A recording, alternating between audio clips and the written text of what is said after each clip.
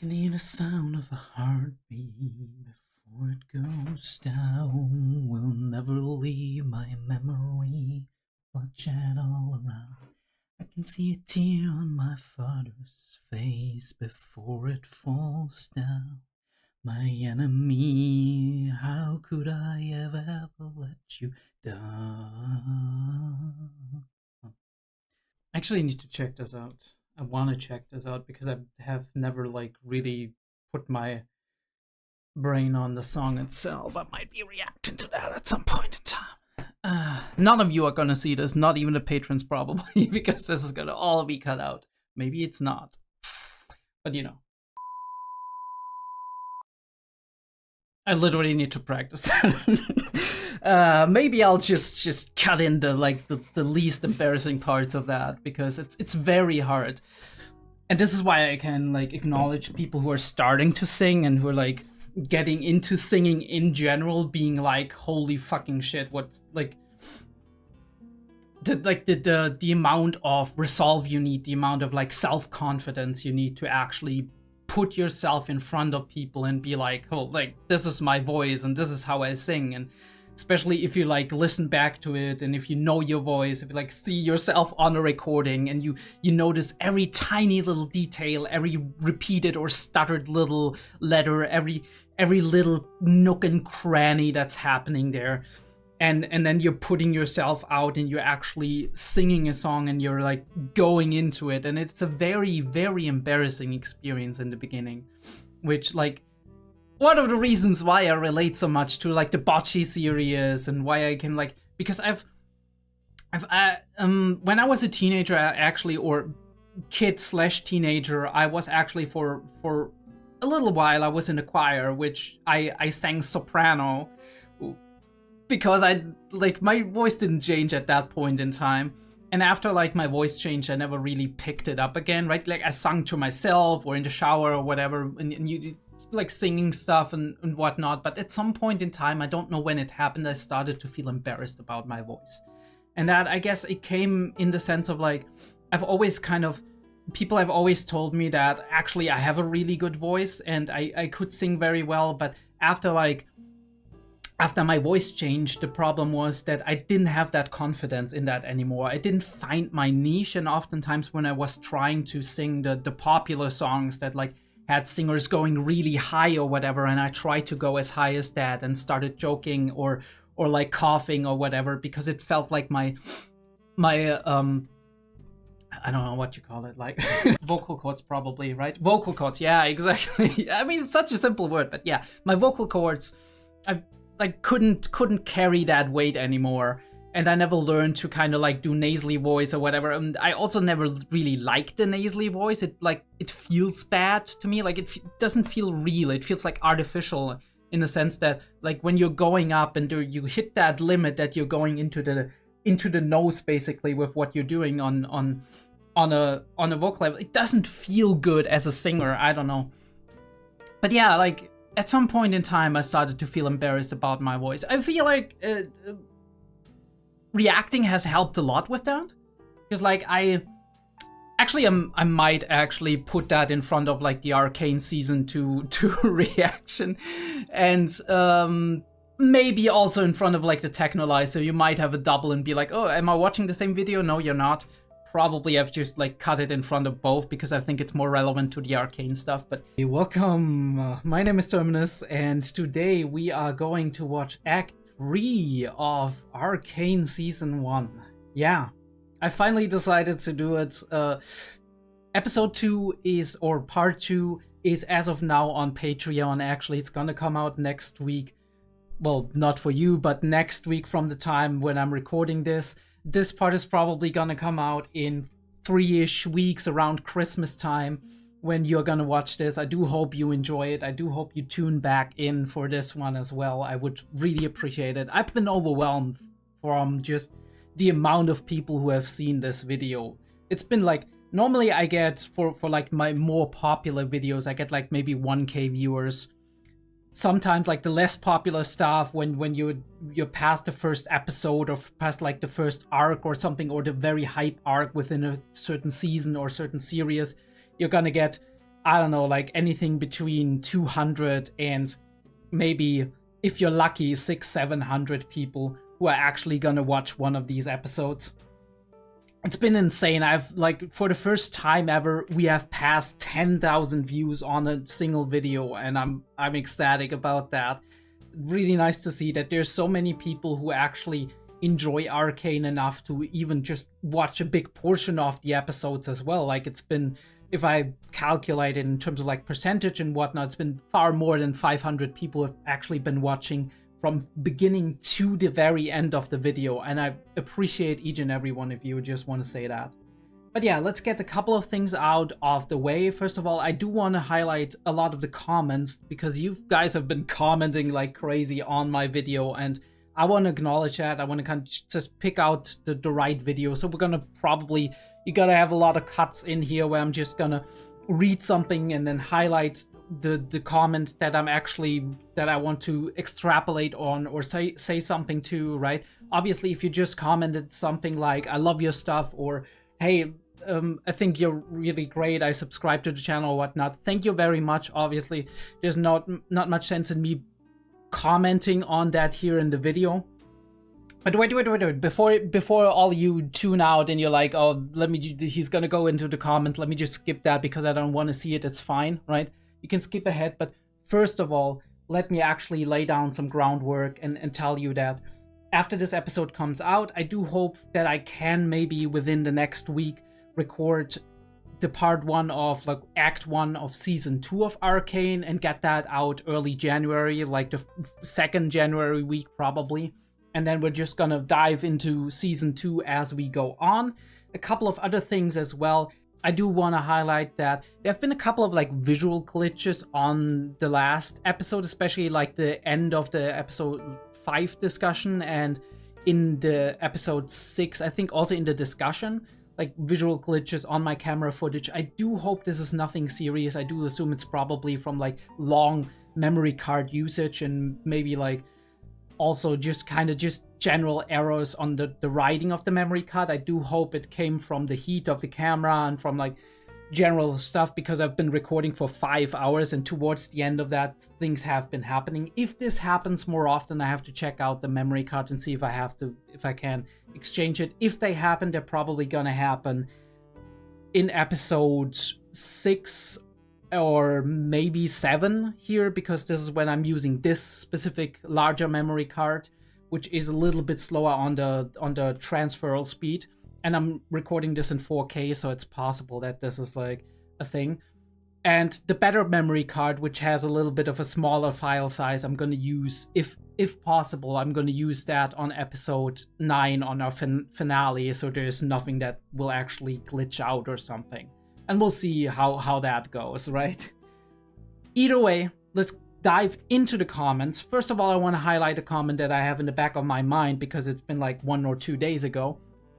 That comment focuses on Sal. Thank you very much. Sal is one of my patrons, and he's got a YouTube channel that I occasionally watch with Let's Plays of various games, Dark Souls among others, right? It's his first time playing Dark Souls, which I really love to watch on occasion. Just like, it's great seeing new players get into the series. But yeah, he pointed out that one of the ways to actually more easily remember Heimerdinger's name is to kind of make yourself realize from which 2 names this name was actually derived of, which is Schrödinger and Oppenheimer. So it's easy to kind of just be Oppenheimer and then Dinger, because normally I would say Heimdinger, right? Because like the ER feels a little bit weird to say on an intuitive basis. I don't know if that's because I'm German or if that's because just in general, but for me this feels weird. But when I remember, right, Oppenheimer and Schrödinger, it's like Heimerdinger. Yeah, makes sense, right? There's still a little bit of a tongue twister, but it's easier. So thank you for that, Sal. Comment very much appreciated. Let's get into the other comments which I have gotten on the first episode. I haven't, like, the second episode isn't out yet, so maybe we're gonna address these comments on episode 2 when we get into season 2, before we get into season 2. Also, do stick around for after the comment spotlight. I have a couple of minor things to discuss before we start the episode, right? A couple of theories I want to get into and stuff like that. So do stick around for that. Maybe I can chapter mark it, but I don't like to do that because people will just be skipping ahead and just skip to the reaction, and that's that. And I don't like that because, right, when it's too easy to skip to the right portion, it's like very easy to just skip across everything. And I would really appreciate it if everybody watched that. But let me not be as long-winded. Let me get into the comments and just see what we have here, because I read every one of the comments. Sometimes I need to remember what the contents of those are, but I read everyone and I appreciate every comment. Thank you very much. The first comment comes actually from Maladjusted Platypus, who says that the explosion which we saw in episode 3 of Arcane was not happening multiple times. Like the little monkey wasn't like clapping onto the crystal over and over and it just kept exploding like I assumed, right? Because like naturally you would maybe assume that, especially if you see then episode I think 5 or 6 or something, where Chase is presenting like the new materia, like the crystals which have like magic within them, and he's just bonking on top of it and it has like some magic impact explosion kind of thing going on, not a volatile deadly explosion, but something like there's some impulse being triggered by that, and then you think like, yeah, okay, you can put on, like, you can hammer onto that multiple times and then it works more, but it doesn't apparently. And what we saw was actually different perspective happening in that split second when the explosion from the little clapping monkey happened. So good to know actually. And something I somehow didn't realize, maybe because Arcane hasn't been using this specific visual cue all that often, right? Repeating something 3 times for impact. I think this was one of the only parts where this was actually used, so maybe this is why I didn't pick up on that specific technique. Then we have a comment by Stella Kyle 96. I love how Silco's monologue in the beginning of episode 3 is the perfect metaphor for his perspective, his philosophy. Have you ever wondered what it's like to drown? For him, living in the Undercity is like drowning. The toxic environment, the poverty, the hunger, the violence and neglect, the abuse of power, the oppression, the hate and prejudice from above. By the way, a lot of these, not the prejudice from above, but a lot of these he actually perpetuates, so this is very interesting to keep in mind while you read this perspective of him, kind of. It's like slowly being suffocated, and everything you need to survive and what makes life worth living is step by step being taken away from you. There's peace in water. For Silco, the peace Vander made with the Enforcers means betrayal. It's hollow, a false peace, because it means accepting your fate as the one being drowned.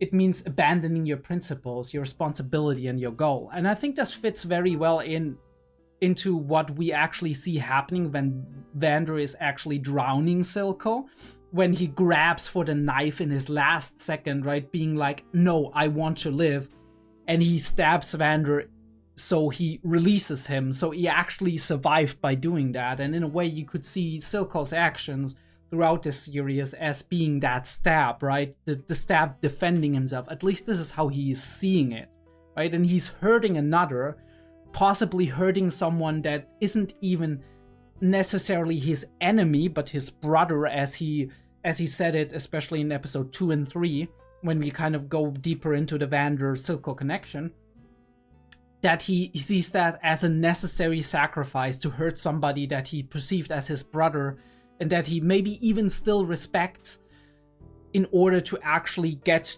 to retain his life, right? To prevent himself from drowning in this despair, right? So I do understand where this is coming from.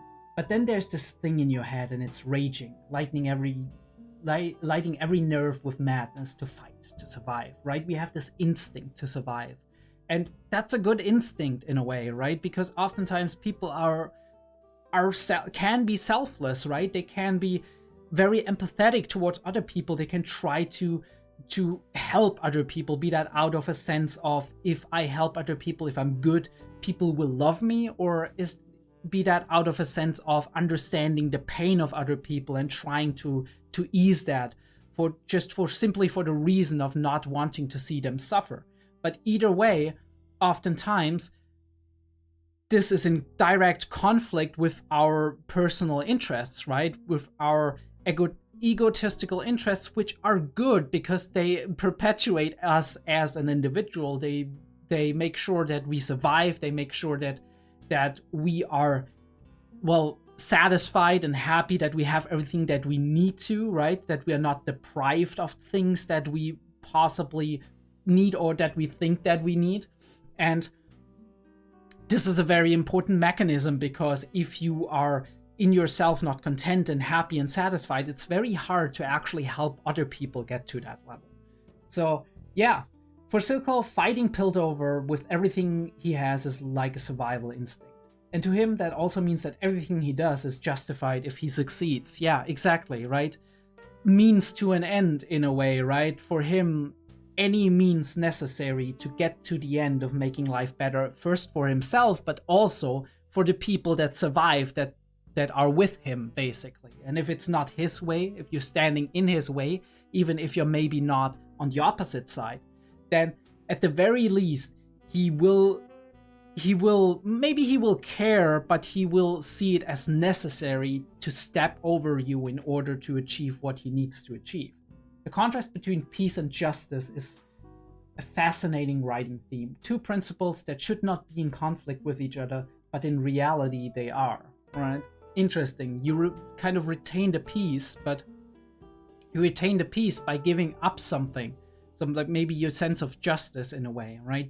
You accept cruelties and negative things and oppression being done to you to a certain degree in order to keep people from dying on both sides, right? Keep the suffering from happening. And in a lot of societies that actually happens, right? You do have people being dissatisfied, people living under bad living conditions, but the suffering and the problems are not yet big enough, right? They're not yet like large enough to accept potentially a lot of people dying as a result of standing up against it.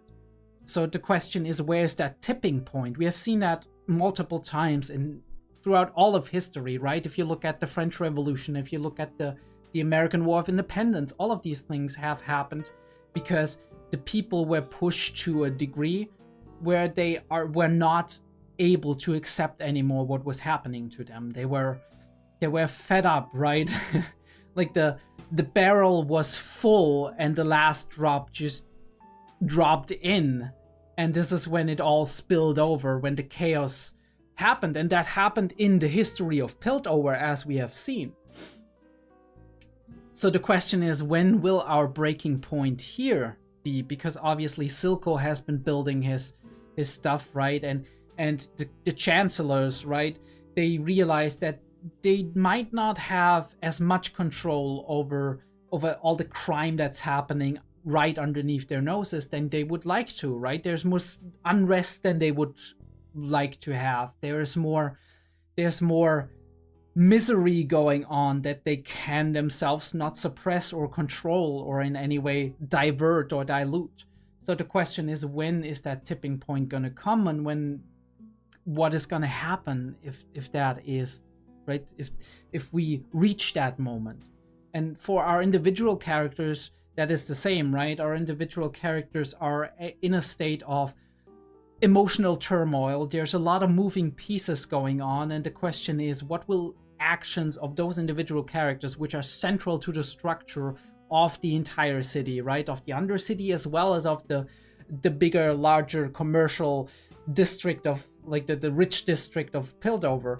How will the actions of these key individuals within their communities affect everybody around them, and how will this affect the grander conflict, the grander problems that are manifesting themselves in the world? And it will be very fascinating and probably very emotional and gut-wrenching to see happen, actually, on a level. And yeah, what is the more important principle? Is it peace, or is it justice, or is it like right? Because you can only take a certain level of injustice until you are done with it, right? Until you're like, you can't kick me anymore, because at this point, dying is preferable for me to actually live in this misery and oppression all of this time. And on the other side, obviously, we also have a lot of the higher, richer citizens of Piltover, which have enjoyed all this economic prosperity in the last years, but also if they are personally affected, right? The families are broken apart, right? Their members of their families die due to all of this conflict going on between the Undercity, between the lanes and Piltover in general, then this will also have a negative impact on their demands for security, their demands for further oppressing those people who in their eyes are just kind of terrorists, will obviously rise as well. And as such, there will be more and more division between those two sides. And the pressure on the political playmakers as well as the police force of the city will rise. Also, important correction, Gara of the Desert points out that Kate is actually, in the first 3 episodes, she is actually a minor, and Jace is 24.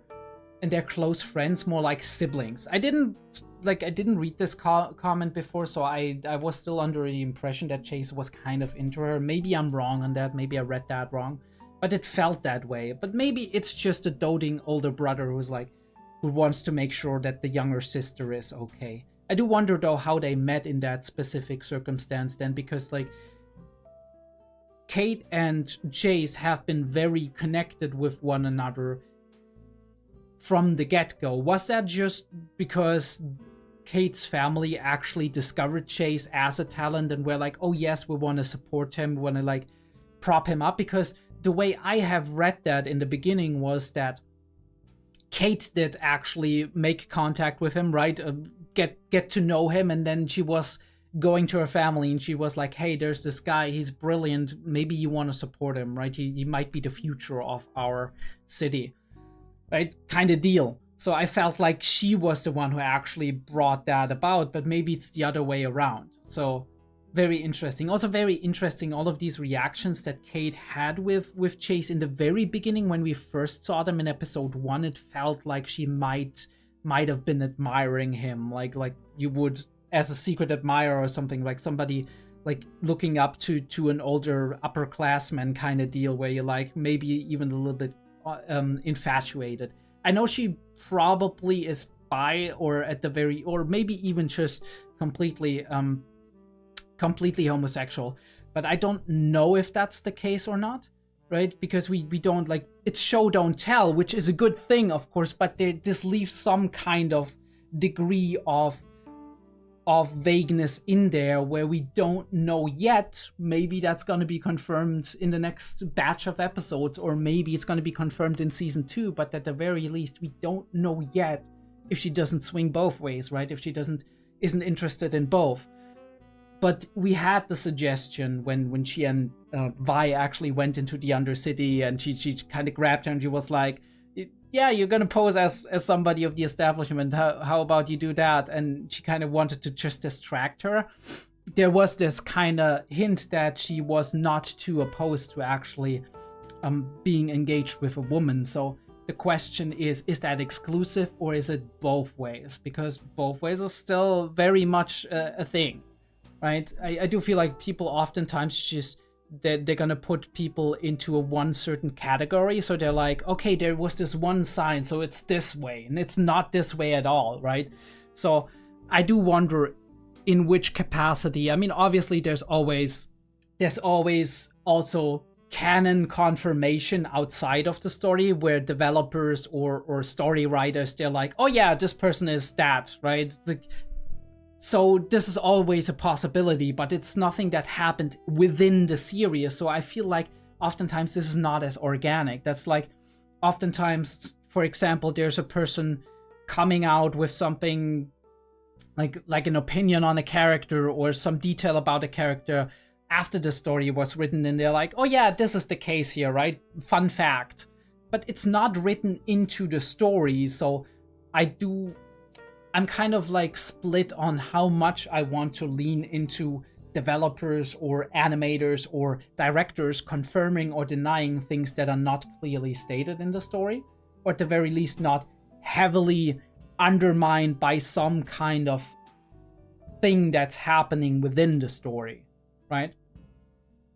Which doesn't have to be defined, but I just think it's very interesting to see. Sincerish Do here actually points out that Studio Fortiche made Bridging the Rift, which is kind of a making of the first season of Arcane, which I find very interesting. Maybe I'm gonna watch that on my own time, and maybe I'll talk about it at some point in time if I find the time. Oftentimes it's like doing stuff like watching extra episodes or going a little bit deeper into it. I can't bridge that gap yet because there's like a lot of problematic things when it comes to finishing off a series, like a reaction series, and people are interested and curious what's gonna be next, and then extending that by doing an extra discussion video or doing a video essay on it. It oftentimes gets left on the wayside. This is one of the things that maybe I want to fix in the next year, to kind of maybe go more into these things and find a way to incorporate more thorough discussions which are external from me reacting to a series and me just talking a little bit about the extra stuff that I've maybe watched in my free time, or maybe like looking at the extra stuff in certain specific videos and just talking about them, talking about the source material, right? In terms of ReZero, for example, I'm reacting to where I read the light novel, and I'm very eager to talk about that. But at the same time, it's really hard to kind of find a way to integrate that into my schedule. So maybe, hopefully, we can get to some of this at some point in time, but we'll see. No promises, right? I have a very busy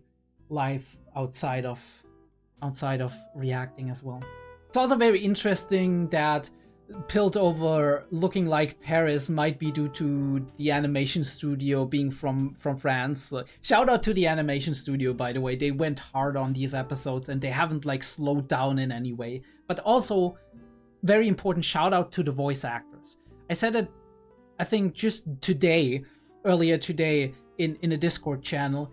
I think I'm very surprised and very, very happy about the way the voice actors are displaying these characters, right? The way the dialogue flows, because a lot of anime I do like to watch in the sub, and one of the reasons I like to watch them in the sub is that dubs often are kind of weird to me, right? Sometimes they sound cringe, right? Overplayed, weirdly enunciated, right?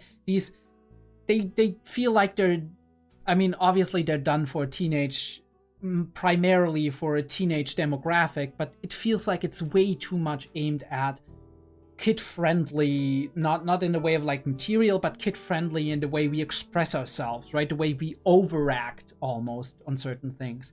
And in many ways, Arcane does not feel like that at all. It feels like a lot of these characters are very authentically spoken. They feel very natural when they express themselves, when they interact with one another, when they talk to one another, which is something I am not used to from, like, at least from all anime dubs. Because a lot of the anime dubs, it feels like it's just overplayed and you would never see an interaction like that in real life, even if like the circumstances of the unique universes surrounding these series would exist in real life. So it's very cool, very well done in my opinion. Very interesting. Officiano actually points out that the robot guy on the council seems to be a species that is actually gaseous in form, like a gas, and in order to move the robot and the mouth and whatnot and whatever they're doing, it seems that they actually he needs to move in a certain way, almost like using sign language. That is a really cool concept. Shout out to that. It's very cool to learn that. Also, Gigi Joe, thank you very much for pointing out that the blue crystals, they only explode when they crack. Very interesting. In the beginning, I wasn't sure, right? Because I thought it was an impact, maybe. But cool to know that like the blue crystals only really explode when they crack. Fishleaf actually writes here, I remember seeing this with my family. I love my dad, but the last time I cried in front of him was when I was a kid. But dang, this show really tried. I had to step out for a few minutes. I did cry rewatching it though. It's really cathartic. Honestly, well, first of all, don't be ashamed to cry in front of other people. Honestly, especially if they're people who are really close to you. I think, in many ways, we, as a society, oftentimes, we're way too afraid to show our emotions. I think it is absolutely okay to be touched by something emotionally and cry or get teary-eyed or whatnot. There's no weakness in that whatsoever. It just shows that you're a human being who has a lot of empathy and who, like, connected to this piece of medium. And I think that is beautiful. Like, if nothing touches us, if all we are is plain-faced, right? What are we? Are we robots? Right? Are we just... We have emotions, and that is important, right? It creates connection. I think it is, but people should be way more emotional. Not in their reasoning, not in the way they discuss things, but emotional on an expressive level. Because I feel like this is being way more true to yourself. Obviously, there are situations in society where you shouldn't be emotional, right? Where being emotional might be inappropriate in a highly formal context or whatnot, or when you're at work, you're watching a presentation that's unrelated and you're thinking about something that you find very, very sad or whatever, and then you start crying. That might be a sign that something's overwhelming you and you have a hard time, and maybe you should take care of yourself, right? And find a way to solve these issues, right? This is like a context in which you crying would be unusual and people would be like, oh, I'm worried about this person. Are they doing all right? But if you're watching something very emotional, I think that is more than okay. And it's great to see that. I think this is one of the pieces that make reactions so magical. It's great to see that people are touched by the same things you are, right? That you can connect over something like a weird piece of media that you just stumbled upon due to various circumstances, and you're watching it and there's something that touches you emotionally. Isn't that the greatest thing for a writer or for an animator or for somebody who is in that industry, right? Creating art, an artist that upon seeing this work of art that is supposed to express thoughts, emotions, experiences, right? Pain and happiness, all of these things, that a person halfway across the world can connect to that and be like, holy shit, I felt something in here, right? I was like, in my chest, right? My chest was closing in. I felt like the entire world hinged on this very moment that I just watched. Isn't that the beauty in art? Isn't that the most amazing thing, that it doesn't matter where you're born, right? If you're in Mexico or the US, if you're in Japan or all the way in Australia or in Europe or in Africa, right? That seeing something, reading something, hearing music, that there's central elements to that go way beyond languages, that go way beyond just simple conversation. It conveys something that's almost ethereal. And I do love that. Also very cool to know that the character models are 3D and the rest of the environments and everything else is hand-painted 2D. That is like the amount of work that must have taken. Insane. Huge props for that. Changeling Child actually points out that Arcane seems to follow the general trope of magic being kind of similar to nuclear technology in real life, and that there's a reason to fear it. And I actually had an answer for that. I was like, there's a good reason to fear it, yes, and yet a lot of humanity has used it, arguably, for good, right? Mostly. And I do think, like, obviously there's a downside. I'm not a fan of nuclear reactors, for example, because where do you put the waste? But I do think that there is also an argument to be made that as a transitional technology, this was an important step in our development, and it maybe will remain important with nuclear fusion if we can figure that out, right? trying to harness the energy of what our sun is basically doing has been doing for millions of years.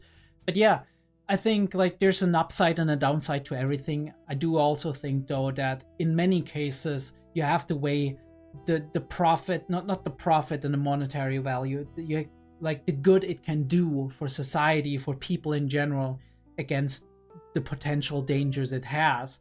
And I'm not like Heimerdinger, that I like to tread on the side of safety. I am actually somebody who really likes forward thinking, who likes experimentation, who likes trying to risk something in order to obtain something that is larger than what we had before, that is moving us forward in time. I think this is a very important thing, as long as we obviously carefully recognize that there is danger with it.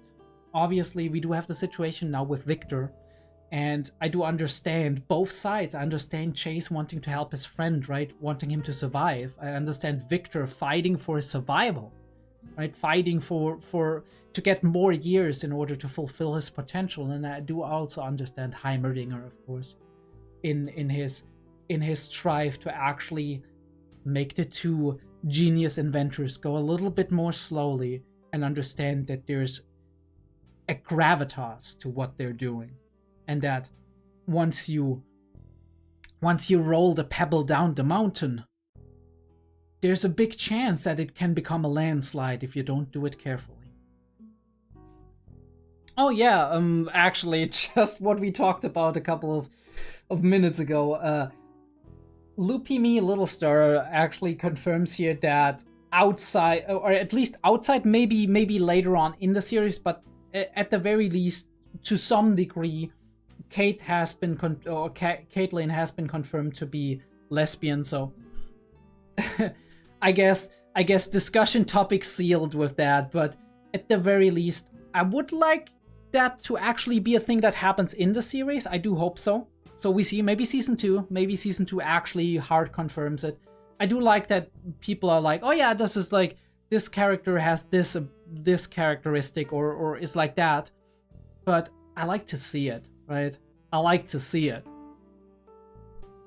Alright, with that being said, we are done with the commentary episode, with the commentary parts of everything.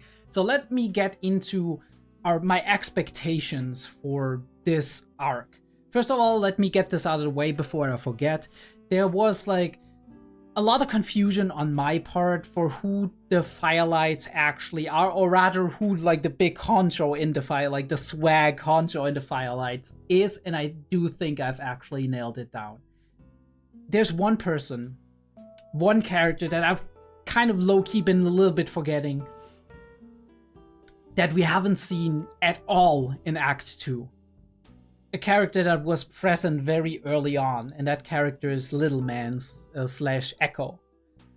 We haven't seen him, and it would make sense to me that Echo, who has been a protege, or not protege, or like this kind of de facto student, or kind of like been taking under the wing of, I forgot his name, right? The other dude that Vander was very, very tight with, right? That was running some kind of like the trade stuff there, and kind of one of Vander's old buddies. That he would take on a role such as this because he himself witnessed all of the chaos to go down right before Silco took power, right? And he noticed, right, he witnessed Silco actually being responsible for the death of his de facto, maybe even parent. And he would probably, I would assume, grow up to be opposed to Silco taking control of the Undercity and the lanes. He would maybe put up a resistance, and this is kind of what the Firelights feel like, right? They're not really on the side of the rich part of Piltover, right? The bigger part of the city on a political scheme. They're not on the side of the lanes and of the Undercity as well, or maybe the Undercity, yes, but not the Silco-controlled factions. They're constantly, supposedly, getting in Silco's way, but they're also getting in the way and don't have any scruples about actually actually going in and harming city guards as well. So it makes sense that they would be underdogs, right? That they would be kind of thievy and thuggy, and that makes perfect sense for Echo to be actually an important person within that. And it also makes sense for why the Firelights would try to capture Vi at the end of episode 6, because Echo actually had a proper connection to Vi, and maybe he just wants to get her out of there, sit her down and be like, hey, how you doing, Vi? Here's what's been happening since you left.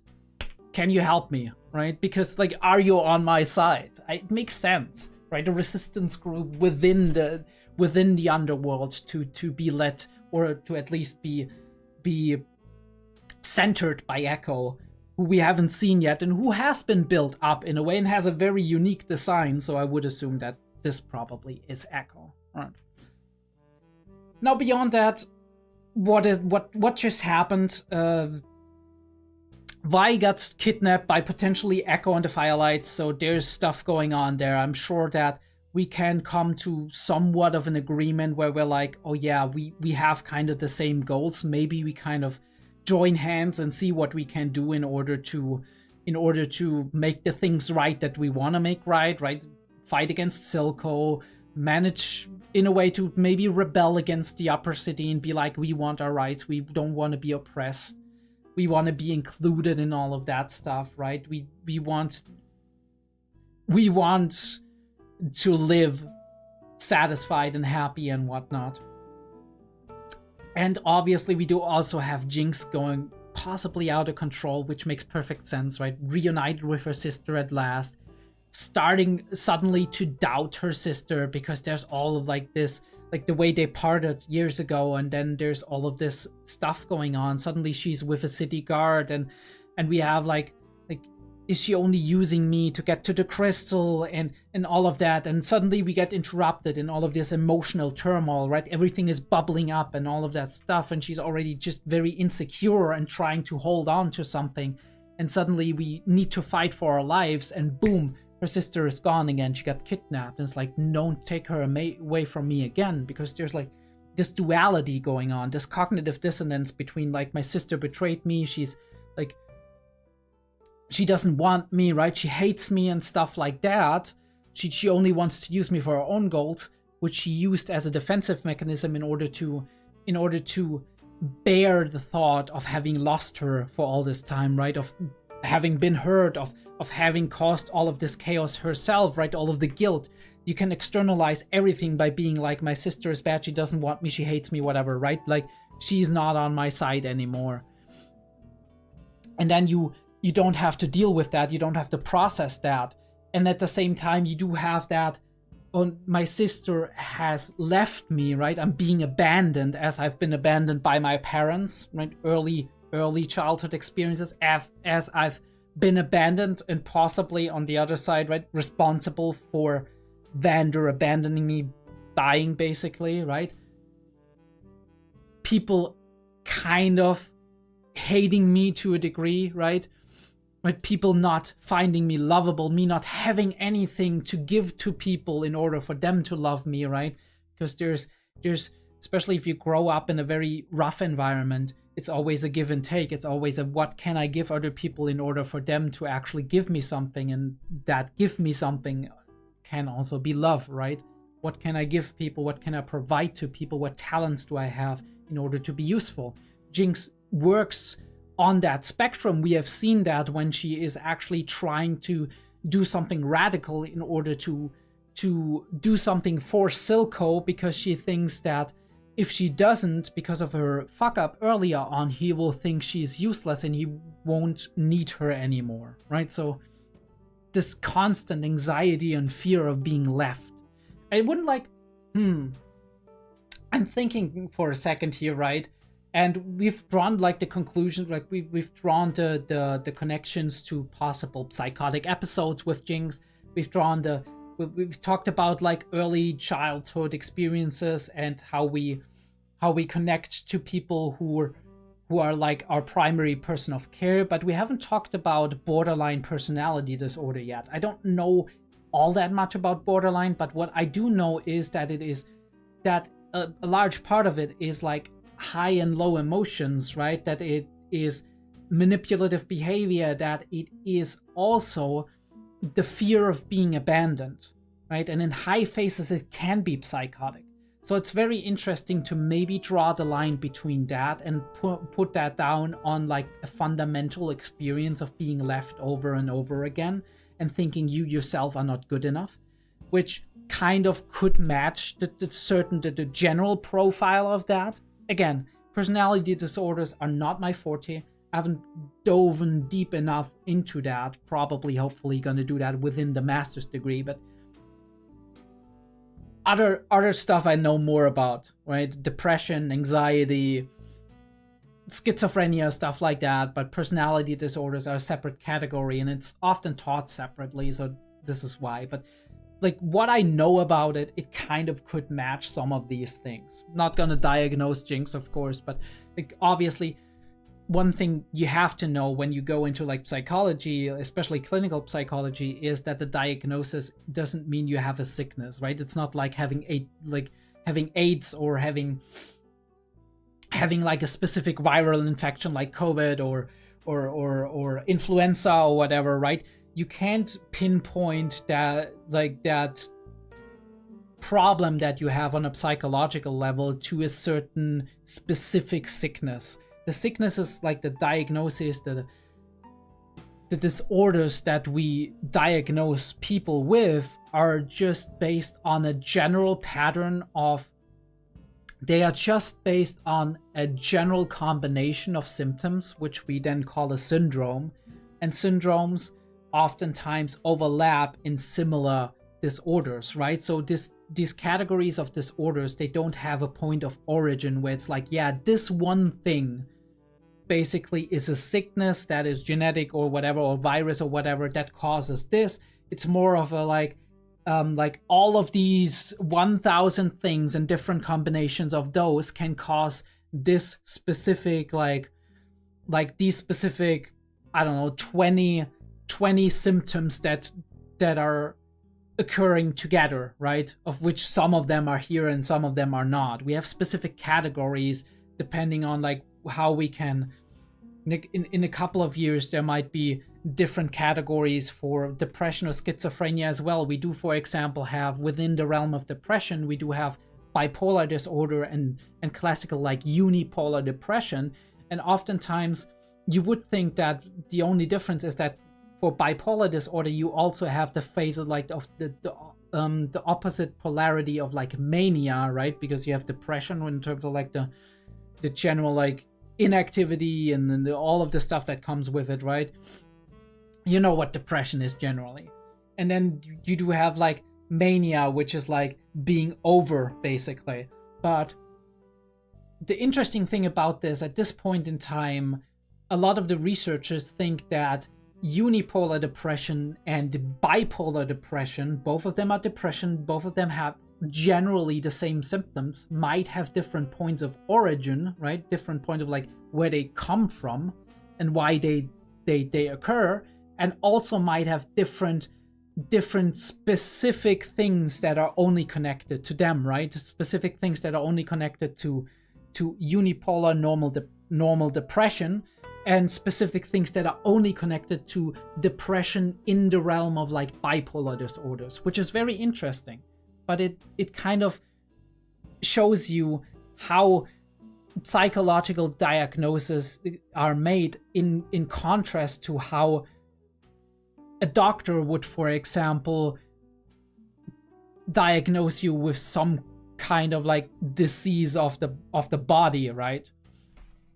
Even though psychological issues obviously have various biological origins as well, right? Such as neurotransmitter or hormone dysfunctions, right? And stuff like that. But it's more complex than that, and different forms of like different like people that have schizophrenia can be vastly different in how they acquired that from like a developmental perspective.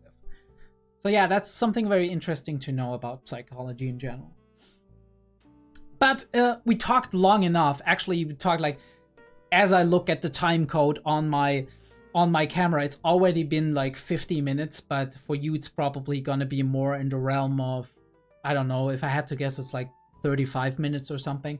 But we're gonna jump into the episode. I don't want to delay any further. It's also very interesting to see, will be very interesting to see what Victor is gonna do and Jace, how that is gonna develop, since we just ousted Heimerdinger from his position. But let's get this party started and let's hope things aren't gonna break apart at the seams. I mean, probably they will. I have episode 7 up and ready to go.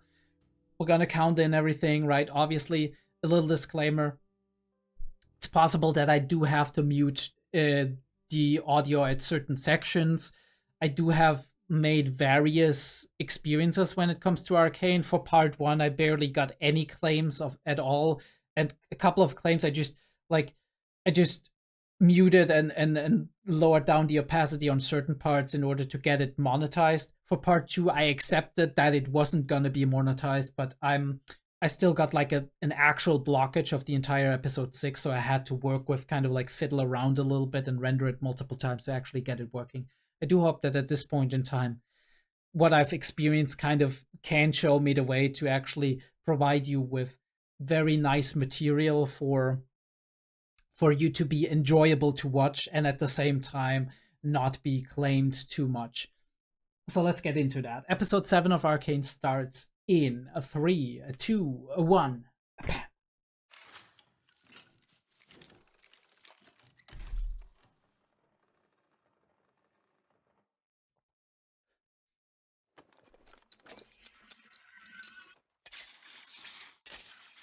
Ooh, graffiti. The hell are we? Oh, we're starting with the firelights. Of course we are. Oh, okay, that fits. That fits really well. Bro is on that gangster shit. Oh, I love that. That is.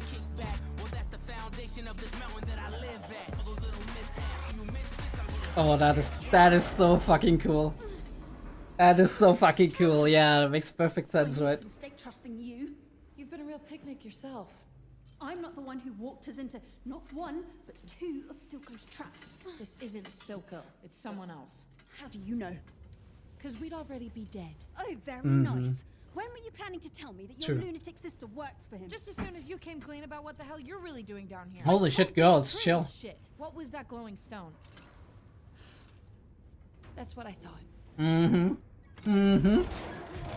Maybe we need to be a little bit more frank. Hey, stop! Get your hands off me! Leave her alone! Let me go! Vi? Vi? Holy shit, imagine how that is, right? If like, you don't see anything, or barely anything.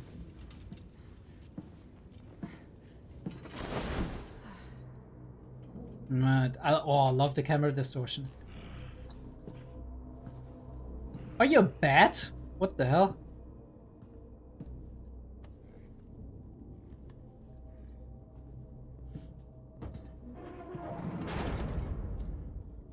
You shy? Or just ugly?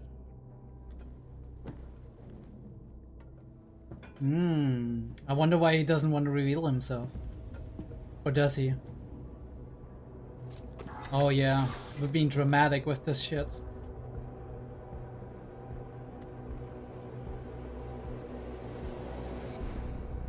Holy fuck. You grew, my dude. Holy fuck. Bro was in a growth spurt. Oh, I wonder if this is the last time we see this OP. If, like, Season 2 probably has a different OP, right? Alright. Let's see. Echo? The white hair. What do you know about this? Nothing. What the hell is this all about? What were you doing with Jinx? Her name is Powder, and I just found her when you and your goons showed up. It's me, Vi. Same person who used to take you down to the junk heap and hose you down when you got covered in grease. It's hard to trust. Yeah. People change. Yeah, I'm getting that. Are you working for Silco? Fuck you. I thought you were dead. Now you show up with a Pilty and give her a tour of the lanes? Yeah. Following us. Why didn't you say something? I didn't know if I could trust you. So you just come out swinging? Gee, I wonder who I learned that from. Oh, you should have learned more. You still punch like a little boy. And you still block with your face. I remember when you wouldn't stand up to me. People change. I missed you. Ooh, holy shit, she already got her. How long have you had those off? How long have you been whining? Holy shit. Oh, and the tears. Imagine how it's gonna be, right? Sorry. Sorry for interrupting, but you're all this early. But imagine how it's gonna be, right? Echo, little man, right? That he was only this tall, and all of that shit went down. Right? His de facto father died. Vander died. Vi was gone, probably dead as well, right? His big sister, basically. Silco took over. The underground changed, probably rapidly, like nothing. And he's there to see it all, right? Who do you trust? How do you feel? Absolutely lost and powerless, and right? And this is where his initiative came from, right? When you think about it, the look at the facts. It's insane how much strength, how much resolve he had to actually find a way to get together with a bunch of guys who felt the same as he did. Maybe a bunch of kids who were as old as him back in the day. To carve out a little niche for himself that keeps resisting. And then you have such a moment, right? Like, first off, a display of trust. Why? She had her hands untied already, but she didn't do anything. And as she had confirmed what he actually feels, what he actually thinks, right? What he wants, she's giving him a hug. Comfort. Something from long past. Something he maybe abandoned because anything weakness would be a target in this sense, right? How much of him has been holed up in there, trying to hold everything together? How much hopelessness has he felt across the years? How much has he felt isolated, alone, cold? And all of that culminates in that moment of relief, that moment of something good, right? But all of the emotion that's in there. Of course he'd tear up. Of course he'd... Yeah. And like, meeting people from the past, people that we looked up to, people that were older than us, sometimes brings back our old selves, right? And in this way, maybe Echo was that tiny little boy in there, right? In that very moment, Echo was that tiny little boy again. And he felt that way. And his big sister just gave him a hug, gave him some comfort. I would very much like to see the device. This hex core. That maybe. Man, you got fucked up, dude. I've tried every combination of runes, but it's always the same. The subjects wither, rot. Perhaps the error resides not with your calculations, but with your subjects. Nature has made us intolerant to change. Sorry. But fortunately, we have the capacity to change our nature. And this is Shimmer? A variant. It should provide everything one needs to survive a violent transition. Will it work on plants? You aren't here about the plants, are you? He knows. Man, I must warn you. If you take this path, they will despise you. Love and legacy are the sacrifices we make for progress. How will it infect him, That's why I though? parted ways with Heimerdinger.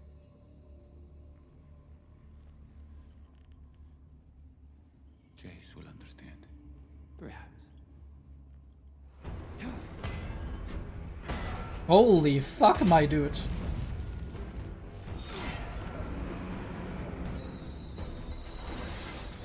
The fuck are you doing? Did I miss something? What is he working on?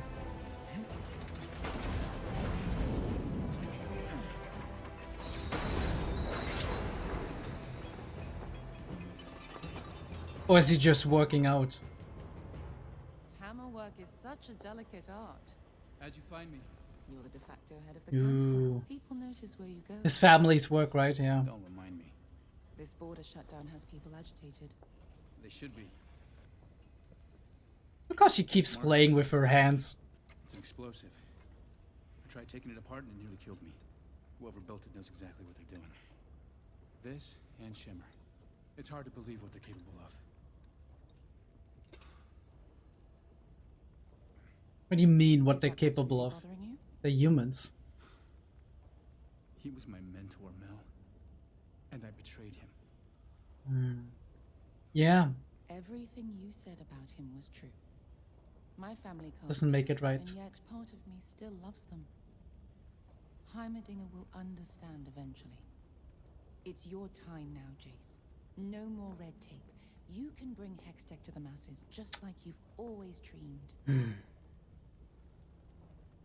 I don't know if what he needs is somebody who is Where is just unconditionally supporting him. He disappeared. He does that sometimes. No sign of Caitlin either. he? The Kiraman girl? It's just... never mind. Hey, we'll get through this. I'll store the council, but they'll soon need their leader. In the meantime, try not to lose your nuts.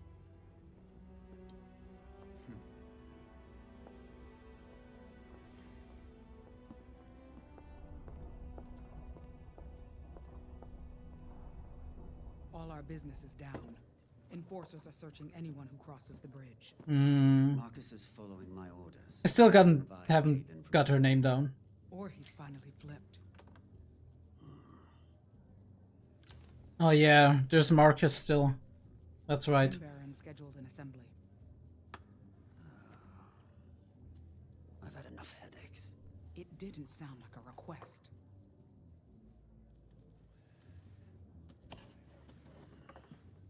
Where are you going?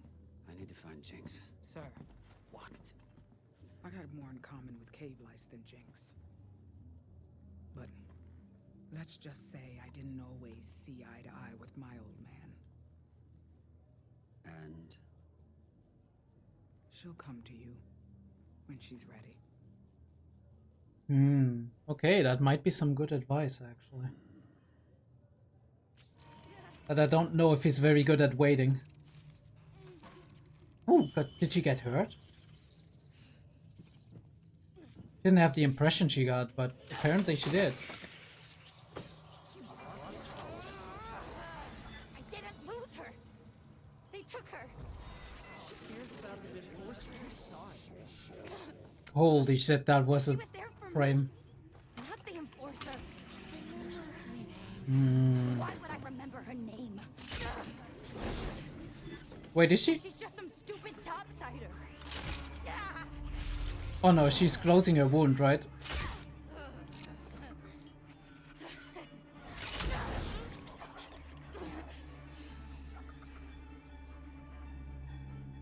Caitlin. No, no, is she gonna be very... Oh no. This is not good.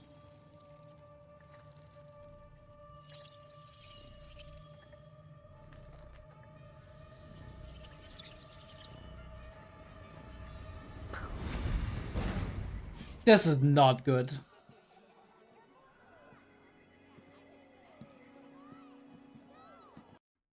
Her directing her attention and anger at Caitlin. This could spell really badly. Especially since, I mean, I guess it's like it's misplaced, right? But in a way, she's taking her big sister away from her. Right? She's the public enemy #1, basically, in that sense. I do also wonder what Echo and the rest are thinking about Jinx, because they must know that she's powder, right? So I guess maybe they've just understand that and have accepted the reality that she is with Silco, basically, and she made her choice, and that's been a criteria for them to be like, nah, she also, they've seen her, so it's like, she's crazy.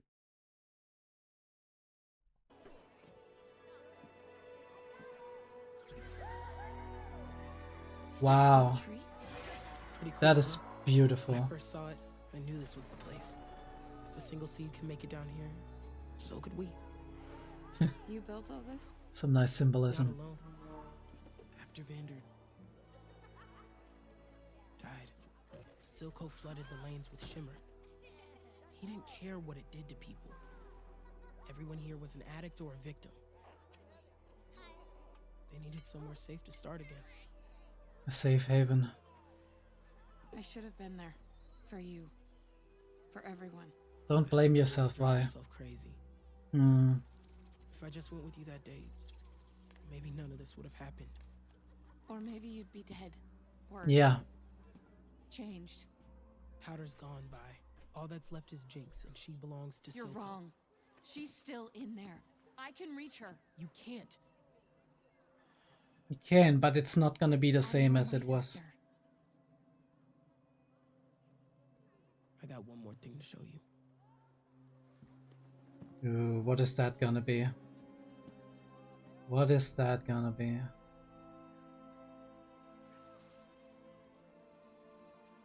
Holy shit. Is everyone we've lost.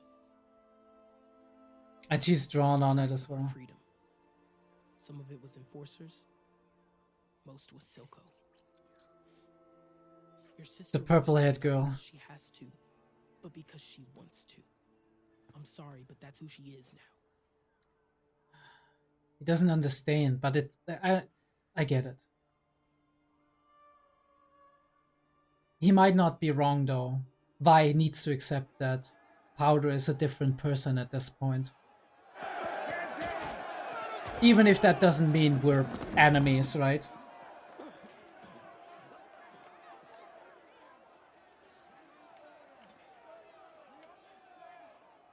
Did you take it, Victor?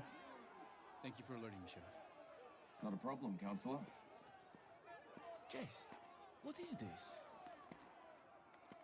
Do you have any idea how this looks? I order a blockade and my own partner violates it. You ordered this? He Why? didn't know. There are people down there who seem hell-bent on destroying us. What were you doing?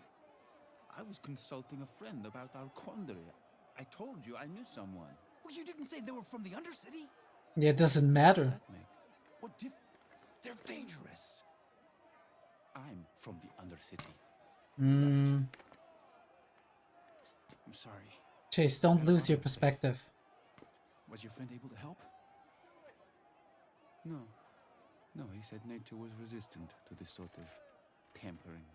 He doesn't trust him anymore. Keep at it.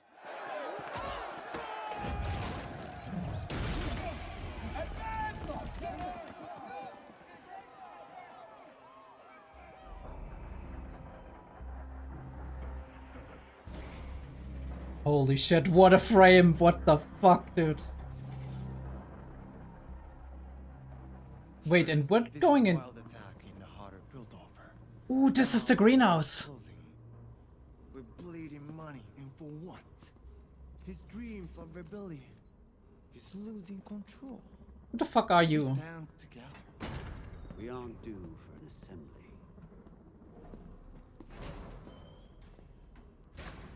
We should be. Ever since your stunt, topside, profits have been plummeting. He's right. Merchandise is frozen at the border.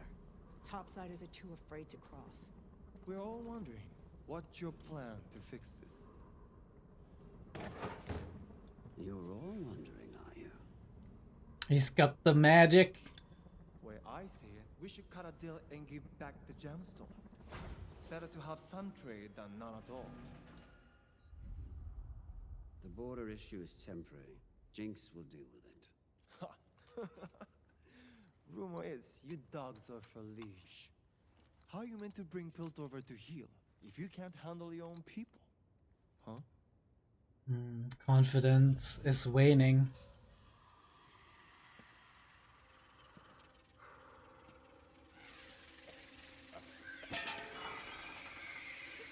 What's that? Holy shit. doesn't he have the gas mask? Have you forgotten where we came from? The mines they had us in? Ooh. Is he used to it? Thick it clogged your throat. Stuck in your eyes. But I pulled you all up from the depths. Offered you a taste of topside. Is he gonna let him die? And fresh air. I gave you life. Purpose. But you've grown fat and complacent. Like the top side has, right?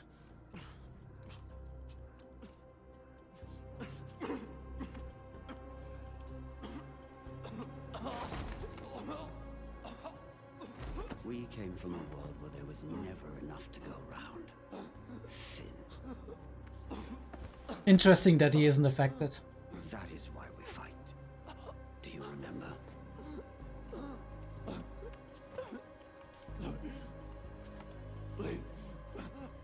This is cruel. Nice. Oh, okay. Don't forget again.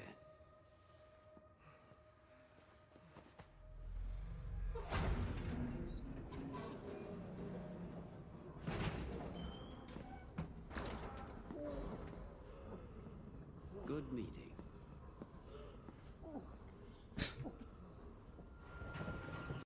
He's like, don't bitch and moan, we came from worse. Which, on the one hand, totally understandable. 100%, right? People... I just talked about it today. People get used to their new standard of living, right? They get used to having more, and then they accept that more as part of their reality, part of their new normal. And anything that's less than that suddenly is terrible, right? It's something that they don't want to have.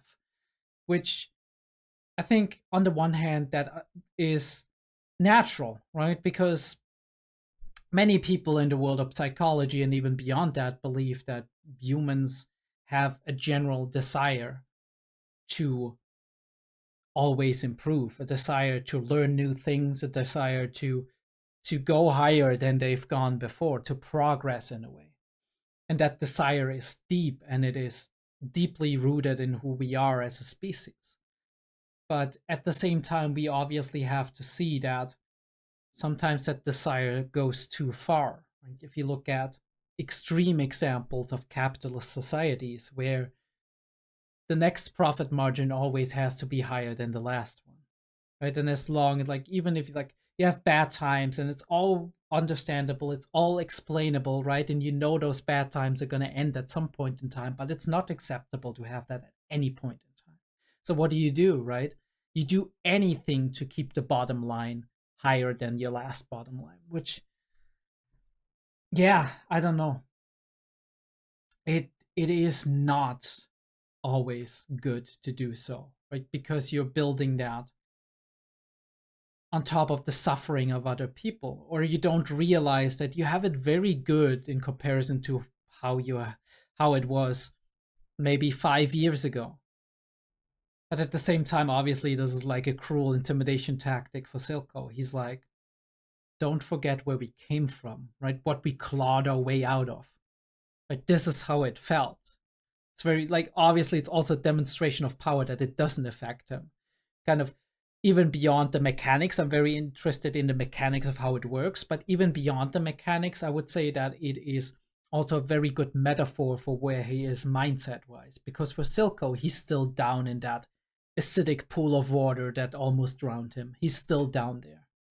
And he will probably be down there for most of his life unless something very radical happens. And even then, the question is, will he be satisfied? Or will this just all be, right? He will start a revolution, he will start chaos, everybody will start killing themselves, and maybe he will partially get what he wants. But the question is, will he be satisfied then? Or will there still be something within him that's like, that's not okay with it, right? That's not satisfied completely. Be that due to like his strife just, or be that due to the fact that despite believing that this is what will make him happy, right? What he wants to achieve in his life, maybe it's not in the end, right? And he will realize that too late.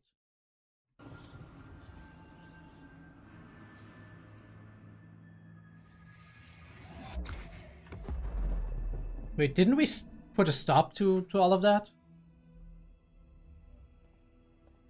Maybe not. Holy shit, what a vista.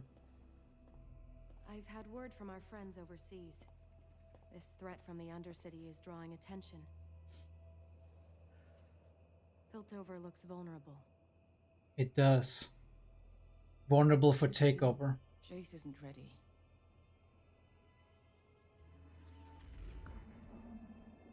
There's one other thing. This We route for exist you. as part of a larger society. Ooh, okay. From her family, right? Good news or bad news? Maybe a chance that will divert her motivation and her allyship.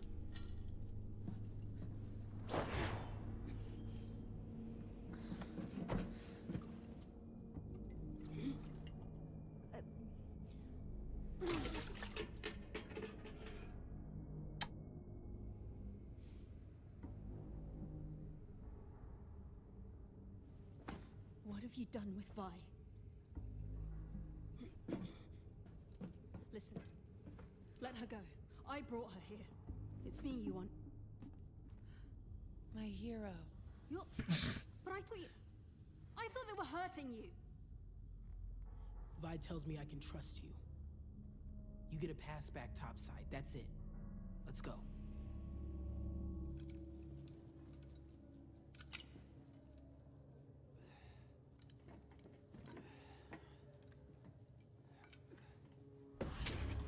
Let me help you with that. Ooh, hello. Where have you been, Jinx? Oh, you know, here, there, chasing down dead ends. And guess what? They're not all dead. I can explain. Don't move. Ouch. Silly. I might hurt you. I didn't know. Marcus never told me she was in Stillwater. But you found out she came back. You lied. I wanted to protect you.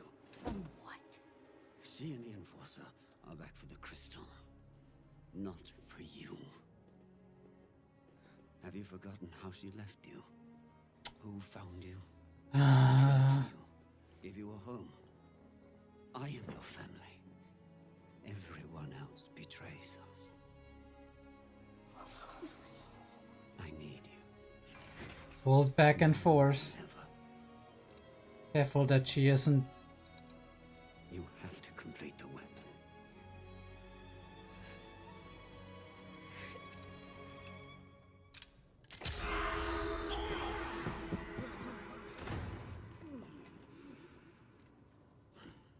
Do you only want her for her work, though?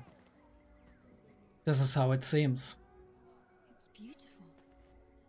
If your people had your way, it'd be rubble and ash. It's a misunderstanding. They think you work for Silco. Your people hunt us. Like animals. Silco pays them to do it. That's not possible. Say that one more time. Worlds Echo, collide. She believes what she's saying, okay? She's not your enemy. Oh yeah? Then what's this? You got it. You have to let me take that back. What is it? It's a gemstone. It was stolen during the attack by your sister. You just forgot to mention that? With this, someone with the right knowledge could build any Hextech device. If enforcers are becoming more aggressive, that's why.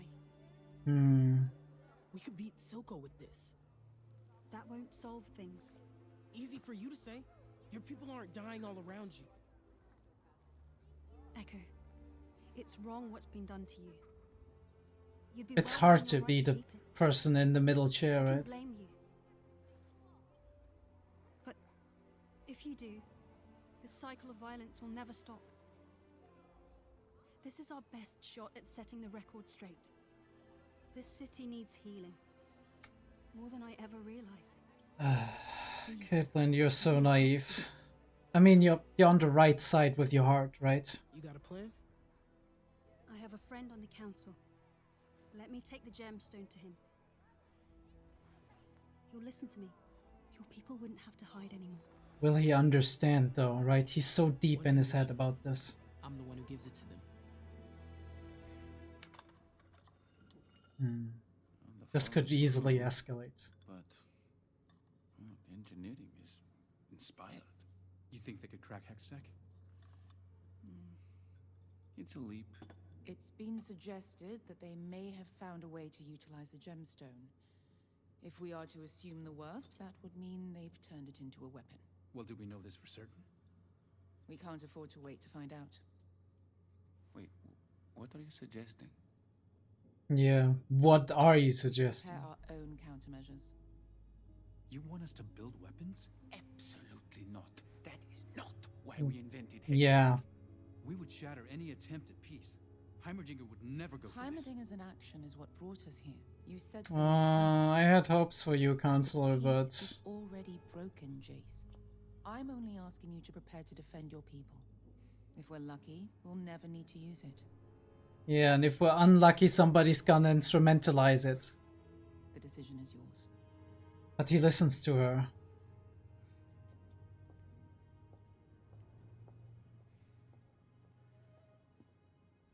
It's a slippery slope. Not to be considering this. What if she's right? Are we just gonna stand by while they attack us? We're scientists, not soldiers. We have the knowledge to defend ourselves. We agreed Hextech was to improve lives, not to take them. We may not have a choice.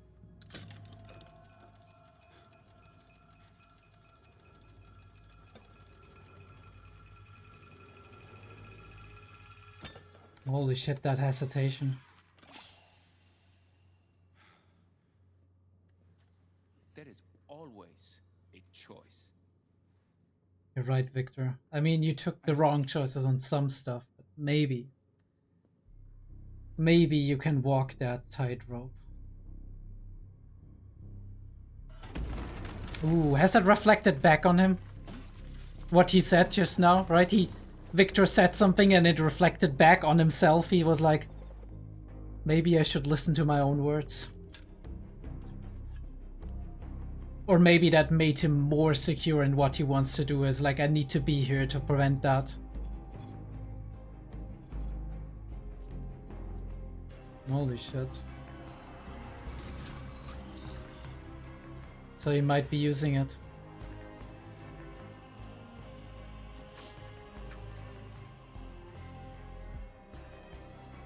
And Chase is reading up on history.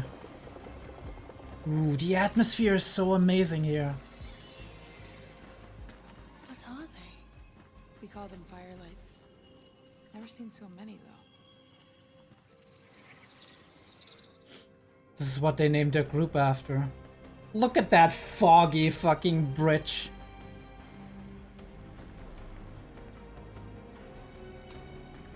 Holy fuck, this is insane.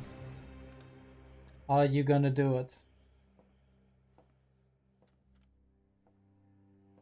Alright, Mom, what do you gotta say? I'm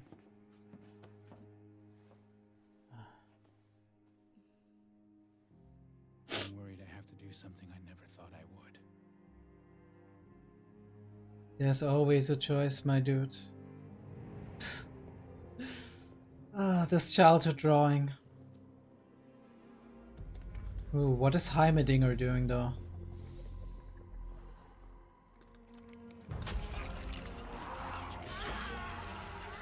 Oh.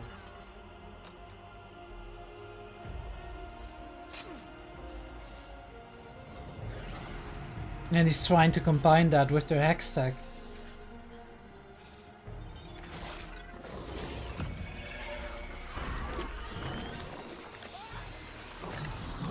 I mean, if somebody's gonna figure it out, it's you, my dude.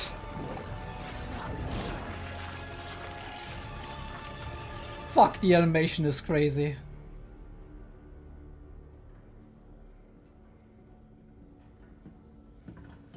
Ooh, this is the place, right? Alright. And the blockade has no idea.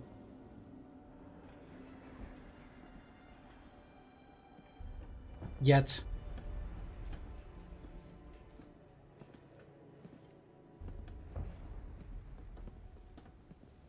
This bridge is awakening some memories, huh? Why? I can't leave her again. You can't change her. I have to try. She has to believe. I'm with you, Vi. Don't get yourself killed.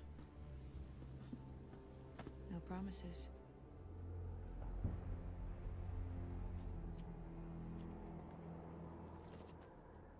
It's been real, Cupcake. Thanks for everything. Holy shit.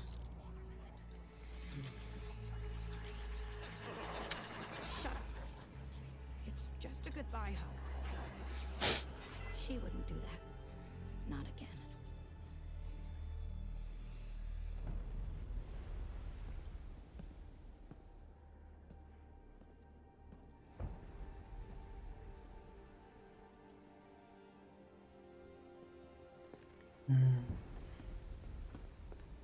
All of these self-doubts.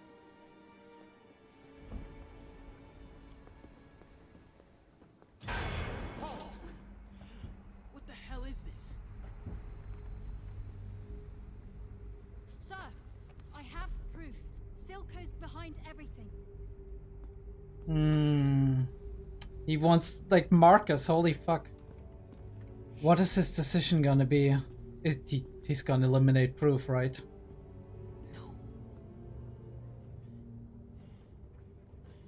Shit.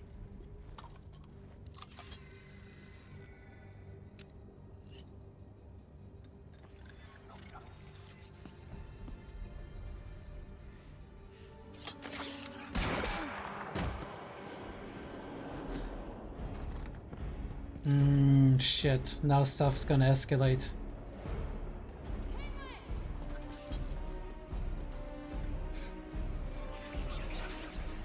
Oh, it's all gonna break apart.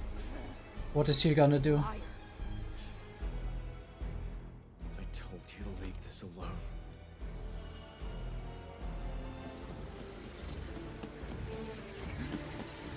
She's the wild card once again. Wait, what are firelights doing?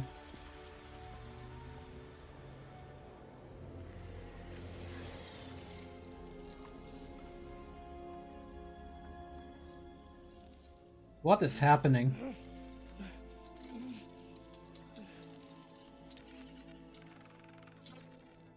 Wait, those are artificial ones. Those were Jinxes! Fuck me, dude. Holy fuck. I didn't know. What the fuck happened?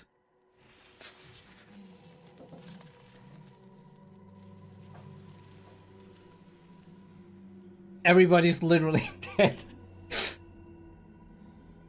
Holy shit.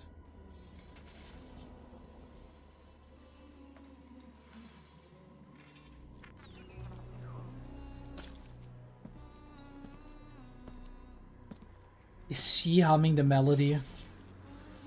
This is like the thing she sang when we first started this in episode 1.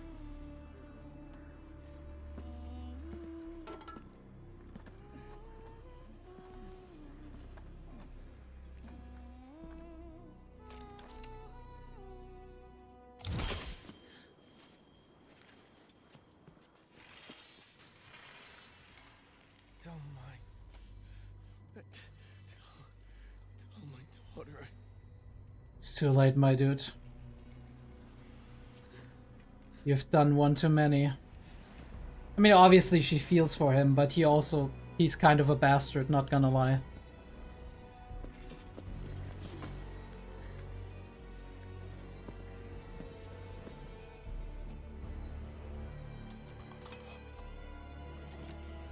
You got it.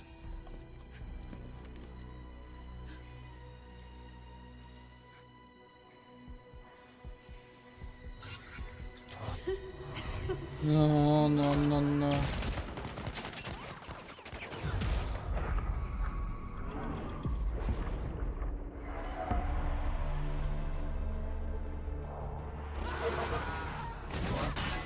Holy shit, Echo came in swinging.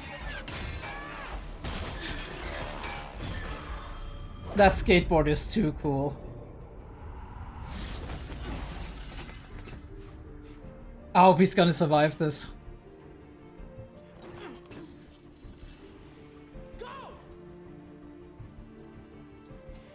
Oh.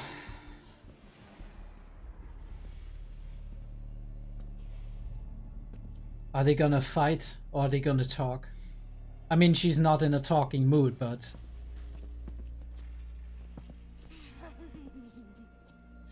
Oh, look who it is. The boy savior.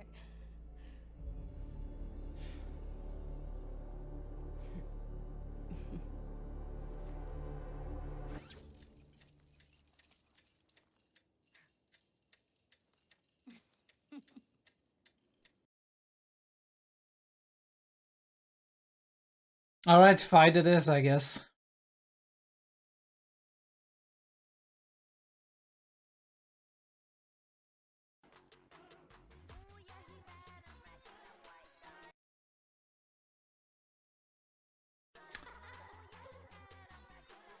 Holy shit, what an image.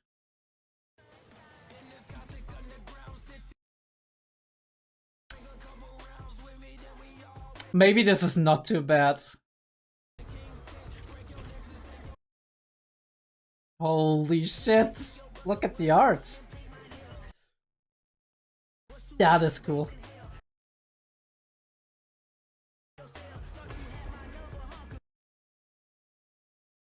I love this art style.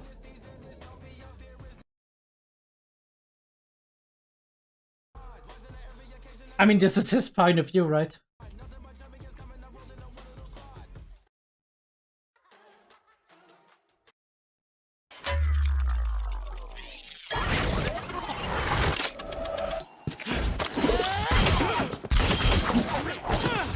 Holy fuck, dude.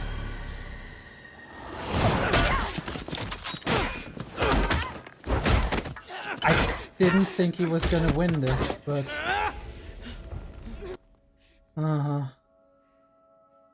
It's different, right? If you look the oh, jeez. Let me just shut up.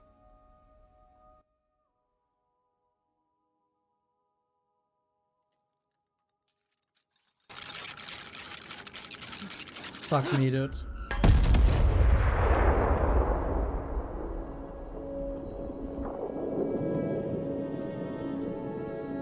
This just became really sad.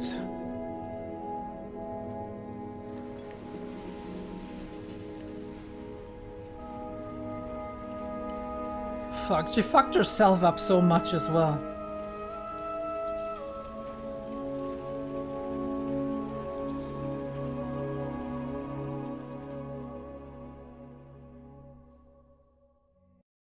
Oh, and that's it? What happened to him? He's still alive? I mean, I don't think he's gonna die, but maybe. Who the fuck knows? Wouldn't be the first time that a character actually died. Wow.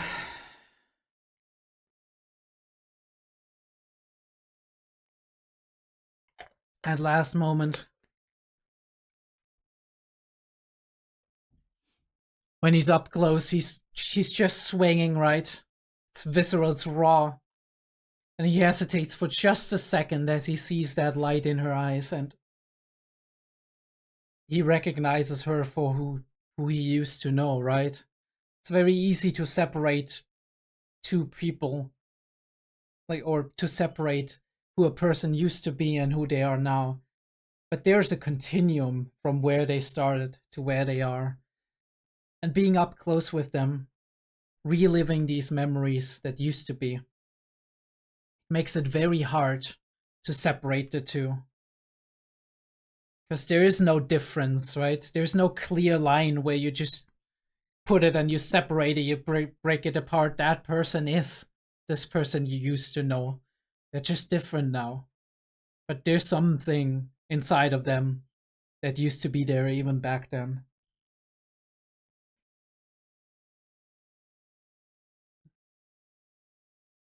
Something that makes them them. Of course he hesitates.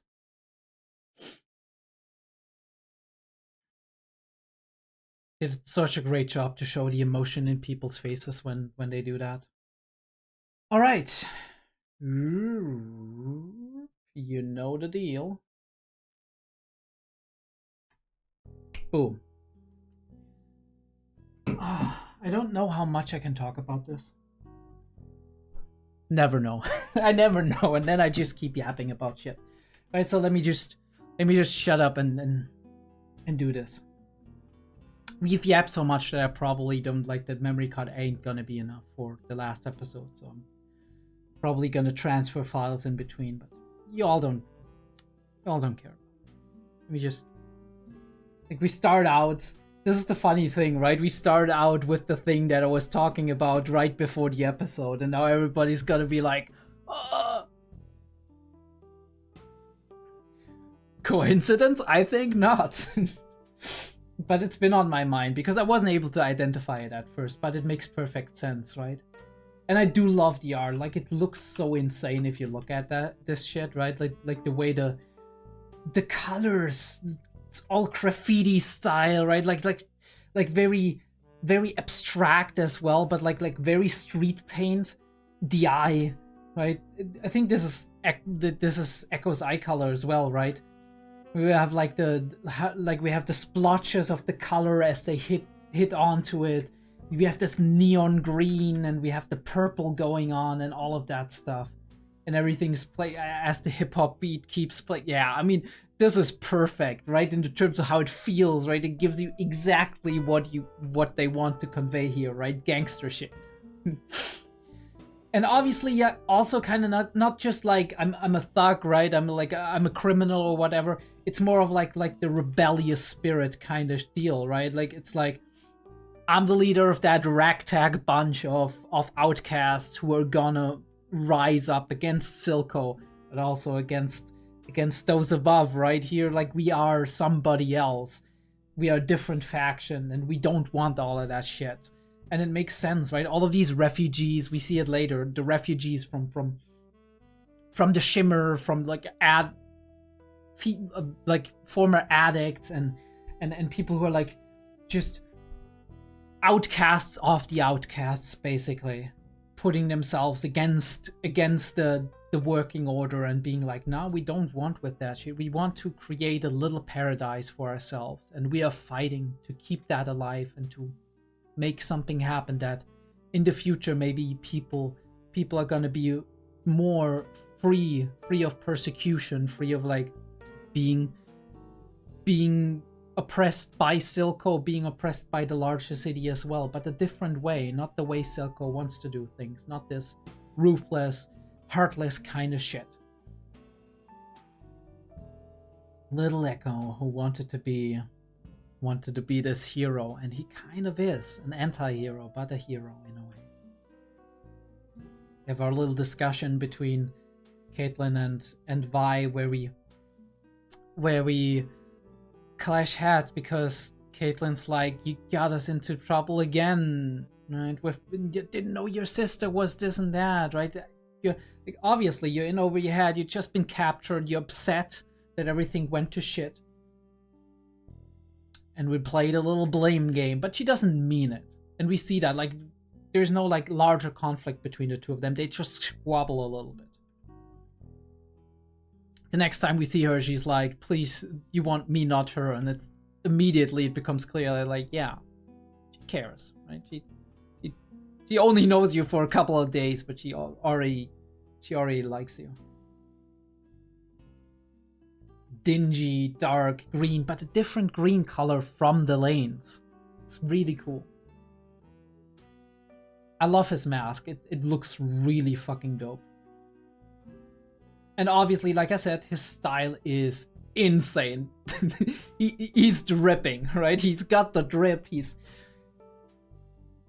dripped out as hell. So yeah, Echo grew and he grew into somebody with style, somebody who is really cool, right? Even the outfit and everything. He's got a fashion sense.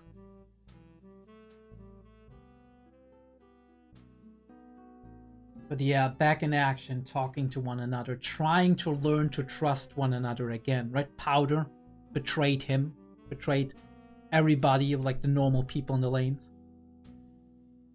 Who do you still trust, right? If you constantly live in this world of betrayal, in this world of like where you own people who used to be part of your community, who used to be part of your everyday life, who used to be taking care of you kind of low-key, even though they're kind of like gangsters and thugs and whatnot and trying to get one over each other, but it was all within a certain realm and you had a code, and now you can't trust any of them. You don't know who's on Silco's side, who's actually following you, making sure that you and your community and everybody who is with you, right, is killed or driven out of the region entirely, becoming Shimmer addicts, whatnot, because this is the only way they can have power over those people, right? You give them a little glimpse of power, and then they're looking for more, and this is how you keep them in line. And in a way, you can see that as a big grand metaphor for the method of ruling that Silco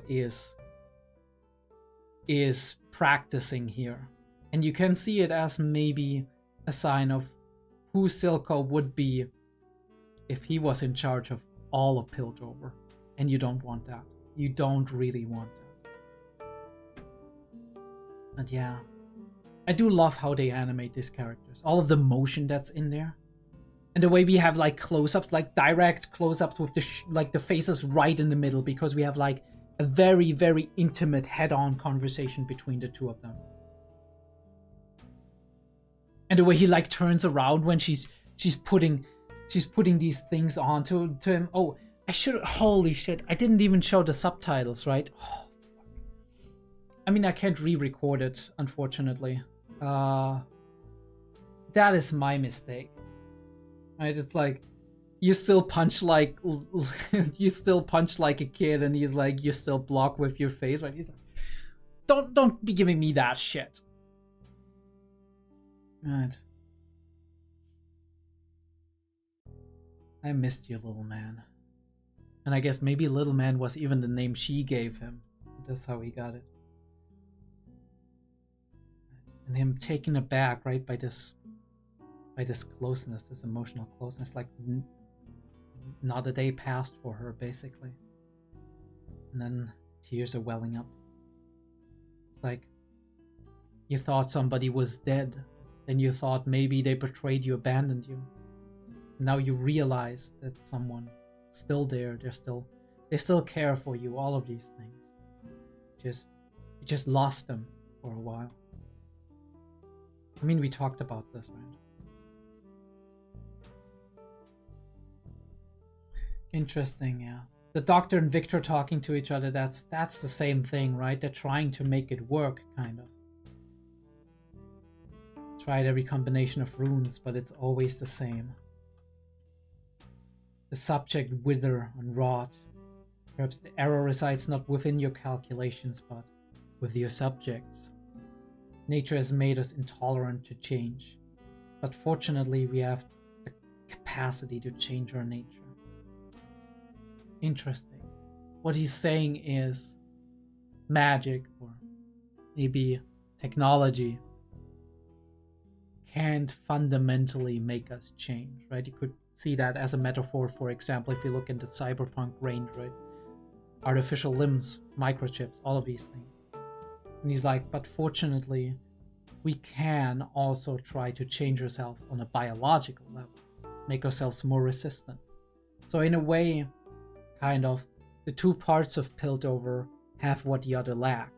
And I guess you could transfer that on a societal concept, right? Much like Shimmer and Hextech could complement one another to become something that is stable from something that is individually unstable when it comes to like combining the two of them and putting them to use on the human body. Just as much maybe Piltover, the lanes, the Undercity, and Topside have things that the other would profit from, and that if there was more cohesion within the society, less division, Piltover could reach new heights together. And he's providing a solution. Excellent camera work as always. Like, look at him hunched over, right? Like, he's very small in the frame, and he's out of focus. And what comes in focus is a very, very big vial of the shiny stuff that he's reaching into the frame, basically giving him like an olive branch, basically.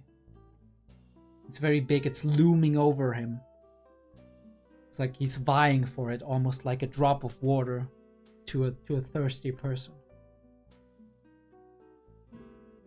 But he's hesitant, of course. Should provide everything one needs to survive a violent transition. He's like,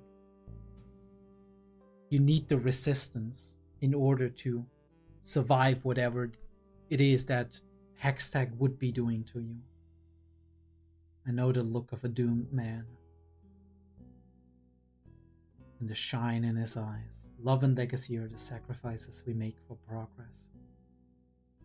And now we get to know that the dog split ways with Heimerdinger over something like that, right? Ethics and science. Heimerdinger is here, right? The dog is over here. Right? No work ethic. All work ethic, all security. And Jason and Victor are somewhere in here. And they're swaying both sides, and they're being tried at the moment.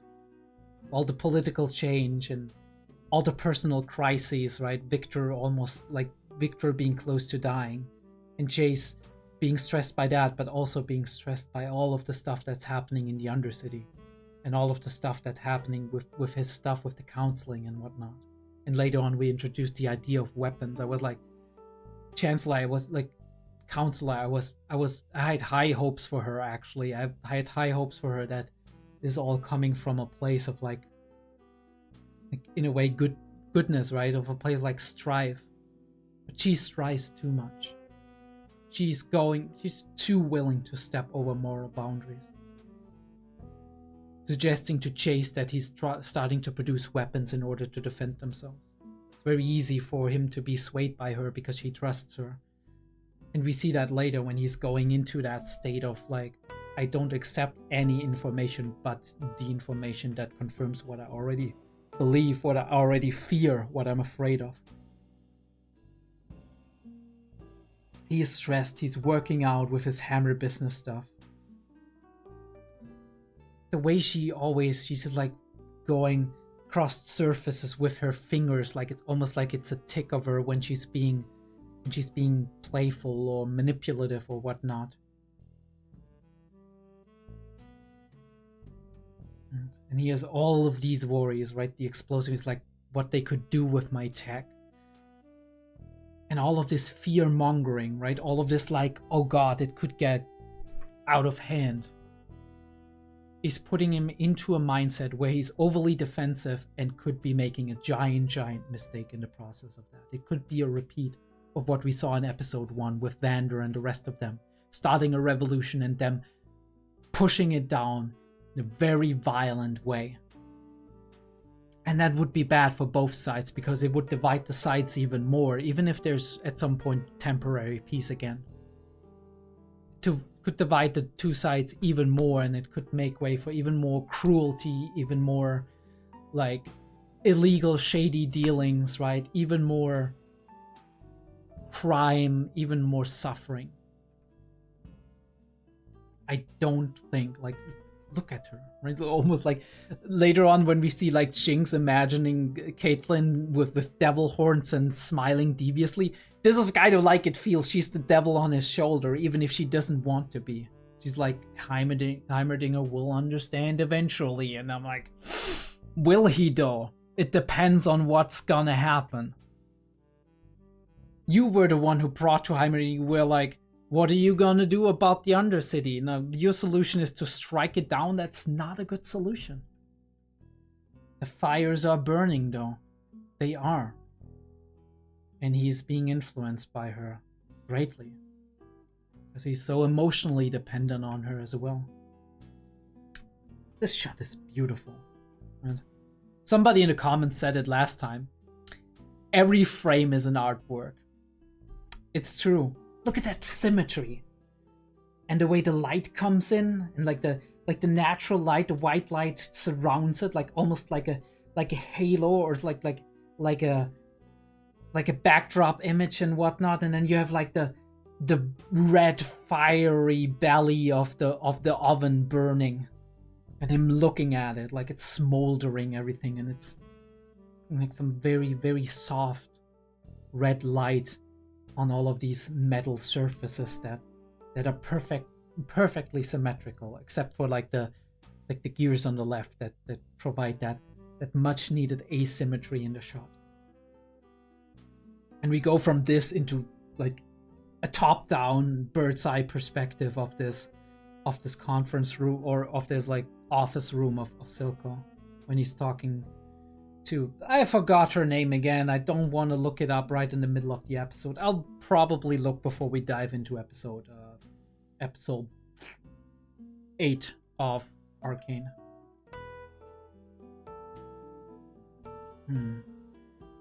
Thoughtful of her, right? That insight into Jinx's mindset. Although she's like, I couldn't be more different from her, but I know how it is to quarrel with a person that I'm close to, right? Or that I have some kind of strong connection to.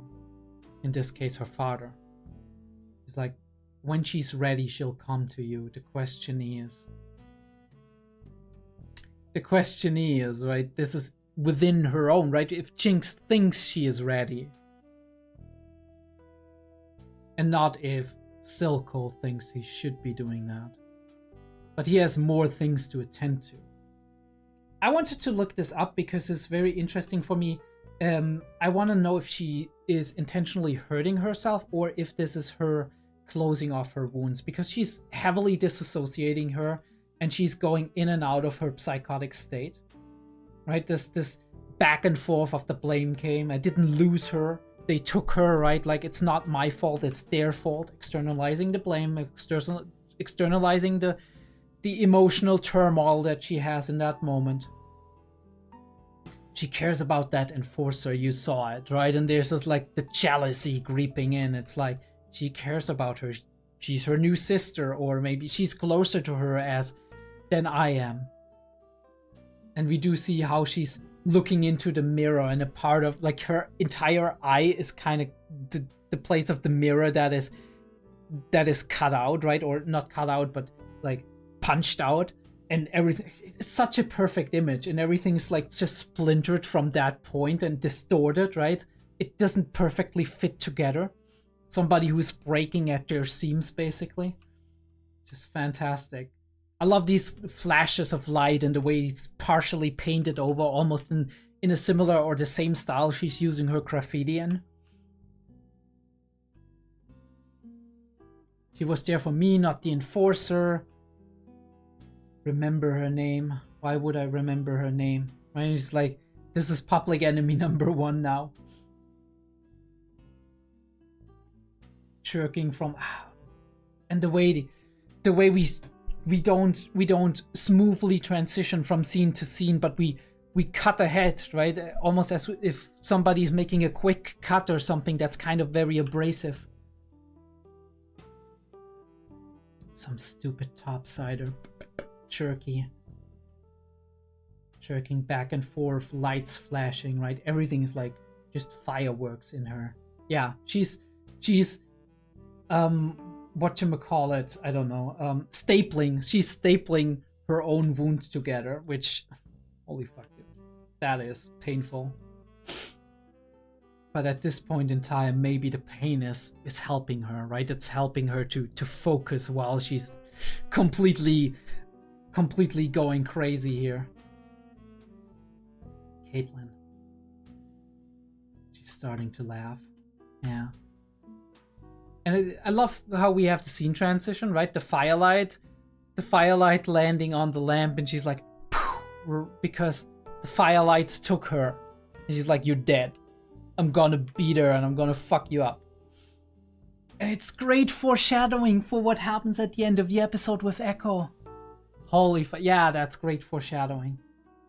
Also, darkness stepping into the light, really cool, really cool. And it's natural, right? And it's all green and beautiful. Love this shot where we're looking at the sky while they're walking through the camera, basically. But we focus on the sky, right? Because it's overwhelming what's above us. This is what Vice focuses on as well, right? And it looks so beautiful, so dreamlike, right? A little paradise in the middle of all this chaos and dirt and suffering. A little sanctuary. This is how it feels. Especially like this treehouse-like feel, where you have the feeling that it's like almost like in fantasy stories. You see that a lot with elves, right? And elves are associated with peace and nobility and long life and connection to nature. And this is what this expresses in this specific case, right? Because they are this kind of group that are like, we ain't about that shimmer shit, but we ain't about the industrial part of Piltover either. Like we want peace for ourselves, right? We want to build ourselves a home, a haven. It's insane what Echo has done. Like I said, the strength it took, as small, as young as he was, to actually get the group together and build that together. That is something you can be proud of in the face of all of that tragedy that happened to him. And it really looks, right, like a simple neighborhood. People who are not that well off, but who take care of one another. Who are all there for each other. Kind of like Vander, but with a little less crime even, right?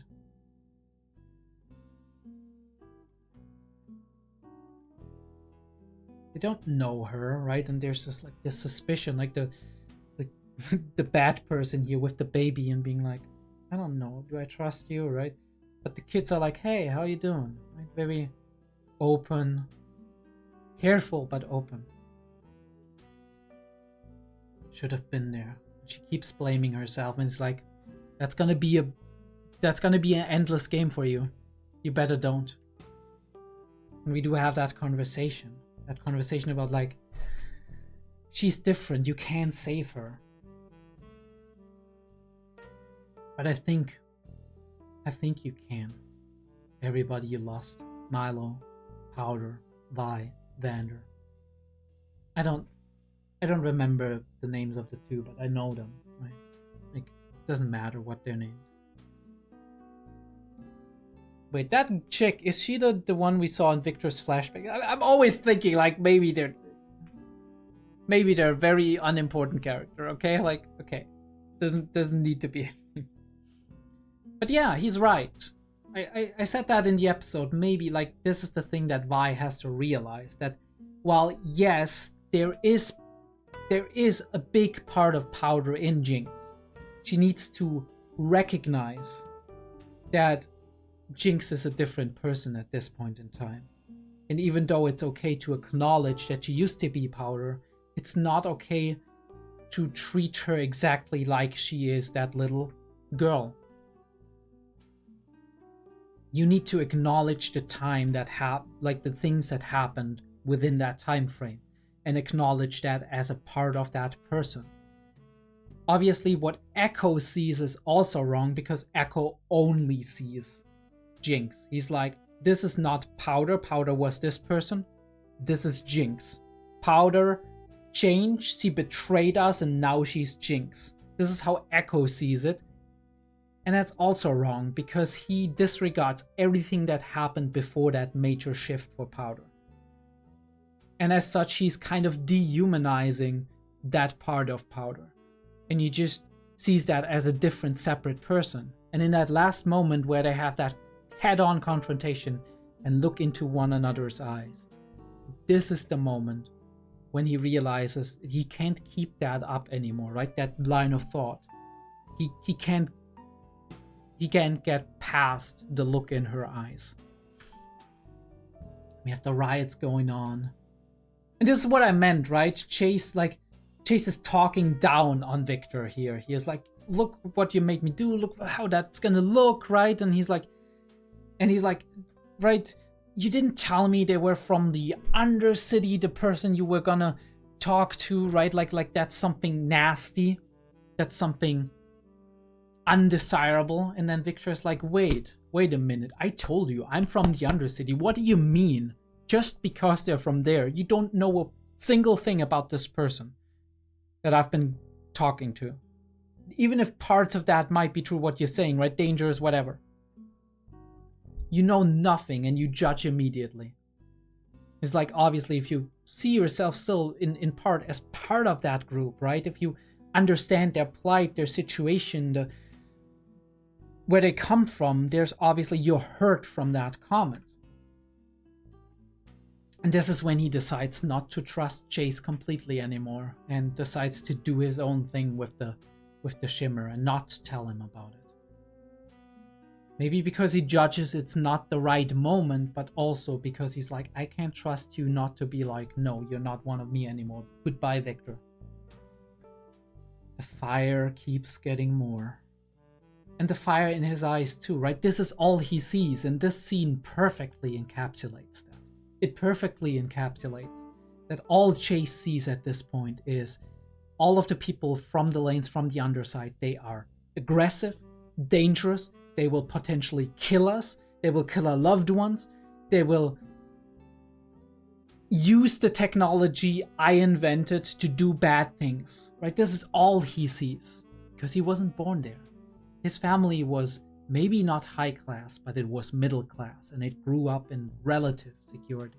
At the very least, I don't know what happened with their big journey and whatnot, right? Where his mother lost a couple of fingers or whatnot, but she is part of the nobility. He is part of like the builders, basically, like the working class, middle class families of Piltover. And later on in life, he had big support from big noble classes because of his genius. He doesn't understand how it is to live in poverty, in absolute, like, to live paycheck to paycheck or not have enough money to even eat enough, right? Have malnutrition, have low light conditions, be treated like scum, like parasites whenever somebody from up above sees you. He doesn't realize that there's so much heart in those people, that there's so much, like, that we're so similar to one another. He only sees the danger they pose. And this could become a real problem because it becomes very easy, if you dehumanize people, to justify doing terrible, terrible things to them. In the name of security, in the name of protecting yourself, right, before anything else can happen to you or your loved ones. In the name of fear. And through a lack of understanding, which is something very surprising for somebody like Chase, who's so intelligent, so creative, and maybe also sometimes at the outside of society when it comes to a unique mindset. But it can happen to a lot of intellectual and intelligent people too. Being intelligent is not a vaccine against having stereotypes in your mind, against being all kinds of discriminatory, overgeneralizing, hateful, emotional. It is not a vaccine. What you need is openness. You need to be open and empathetic towards people in order to continuously understand them. And even if people do terrible, terrible things to you, even if people do terrible, terrible things in general, while we need to understand that there is a legitimate reason to act upon justice, right? To punish them for things they've done wrong. people they've hurt, things they've destroyed, lives they've destroyed. We need to separate them from us trying to understand them, because the moment we're not trying to understand them anymore, that moment we are completely closed off to their reality, and we don't work on the problems that could get those people, or at the very least, the next generations, right? The children or the children's children of those people, to be more harmonious towards us.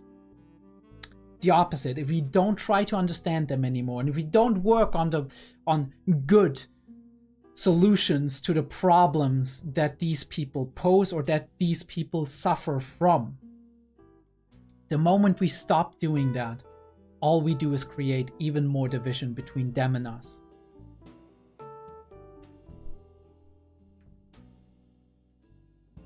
This is a beautiful, beautiful shot, by the way. The way we drive the elevator up, and then we look at the elevator, and we have like, none of them are in the center of screen. They're both like, he's in the front, obviously, and bigger, so he's the big honcho, and she is the right hand, literally on the right side of him, the right hand woman of his.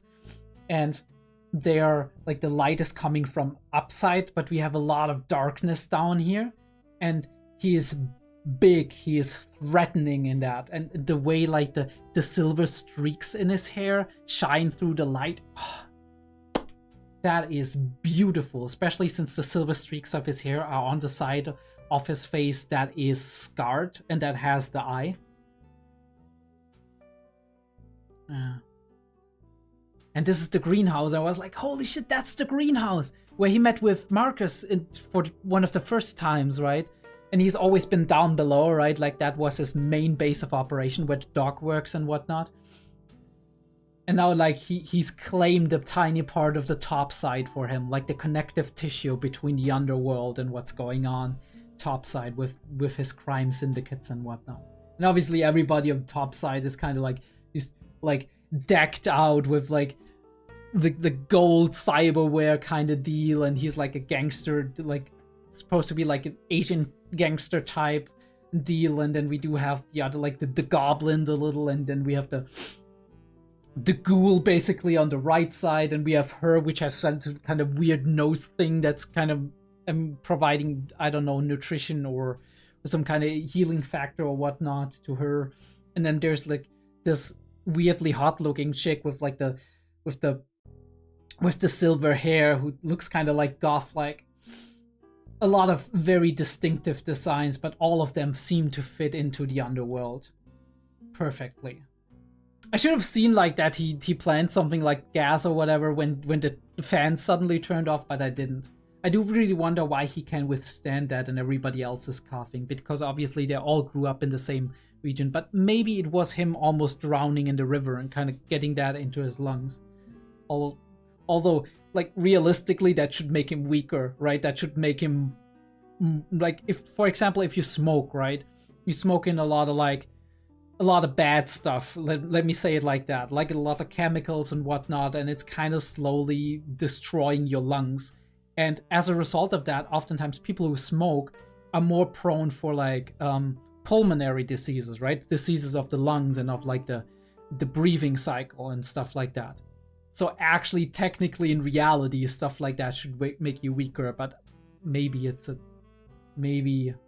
it is some kind of like advantage. And it kind of fits, right, metaphorically into his whole line of thing where it's like he adapt. Like I said it earlier when it's like with the mindset, but also in the sense of like, I was born here, I was made here, and it made me stronger, right? I came out stronger. Much as he said when he was like, back then a weak man drowned and a strong man came into existence. And he is having him grovel. This is a show of power. He's like, I'm 2 steps ahead of everybody here. Right? So you don't fucking call a secret meeting to discuss how you all gonna betray me. Like, I need to remind you where you came from and how good you're doing right now. Even if what I'm doing right now is destabilizing and it's cutting into your business and whatnot. This is necessary. So you shut the fuck up. But I don't know, like, some of them might be impressed by that and be like, oh, okay, you know what, like, I'm gonna fall in line. But I do think maybe one of them are gonna be like, fuck this shit.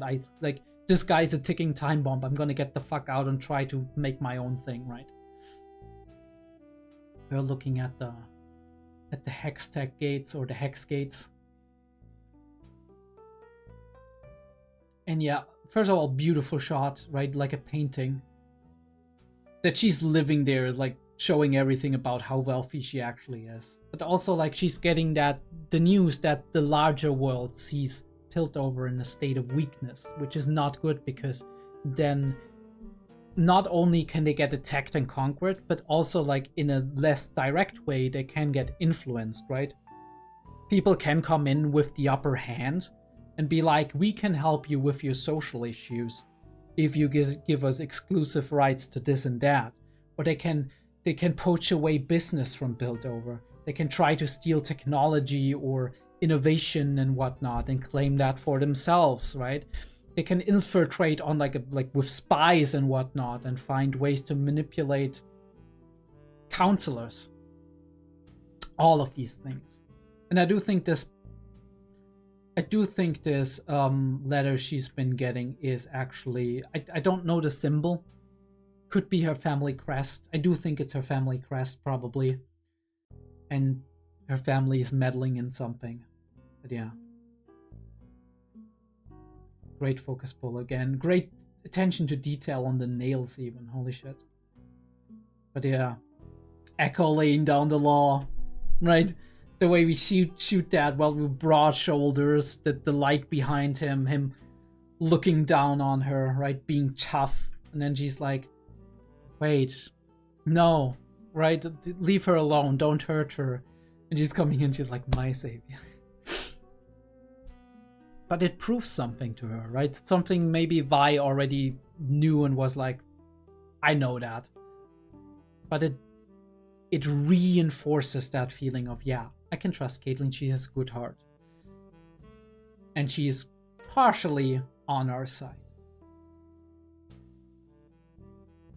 We have that threatening scene with, once again, truly unhinged Jinx. So, she is actively hurting him, which, holy fuck.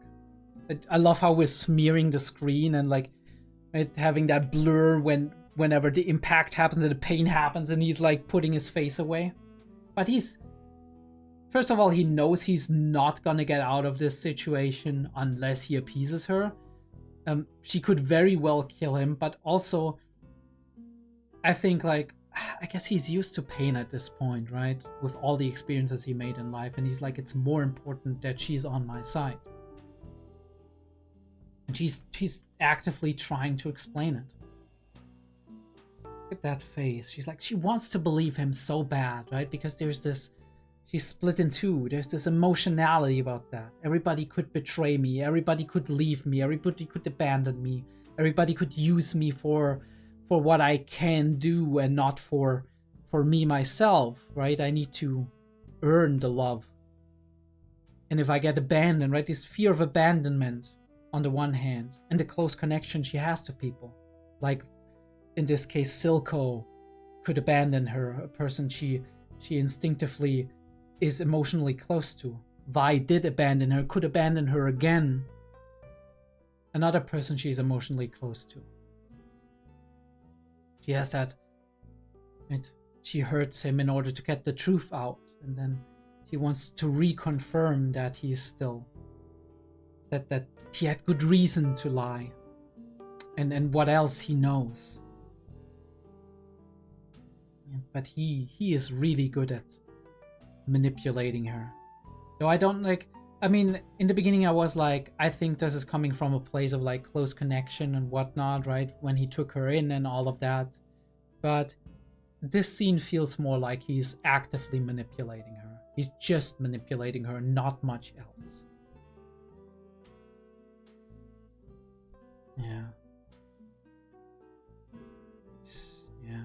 And I do wonder what's happening here, because it almost feels like the needle is sucking Shimmer out of him, right? Out of his eye.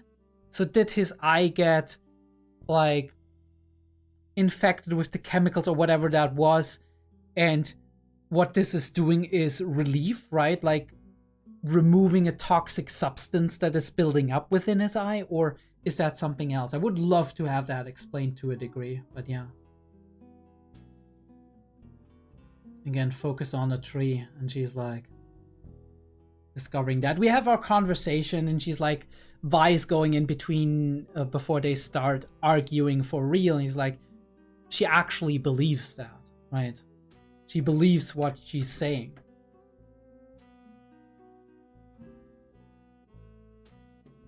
And she doesn't know that Marcus is corrupt.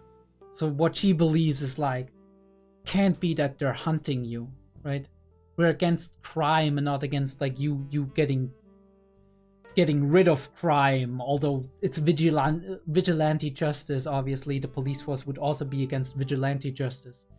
But he's like, they're actively hunting us in the name of Silco. And she's like, nah, that can't be, because this is her worldview. She's like, she's learning a lot of lessons of reality here, unfortunately. But she does a very important thing, and this is, I think, ultimately what makes Echo at least trust her intentions in a way, which is Echo, she's saying, what is being done or was done to your people is in no way okay. She acknowledges that. She's not like, no, you're lying, or you must be mistaken. She's like, these things that are done to you, they're terrible. But if the enforcers are becoming more aggressive right now, then it's because of this piece of thing, right? She's explaining it, filling in the gap of information. Easy for you to say people aren't dying all around you, right? And it's on both sides. It's on the side of the Firelight / also partially on the side of like the rest of the lanes. And on the side of higher, like top side Piltover, that both sides are like, this other side is a threat to me, right? It's a serious threat of life, of like chaos, of order, of stability. I'm afraid of them, so I can't trust them. So it's very hard for me to give somebody an olive branch if I expect betrayal behind every corner, right? If I expect that if I have this thing, I could maybe stamp out a place for my people, because then I have power, I have a bargaining chip. But if I give it up as a gesture of goodwill, who is to say that the moment I've given it up, I won't have a gun pointed at me and be shot in the head, and then everybody is brutally oppressed even more? Vi looking very closely at Caitlyn and what she's trying to say. And Caitlyn being way too naive, being way too believing in the good of humanity, even though it's there, right? Things are a lot more complex. I think it's very telling that Victor is the one who actually speaks up in this very scene here, and is like, weapons never. This is not what we made it for. He's desperate enough to actually try to take measures that are not quite savory onto himself. It's like a scientist who has like a thing, and then like he can't experiment on animals, he can't experiment on humans, and he's like, my life isn't worth as much, I'm gonna experiment on myself. Or I'm already dying, right? I might as well do it, and if damage is done, then at the very least it's only damage to myself. But at the same time, on the other hand, he's like, no weapons. We designed this to help people, right? And not to oppress people, kill people, hurt people. But Chase is considering it. And I guess this is when he makes the decision. This is when he's like, there's always a choice. But he makes the decision because he feels like if Chase was left alone and maybe even grieving from himself dying, then the problem would be that he, Victor, wouldn't be there to talk to him, wouldn't be there to say, Chase, look, please don't do it. I think this is also part of the consideration here, like what Victor is doing. Love the art here, that's beautiful, right? Like a technolized hobbit hole, basically. The close-up of like Victor as he concentrates on the thing, right? As he is getting ready to do it, amping himself up, while Chase is like researching the possible dangers of his technology. surely also with like all of the guilty conscience that he has in the back of his mind, where he's like, I didn't do enough to actually prevent it, right? I didn't like I did all of these things that led to this moment, and against the advice of Heimerdinger. That is building up, and he has to deal with it somehow. And what does he do? What the part of it that he can, in terms of like the guilty conscience, he tries to externalize, and he's like, this is the threat. We need to stop the threat, and then everything will be fine. And then my technology won't cause death and pain and suffering. But as a result of that, he's actually making decisions that pave the way to his technology on the other side of things, not on top side, but on the undercity, on the lanes, to cause a lot of pain and suffering there, because they are being proactive in trying to suppress this threat. Beautiful lighting and atmosphere. I think I love that because the green glints seem a lot more washed out, and when the green is washed out, it feels a lot more beautiful, a lot more calming, a lot more soft than when we see it in the Undercity, where it's teeming. It's almost like noxious, poisonous gas. And here it is not. Here it feels more like, especially with the imagery that we surround it with fireflies and whatnot, like nature. A very soft difference, but it is a difference. Jinx just being on the top of like one of the bridge pillars, just looking at everything, and Chase seeking comfort with his mother. It's like, and the thing happens, and we have that thick atmospheric fog in which like everything is bathed in. Like the entire city is teeming, right? The air is thick, you could say. And we have a heartfelt goodbye. First with Echo. It comes from like a deep connection. And then this, right? Which comes from a very quickly developed deep connection. And she feels it feels like she's almost in tears, Caitlin, here.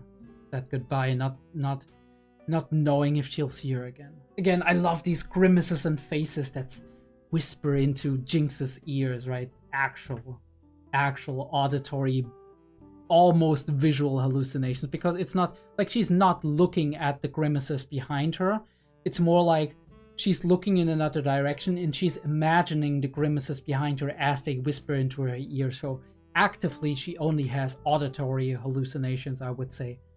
But the visuals are in her mind in the way that she's like imagining, if she looked behind her, she imagines there would be this grimace. Shut up, it's just a goodbye hug, right? And the jealousy is getting in. It's like, she wouldn't do that, not again. She wouldn't betray me again. And she can't give up on Jinx. And she's probably not giving up, even after having that last split. We're showing the thing, and Marcus makes his decision. He's like, I gotta kill you all. He's beyond, like, I mean, he's dead at this point, but you made your decisions, right? Dude, you made the decisions that lead to your death. You can only, like, the only person who is to blame for your daughter growing up without a father is you, Marcus. I'm sorry. That's just how it is. You were corruptible, you went in too deep, and at this point in time, you just should have pulled out at some point. I didn't realize the fireflies. Like, he was hesitating here, but he wanted to do it.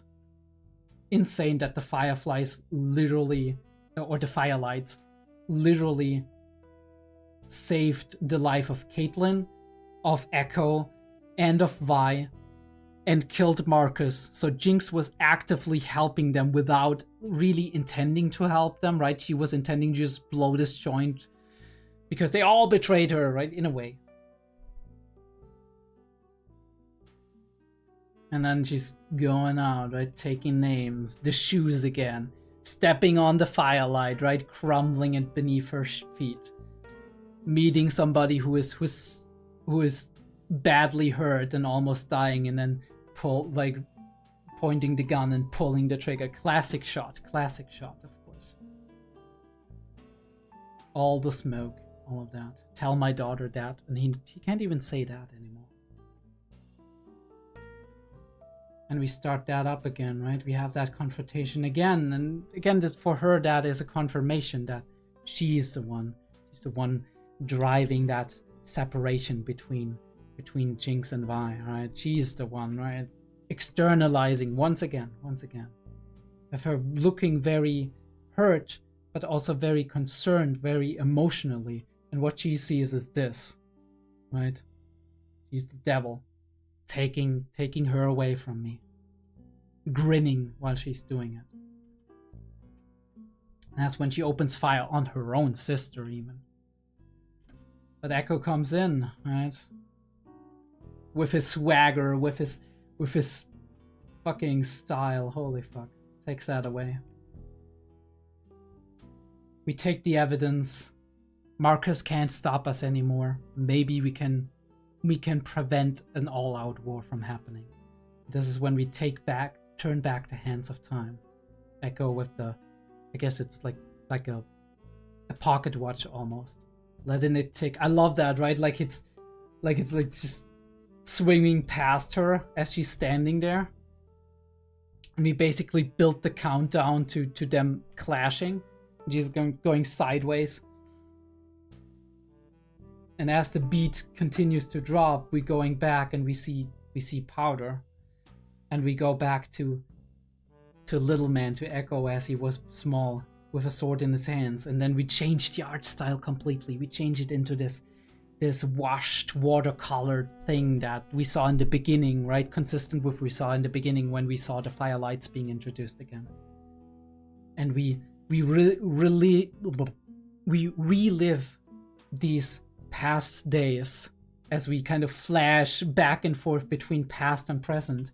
We relive these days on both ends, on Echo's end and on Powder's end, when they, I guess, practiced together, like fought for sport, for fun as children. Don't know what the bird in the back is actually, but yeah.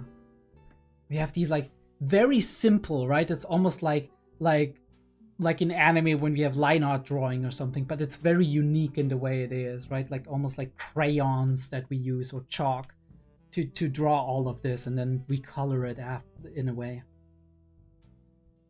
It looks so distinct, so amazing, really. And we show the difference from back in the day, right? He was going for it, and Powder shot him before he could reach her, and she won. But now it's different. He's dodging and weaving, and he's pushed, like he's punching her down, and you do see that the blood is flowing, and as he raises the fist, he has that split second where she's looking into his eyes, where she kind of looks like Powder, right? Like we see the resemblance.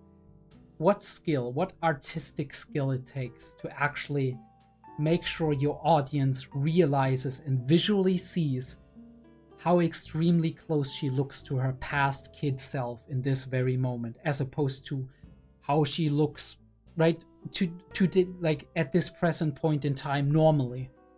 Look at that. And all he sees is a hurt child, right? That friend he knew from back then, hurt and scared and damaged. And it sways his hand. And she has that recognition of that, right? Because it's not just a one-way street. He sees it, he hesitates, the emotion is awakened in his eyes, and in her eyes flashes the recognition of that. And she takes them both down, and we don't know how hurt both of them are, or if they're dead, but she certainly hurt herself with that as well. Vi has no idea either. And all we see is like an almost corpse-like, very charred version of her. Maybe Echo even was able to quickly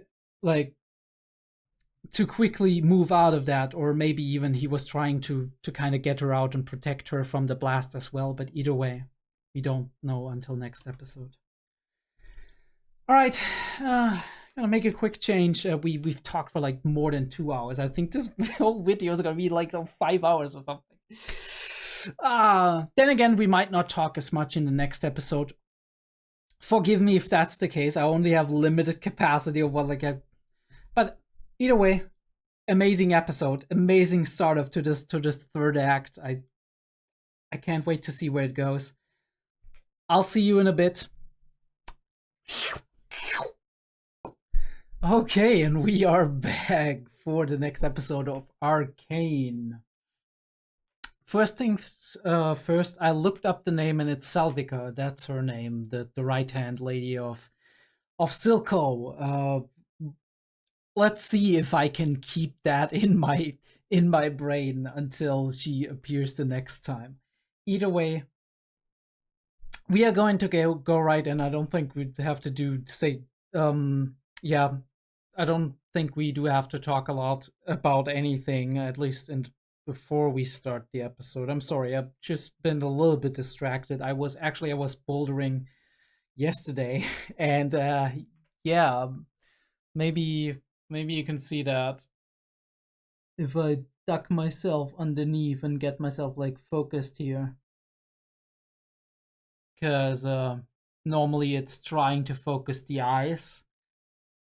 It's very good actually at focusing the face, even if the face is behind something. So that is really hard to do to actually, because it has a little circle where it circles in the eyes, and it's very good. This camera is very good at actually catching the eye and focusing on whatever is having the eyes, which is normally the person who is supposed to be in the shot.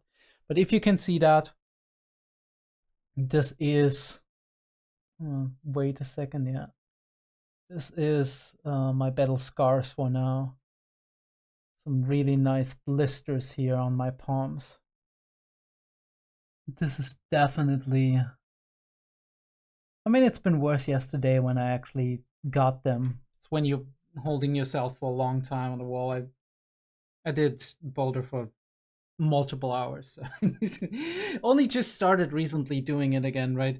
I've done it years ago, but only very irregularly, and now I've actually, the last 3 to 4 weeks, I've actually been doing it. It's been a lot of fun. But yeah, let's get into this next episode of Arcane. I've got it here ready to go this time with subtitles, so I'm sorry about no subtitles in the first one.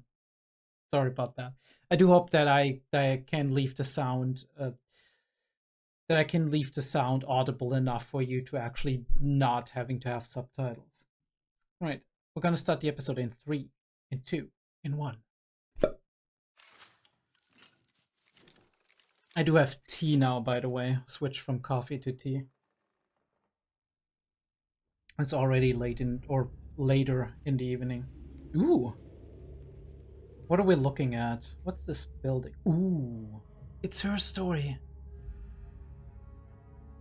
That looks bloody.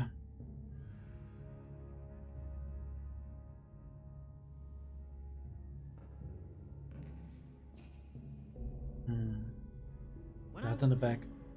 Your grandfather brought me to the aftermath of the Battle of Hildenar.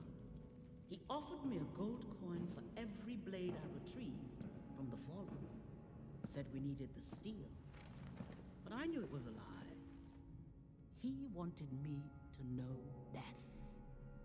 And now you're doing the same to your child. Is a failure of statecraft. Your brother thinks he can talk his way out of anything. He fancies himself a fox among the wolves, but mark me, child. If you want to last in this world, you must learn to be both the fox and the wolf. Very interesting how we don't show her face. We'll paint the walls in gold. Import crystal chandeliers. Advisors will enter here, but the regent will have her own secret entrance. She should have a kind, fat face, clever to charm her subjects, but pliable so we can mold her. Perhaps she could be my daughter. You'd give me a throne. I will give you the world, child, if you prove you can take it. So she's not her daughter. Is she... Okay, who's that? A friend of hers? What should we do with her?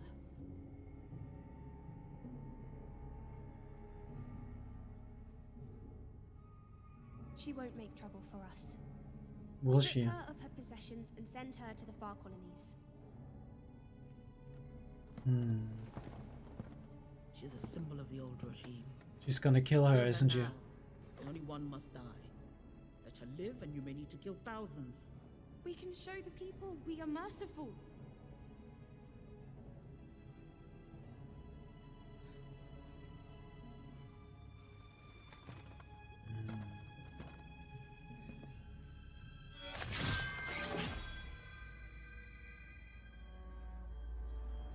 Holy shit, that A shot. wolf has no mercy.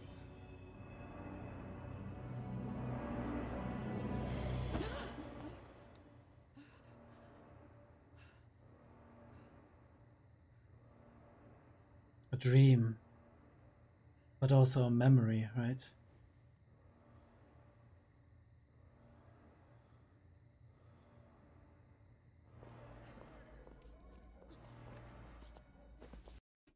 Before we go into that. Very interesting, right? Showing a child, intelligent and somewhat grown up child, but the child, this, right? The bloody broken remains of a kingdom that got toppled, I assume, maybe toppled by whoever she was talking to here. And not a direct daughter, it feels like, right? Because we had that conversation of like, I could be your daughter, you could be my daughter, right? And if you prove it, or whatever, right? But we know she's been a failure to her family, so I guess she didn't live up to the expectation. Very interesting. I do wonder what, like, how she came to Piltover and how she became a counselor here. Interesting also how mercy's been seen as weakness. At the same time, right, merciful, it doesn't necessarily help you if people don't get what they want, if they don't get what they need. Feel like I'm merciful, but, right? But if you're merciful, but at the same time you're ruling and oppressing, then I mean, I guess like the person that has been talking to her, she seemed to be very like domination focused, right? Like I said, interesting how we didn't show her face at all. It was all glad in shadows, like something looming over her, basically. She does have empathy, but what did she learn from that moment? That's the important thing, right? This is maybe where some of her influences that she's been putting on Chase shine through. Will you be okay? I'll be right back. Okay. Yeah. Now the two of you. What is Vi gonna do? Jinx.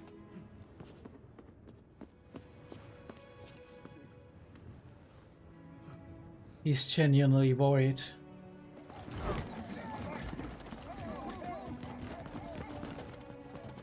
Is Vi gonna see that?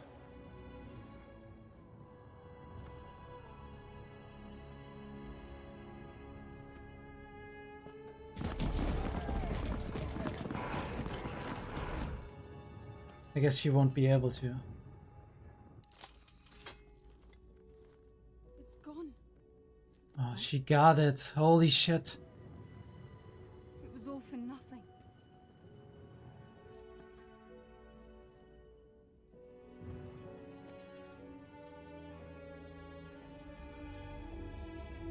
I don't know how close they are to one another. No, they aren't, okay.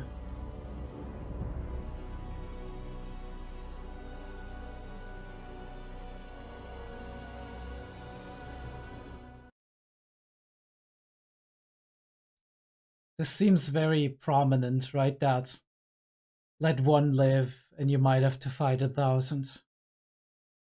Silco survived. Jinx survived. But not only them. Alright, Marcus is dead. Udon. Sir, we've secured the area. I've got Yeah. orders to escort you back into the city. Sir? You alright? He will see that as a threat. Oh, yeah, I mean, his reaction to death as well. He hasn't seen it in this manner.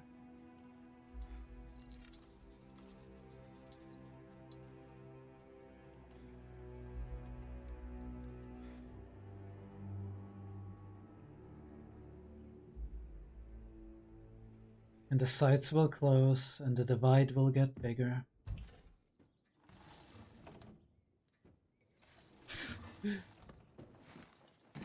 I guess by sneaking her into her home. Who lives here? Another counselor friend of yours? She does. Caitlin! We were so worried. Thank goodness you're safe. And you found a stray. This is Vi. She's from the Undercity. So I see. Could we have a word, Caitlin? In private.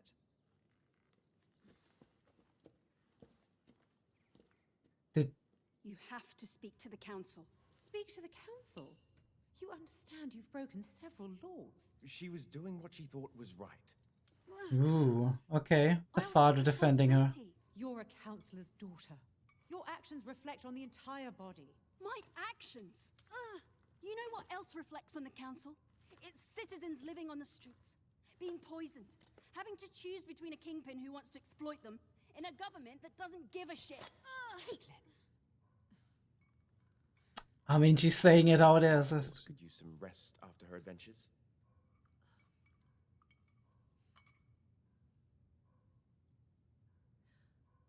I'll schedule an audience.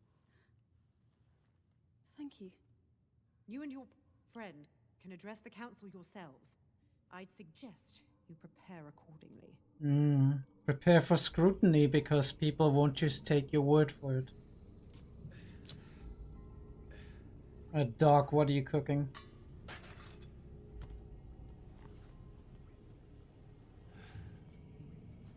Yeah. Oh, shit. Her injuries are severe. You think I can't see that? Are they gonna turn her? I can save her, but the process will be demanding. Sometimes death is a mercy. She can take it. And before I begin, I must know. Are you prepared to lose her? Jinx! Jinx! She won't die, Doctor. He believes in her. Please understand this is for your sanity. He's taking him out. I too once had a daughter. Yeah, he doesn't want him to interfere in the procedure. I get it. Ooh, no. Was Selvica his daughter? Is that it? Silco isn't taking guests. Not a problem. Wasn't here for him. Thought I might bend you here. No, does he want to? You know, when I ask my mates what Silco's up to, your name's first out of their mouth. Sevika is out in the harbor. Oh, Sevika paid the knuckleheads a visit. You're a scary lady. Get to your point. You run a tight ship, don't you? Is he trying to collude with her? It's his. Do you want to take the top position? Plan. Undermine Silco by making a half-ass play of my ego. Gotta hand it to you, Finn. Every time I think you can't get dumber, you dig a new low. Let's be plain then. He's slipping. The Undercity is devolving to chaos, and somehow I get the feeling he isn't up there balancing booksheets. Jinx gets a whim. Suddenly his spine's made of jelly. And here you are, shoveling his shit. Ego is one thing, brains another.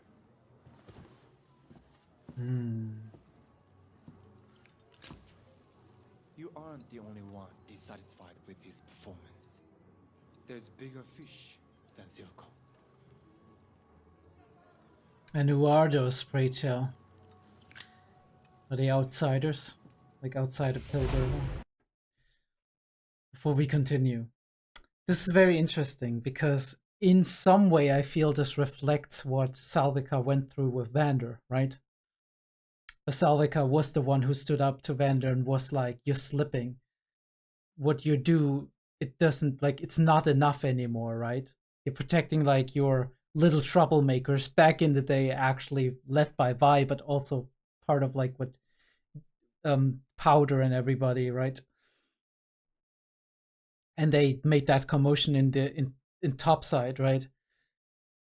And Vander was protecting them and he was keeping the peace and whatnot. He was trying to keep everything in order. And then Salviko was like, no, I'm gonna go to Silco because you're slipping. And now the same is happening to Silco. And again, it's due to a child, even the same child, but I don't think that's the relevant part. Due to a child again, right? And now he's slipping. So the question is Salvika gonna make the same decisions she did back then, or is she gonna make another decision this time? How far does her loyalty to Silco go, and how much? Like, I think it depends on if she truly sees what Silco feels for Jinx and is hesitant to is criticizing him, but hesitant to actually go against him because of that, because she has some kind of empathy for that, or if that is just her holding out because she thinks Silco is going to get the results that she wants, or the kind of like has the approach that she wants. It really depends.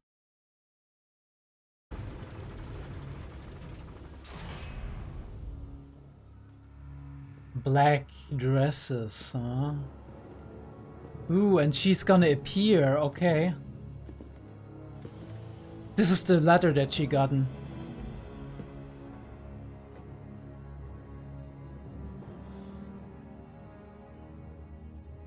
And the visit is announced, but unwelcome. Elora, you didn't have to come out to meet me. What are you doing here, Mother? Can I not visit? I've heard stories of Piltover's hospitality.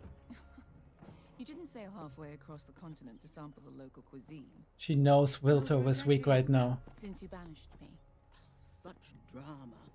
I sent you here to oversee our family's interests and grow yourself, which you have. You said perhaps your sentimentality will be more at home with those soft-spined idealists overseas. You have your father's memory. Don't try to ingratiate yourself with me. Mel. Or that.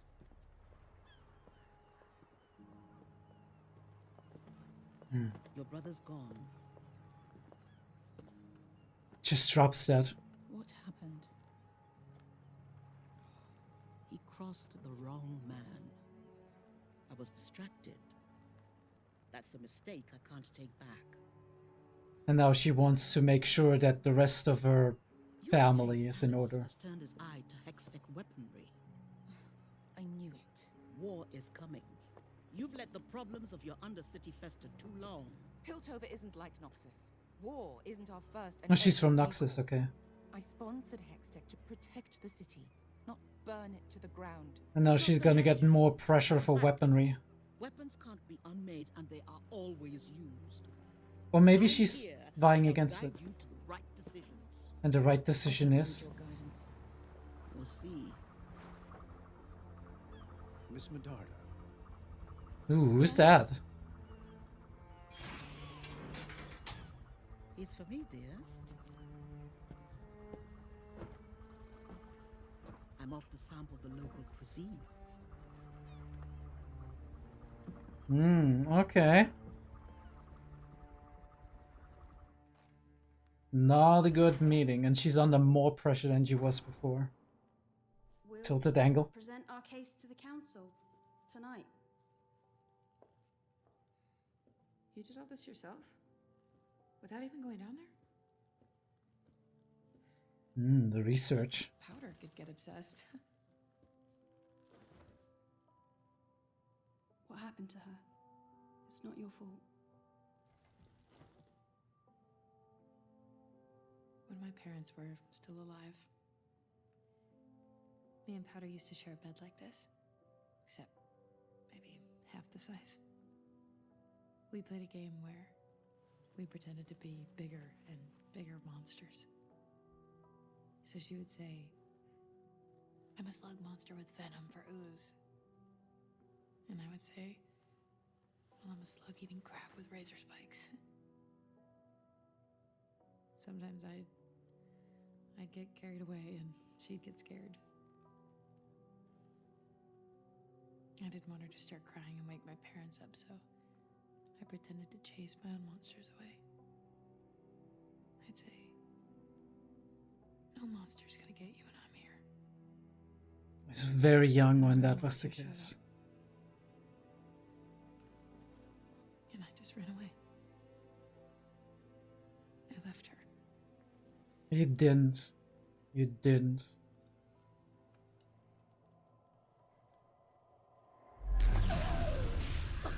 Oh, what a fucking transition. Holy shit. What is this gonna do to her?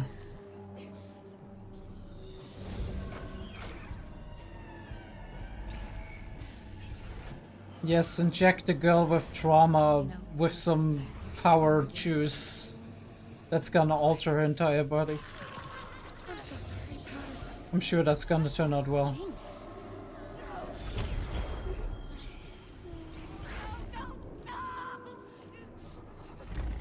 I understand this must be painful.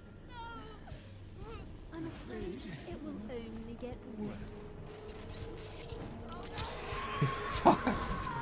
What is this fucking imagery?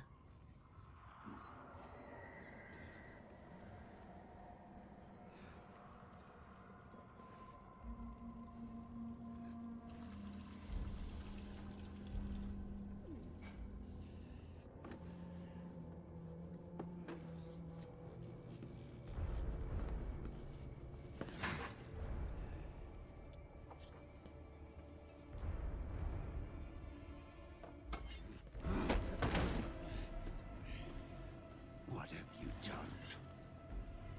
I saved her life.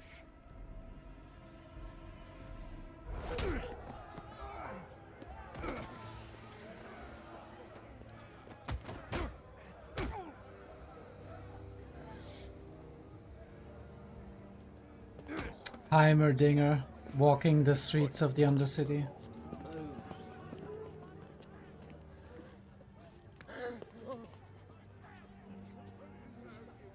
Yeah.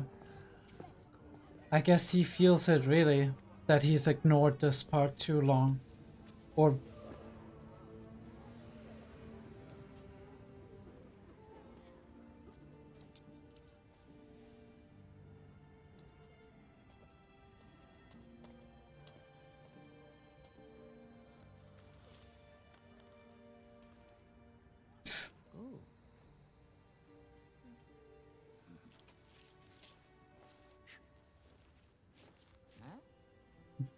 holy shit.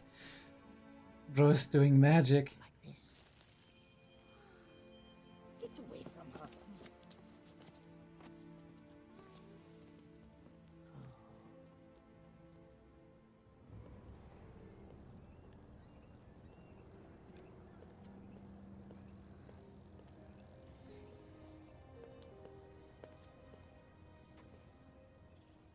What is he gonna discover here?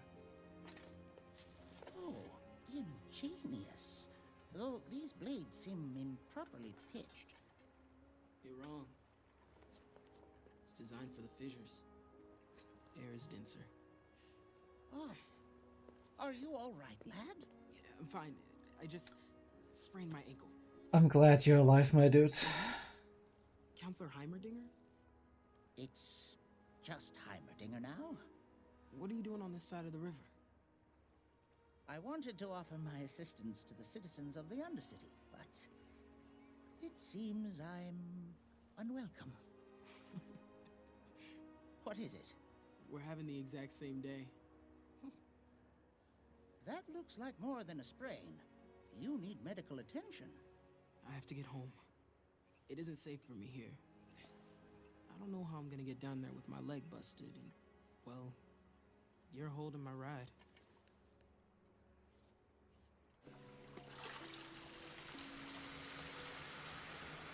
What the fuck? She's just lazy and she's feasting. History at your academy, Mr. Tallis? It's, Counselor Tallis. And I'm not sure. The Elorian general, Sonam Palak, used to find ways to meet his enemies blindfolded. He said a man's mind hides behind his body. Somehow I doubt he ever tried this. You're Mel's mom. Among other things. Squeeze, child. You won't break it. I do have other matters, so if you'll excuse me. The threat of the Undercity is real. Your leadership is impotent. We may not be Noxus, but Piltover isn't as helpless as you think. Who said anything about Piltover? The Council is the problem. The mind hiding behind the body. Navigating your current crisis requires expertise you lack. And what do you Do you know what suggest? the success rate for senior Academy inventors is? 3%. We're no strangers to failure. What makes this the city of progress is that we keep trying until we get it right. So thank you for your advice, Mrs. Medorda. But I have a city to run. Wait.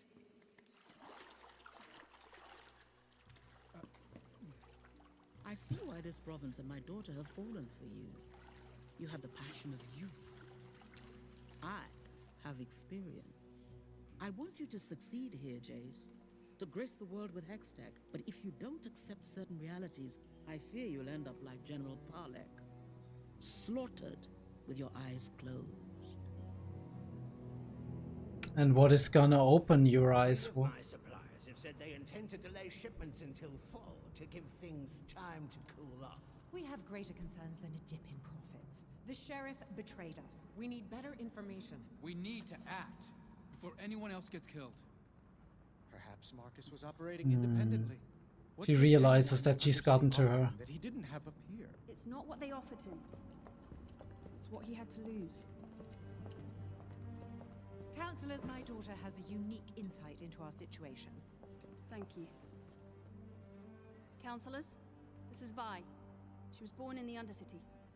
Even though we failed her in countless ways, she risked everything to show me what life is really like down there. People are starving, sick, ravaged by Shimmer. They live in constant fear of the coordinated efforts of violent crime lords. One man leads these efforts, Silco. We've done investigations of Silco. They yielded no such level of organization. And who led these investigations? Marcus. What does this Silco even want from us? He believes the Undercity should be independent. He calls it the Nation of Zorn. What about these? Do you know who made them? No. Well, Her name is Jinx. This Jinx has the gemstone. Then we have to go in by force. That could trigger war. There are good people down there. Bad ones, too. Even if we wanted to invade, they have Shimmer. We have Hextech. What happened to you? We've been talking about talking for weeks now. They're still cleaning the blood off the bridge. When do we say enough is enough? Jace, you don't know war. I do. Yeah. It must be our last resort. There may be a diplomatic solution. She's right. Merchants hate war too, right? Unless they deal in weapons of war. What? You want to negotiate with him? It may be the only way to avoid further bloodshed. This is insane. Did you learn nothing? You can't talk to him. He hates you. Everything you stand for. He will never back down. Yeah, but we have factions down there who would talk to you. Enforcers, please escort them out. Forget it. I remember where your fancy damn door is.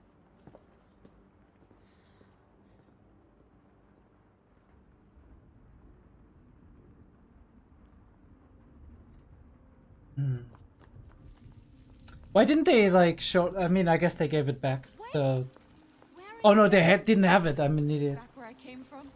Seems like that's what everyone up here wants. I can fix this. You can't. This is how things are, how they've always been. I was so Rain again. it could change.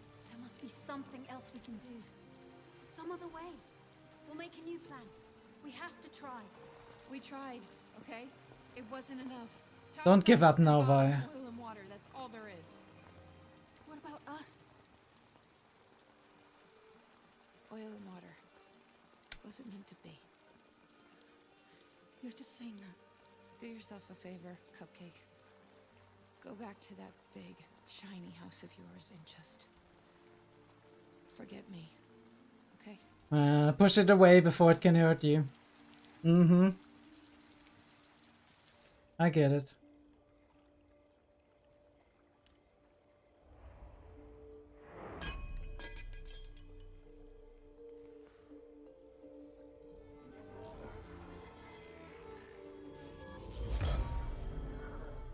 And it works. Victor can walk, huh?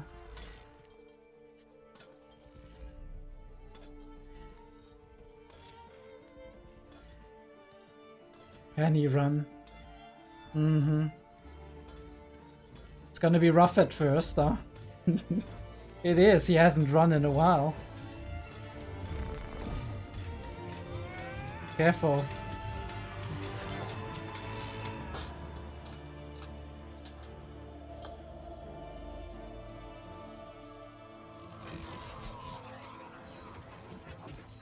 It works. Victor, I've been working on a private project for a couple of weeks. What are you doing?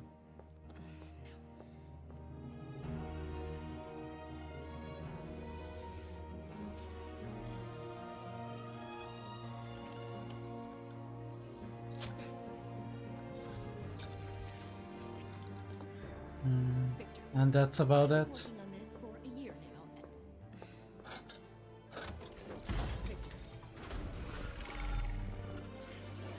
What is gonna happen?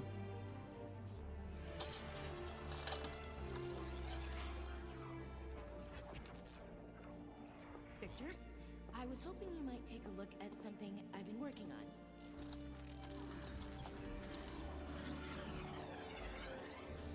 Victor, I was inspired by your...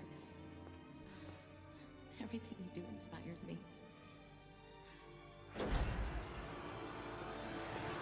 You're gonna stumble into something that you didn't know.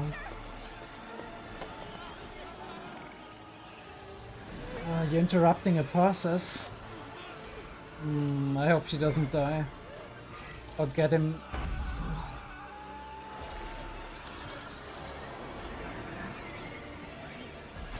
Holy fuck, dude. Oh yeah, he's ripping her apart. Fuck me, dude.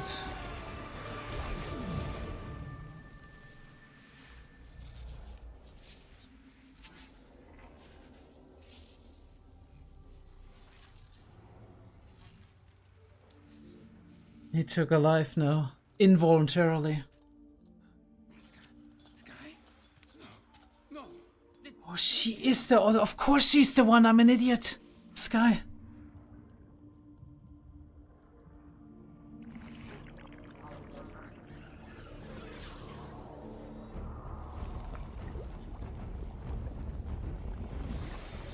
He's gonna hate himself for that.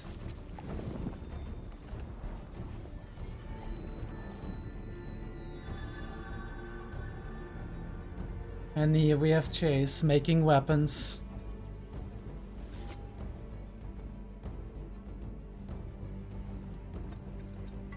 Holy shit.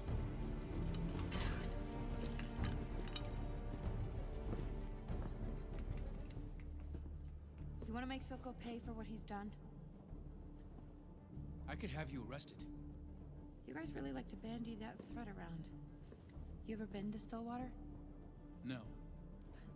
So you just wave an arm, have someone dragged off, don't bother to find out what it does to someone being stuffed in a stone box for weeks or months or even years? Yeah. I want to make Silco pay. I want in. There is no in. You heard the council. Fuck the council. You said you were tired of doing nothing. That's the only sensible thing that came out of anyone's mouth tonight. I'm not a vigilante. No. But she You're is. a victim.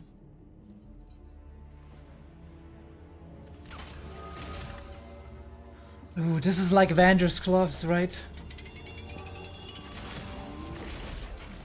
This so people notice you when you raise your hand in the boardroom? We built them for mining the fissures. Someone close to me had a pair of these. You can use them for a You're lot the first more. person Caitlin looked for when we made it to topside. Of everyone up here, you're the one she trusted to do something. What do you want me to do? Arrest him? Silco controls the Undercity with Shimmer. Shut down his supply, and it's only a matter of time before his own people turn on him. And how do we do that? Take out his manufacturing facilities. Hit him hard and fast before he can react. Fight the facilities, don't fight the people. We got a deal, pretty boy? This is actually a pretty good idea. Like, it's not all-out war, it's something in between.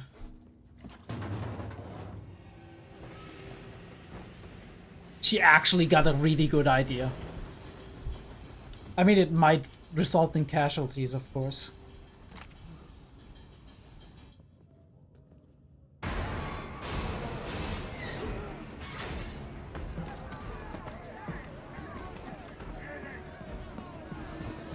But they're not outright killing them, they're rounding them up. Alright. I mean, they're obviously shooting when they have to.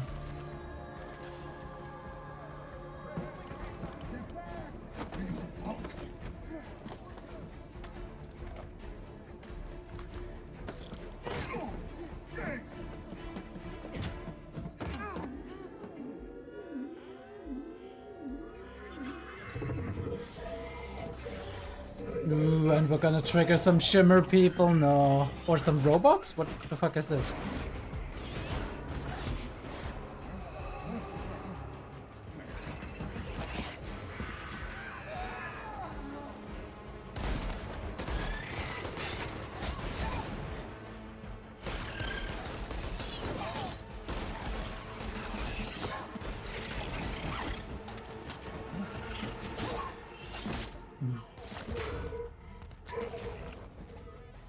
Oh shit, these are like zombified Shimmer people, holy fuck. It's like Big Daddy from BioShock is coming to fucking fight you. And he got new weapons. Okay, Vice, just go in.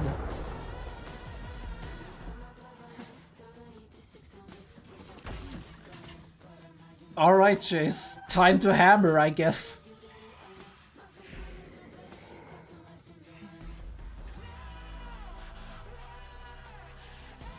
This is a cool scene. The whole setup.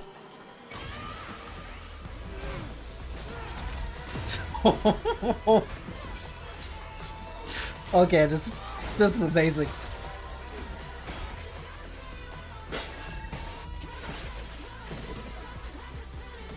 The impact frames.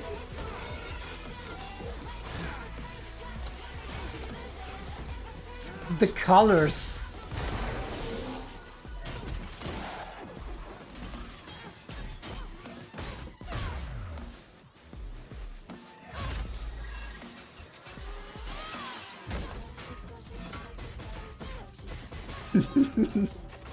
Holy shit. These gloves are fucking amazing.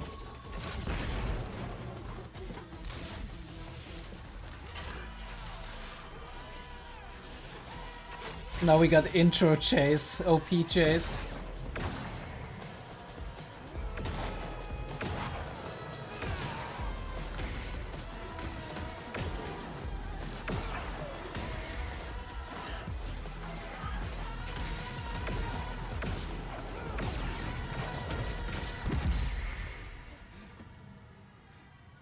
That...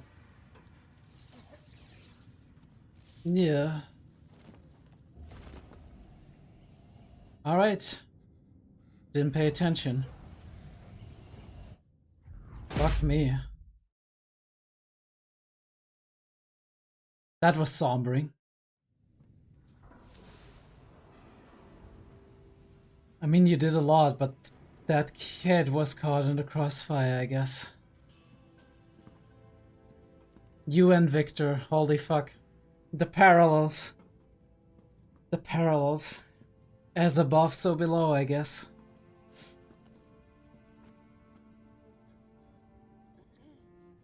So he's still alive. But not for long, I guess. Don't think for long.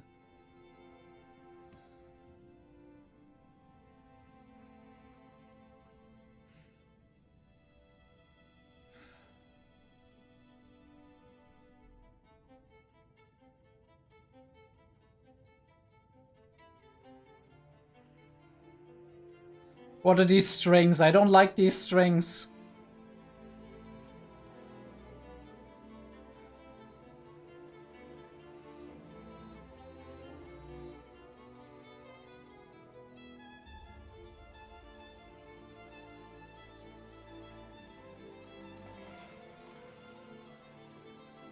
I guess it's time for that contemplative shower. That depressive head down shower. Ooh. Bleeding into the water. The first drops of blood.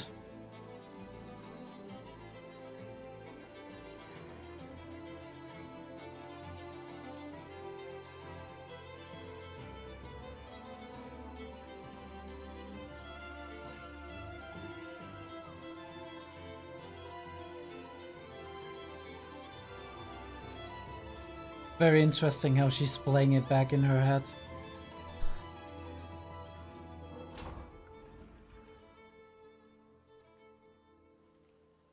Those are some weird shower handles, by the way.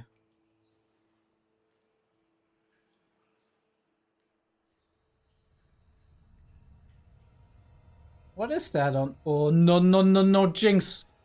Jinx, don't do anything. Don't do anything. Please.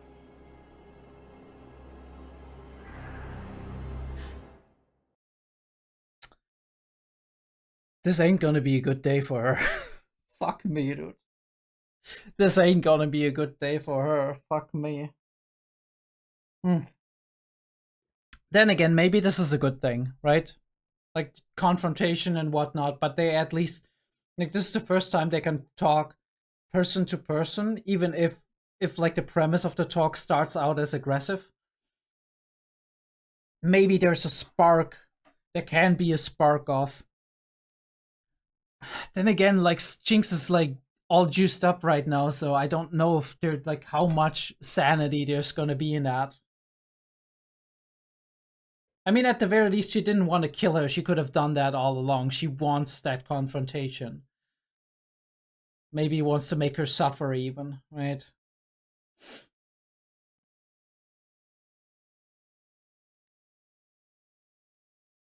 This ain't gonna be good, though. Not only is she a counselor's daughter, so she gets kidnapped, but also, yeah, what ramifications that has with Vi, and we're all doing shit right now. We're all doing fucking terrible. All the way from Heimerdinger over Madeira to Chase to Victor to Jinx to Silco. Silco is kind of like meh, but still. We're all suffering, right? Suffering for everybody. And you get a suffering, and you get a suffering, and you get a suffering. Ugh. I actually just want to keep watching, but we're gonna go through it. We're obviously gonna go through it. Right, first, audio off, then going through it. Wait. Oh yeah, like, we're fine. Okay, beginning. We talked about it a lot, right? Mel, I think is her name, right? Counselor Madeira. Madeira, I think, is like, I'm not sure if it's Madeira. Like, names. They sound like stuff that exists in real life, and then you confuse it, right? Like, either way, Mel. In the ruins of a broken kingdom that got possibly overthrown, right? And the way we see, like, the way this scene is shot. First of all, she's already learned a lot about clever to charm her subjects, but pliable, so we can mold her, right? Like she already sounds like she's learned a lot about reigning from the shadows. So I don't quite know in which capacity she's the daughter of her. Either she's the daughter, the direct biological daughter, or she's somebody who got taken in by her and she does that like as a tradition, like the family does that as a tradition. Take in promising children that could be future rulers and whatnot and claim them for their family. And this here is like a decision scene where it's like she feels that empathy, and really great job how we have like them look into each other's eyes and like see the emotion reflecting in both of them, and her fighting for her life basically, but trying to kind of logic her way through it, right? Explain it in a way that might be acceptable to her mentor figure here, where she's like, right, we can play it like this, but her motivation is emotional, of course. Trying to justify something that she is doing on an emotional, like on an empathy level, with something that would be more acceptable for her mentor here on a logic level. But she can't, right? The swing of the blade, boom. Cut so clean you don't even realize it until a second. And then we have that insane shot with like we shortly follow the falling head with the camera, and then we go to the blade, which is like one of these insane like almost like the Halo blade, right? Like the Halo, I don't know what you call it, but you know the one I mean, like the blue one with like the laser sword basically, but it's like an actual steel sword. And she's from Noxus. Also, I love how we follow the blade and its tilted angles, right? It makes us feel uneasy, kind of. Cool that we also like the way the frame ends. It ends on somewhat of the glint of the blade, and that shot like where the blade separates the frame in two parts. One part being taken in by her mentor, right? And the other part being her being kind of on the knife's edge or on the blade's edge, basically. It's very creative in a way. And it's a nightmare for her, right? Because this is not pleasant memories. And all of this is kind of shot at very interesting angles. Yeah. This is like last episode I was like, I don't know, like it felt like Silco had no emotion in that appeal he tried to put into Jinx, right? Where he's like, it felt very much like he was manipulating her to do what he wanted her to do, but here it is like the absolute opposite. There's this love. I think at one point in time he even like kisses her head or something, right? Like a father would. At first I thought like Vi and him were looking at each other directly, but they aren't, right? They're like far removed from one another. But yeah, he's clutching her here. And we realize it's not here. It was all for naught. And this is the first time Chase is seeing death. This can be a traumatic experience if it happens to you multiple times. Maybe not one instance, right? Because he didn't see the killing. He didn't see the slaughter. He just saw the aftermath. But it leaves an impact on you either way. All of these people, all of these like soldiers, normal citizens, they're dead.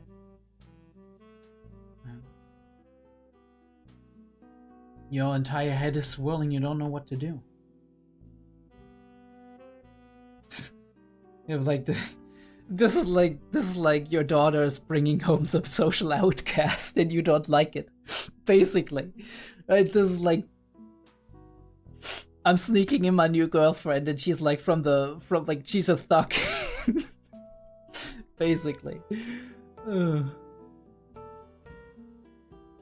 But yeah, she's having the gun, which is like, I mean, somebody explained it. It said that her family, like Caitlyn's family, is a matriarchy, so makes perfect sense. And the father is kind of taking that role of like somebody who's more like worried about his daughter and whatnot. Although, to be fair, fathers in general, very protective of their daughters. She's like, you found a stray, right? Like derogatory, basically. But yeah, they talk it out, and he's being very defensive. Like, he's defending her. He's like, look, I'm sure she like just did what she thought was right. Doesn't she need some rest? And like, right? He's an advocate for her, while she is like, she's still trying to be like, okay, look, I'm on the council. Look how that reflects on me, and like trying to be like kind of in between the seats because she has to be that politician, but obviously you should be on the side of your daughter. Especially since you know that your daughter is generally has a very strong sense of justice. But this is why she probably tells her, you know what, I'll get an audience for you. Right? I can't help you in any way because people would call me biased, but you can present your case, whatever. We have Dog, and Silco's coming in. He wants her saved, right? But by any means necessary. And right decision, Doctor, when Silco is like, she can't die. He's basically confirming that he will not accept her dying under any circumstance. So the Doc is like, you're gonna interfere with anything that happens. If she's like groaning in pain and whatnot, you're not gonna be able to take that, right? Like, we see that here. He's so worried for her, which again proves the feeling I had. Here we have like the kiss. Proves that the feeling I had that this is coming from more of a place of like care and actual like feeling himself as a father, kind of. He's taking him out. He's like, I can't work when you're there. But yeah, makes sense. We have that little scene. We talked about that. And her mother is coming in. I mean, they look similar, so it's still possible that she's her biological mother, of course. You never know, right? You never know. There are these bad vibes between them. They don't see eye to eye. Like, Mel has more empathy than that, although she's rubbing off on her, right, in a way, or she has been rubbing off on her in that way that she has made decisions that are more going towards war, but she's kind of been on the knife's edge, right? Sometimes advocating for it, sometimes for like decisive action, and sometimes being like, maybe not, right? Maybe let's think about this. And she's in the mindset of, first of all, she has that mindset of like dominance and right suppressing and whatnot, and like war, basically, since she seems to be from Noxus, so Noxus is doing a lot of war. That's what I'm getting. I do think like the one thing I remember about League is that Noxus is a big kingdom, so that makes sense, right? Like probably maybe an empire or something. And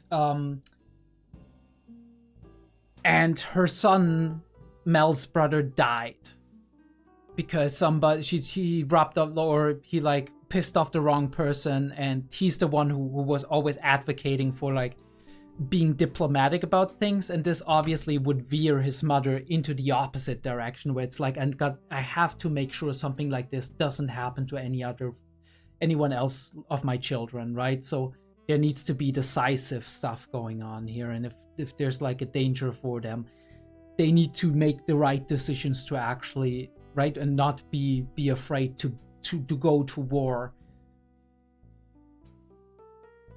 I do love how we have like the dark clouds in the background and there's some light in the front. Like the seaside in the back of her. Weapons can't be unmade and they are always used. Like, is she saying that the weapons are already made? I mean, I guess Hextech itself is a weapon, kind of, right?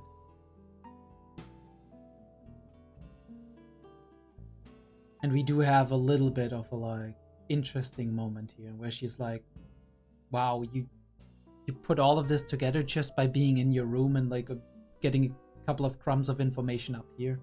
Impressive. And then they just lie on the bed and share their feelings, which is kind of like a little bit cliche, but at the same time it makes sense, right? It's like, it makes sense as a scene. And they're sharing really private, emotional, vulnerable memories, or at very least like Vi is sharing those, right? I guess Caitlyn hasn't been sharing those as much yet. Although we do obviously see all of her naivete, all of her like good heart, good intentions, right? And her family here, right? She's gotten to know her family shortly. But yeah, the way she's closing her eyes as she's like very close to her and looking to her, it proves that she kind of trusts her, right? And then she opens them and there's this connection that you can read out of them. But what a fucking transition. As she opens them up, very nice, like the eyes open become very round. Normally if we sharpen our eyes, right? If everything around us like edgy, sharpened and whatnot, that means we are distrustful or that we are like focused or something like that, right? Or that we're worried about something, or that we're like we try to hone in on something, or we're defensive, stuff like that. But if we open our eyes, that often kind of just displays that we are surprised sometimes, right? But also sometimes it can mean we are more open for everything, that all the impressions that are coming in, right? And we go from that to fucking that. As she's hallucinating her past self with Vi, right? And then she's replacing all of that with her own feelings of jealousy and insecurity and her fear of abandonment. And this is all going in, and suddenly Vi's putting a gun to her head, and suddenly she's getting shot and replaced by Caitlyn, who is just like mocking her basically. And then Caitlyn turns into or the doctor, right? The doctor is being imagined as Caitlyn, who's torturing her. So this is why I'm worried about her. This is why I'm fucking worried about her, because like we don't know what's gonna happen. This is the last thing we saw her visually perceive. But yeah. Yeah. Heimerdinger in the ruins. I mean, he sneaked off to the Undercity occasionally, I feel. That's how he got to know Victor, I think. But maybe it's been a while since he's been down here. And he's just been ignoring this part of the city for too long. But I think Heimerdinger is the kind of person who is like this situation, somebody else would be like, I've been betrayed, fuck you all, or whatever, right? Or like being completely like downtrodden, being like, these people have bullied me out of the council and taken over, whatnot. But his response to that is humility. His response to that is, I've been hurt deeply emotionally, but maybe it's my fault. But he's internalizing this. He's like, I think to a degree what they've been saying is right. And I worry that he's taking it too hard, but this last scene with Echo actually gave me hope, because it feels like he has a very like kind of stand-up spirit, right? Like a I'm gonna get back up again when I've been knocked down. Right, this one where he's like, oh, this is ingenious, right? I see intelligence and creativity here. And he's talking to Echo here. I do wonder if like he's gonna help Echo get back to his people, and this is when Heimerdinger sees, okay, there's other people here, maybe they can help. One of the things I was kind of frustrated with is that Vi, right, like completely went to like, we have to destroy Silco, right? Where it was like, why do you want war if you can provide them with the solution of, hey, there's this other group of people who are opposed to Silco and his crime ways. How about we actually make sure that we join hands with these people and find a way to actually eliminate Silco that way? Because that feels like it's the natural idea, the natural solution here, that we're like, okay, let's join up with Echo, right? Police for like they won't trust each other, right? But they can act independently and try to work towards the same goal at the very least, and exchange information through Vi and Caitlyn, basically. But Vi is more focused on trying to destroy Silco and free Jinx rather than rather than trying to solve the overall problems of the city. And maybe it's too much to ask of her because she's no politician. She's never governed or reigned. She's never studied anything, right? Although she has a lot of street smarts, and she obviously had that really good plan with like taking out the factories and whatnot. That's actually a pretty good plan. That is not direct war, right? That's more like a razzia, basically, right? That's more like just going in and being like, okay, we're gonna bust these like this drug operation. Yeah. And then we have this, right? They're trying to influence Jace here, who is being very uncomfortable by being called here when she's just like bathing and whatnot. But this is a show of power to her. She's like, I don't need any armor or anything. I can show myself the way I want to. I don't give a fuck. Right? This is like, for her, this is a moment of domination, kind of, right? Because he's forced to stand here and actually, not forced, but compelled to stand here and listen to her while she has all the power and demonstrates that. But yeah, she's coming out and she's like, you're too soft, right? If you don't watch out, right? If you don't take action, you're gonna end up dead, right? You're gonna end up dead not knowing anything.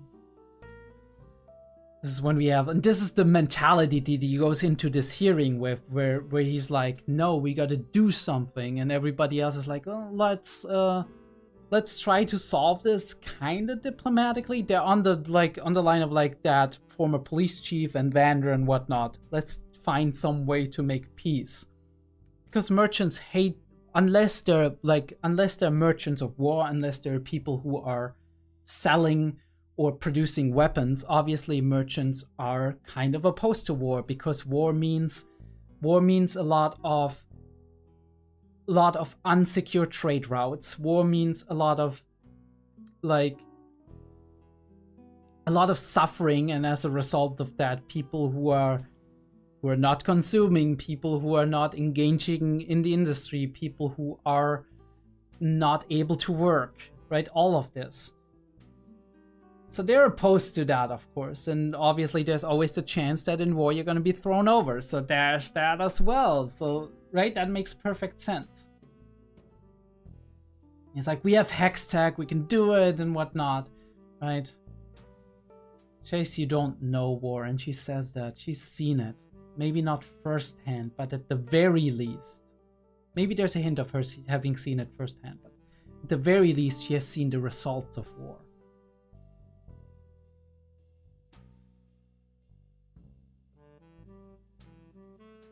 You know, like, she's like, he ain't gonna be satisfied until he's taken all of you down. And it's true, right?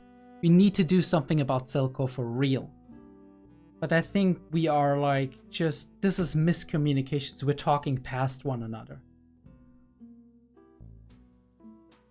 And this is the decisive moment. Caitlyn's like, we gotta keep trying, and Vi's like, I'm done trying. But she's not really, right? She saw that spark, and maybe this is the conversation when she actually got the idea. Maybe she was actually done trying, and Caitlyn was, we need to keep trying, and then Vi was like, no, we don't, and she walks away, and then as she walks away, as she's a little distance or some like hour or two past, she was like, wait, there's this one sentence, or there's this one guy who actually made sense within the council. Let me try and talk to this guy, because I know he wants to take action. So let me go to him and actually make a proposal. So what could I tell him? Well, maybe not all-out war, but maybe what we could do is actually shut down Silco's operation, hurt him, like, or get him where it hurts, basically, right? And make sure that everybody else, like, I mean, this is what you're doing basically when you're punishing another nation, right? Trying to punish another, like, a nation's leader for doing something bad internationally. You're imposing like some kind of economic penalties, and the result of that is, well, not always, but the result of that is hopefully over time the population will realize, well, shit, this guy is doing all those stupid stuff, those warmongering or whatever, And that is like the reason for all of our economic troubles. We get less good wares, right? Everything costs more, right? The reason for that is that our leader is actually doing all of that stupid shit. So we ain't gonna support him anymore. We just keep suffering because he wants some like new piece of land, or because he wants to oppress these people, or because he wants to do this stupid shit. So that's the idea behind it. Obviously, it doesn't always work like that. Sometimes it works, sometimes it doesn't, and oftentimes a clever leader will obviously use the media and use all kinds of forms of communication and ways to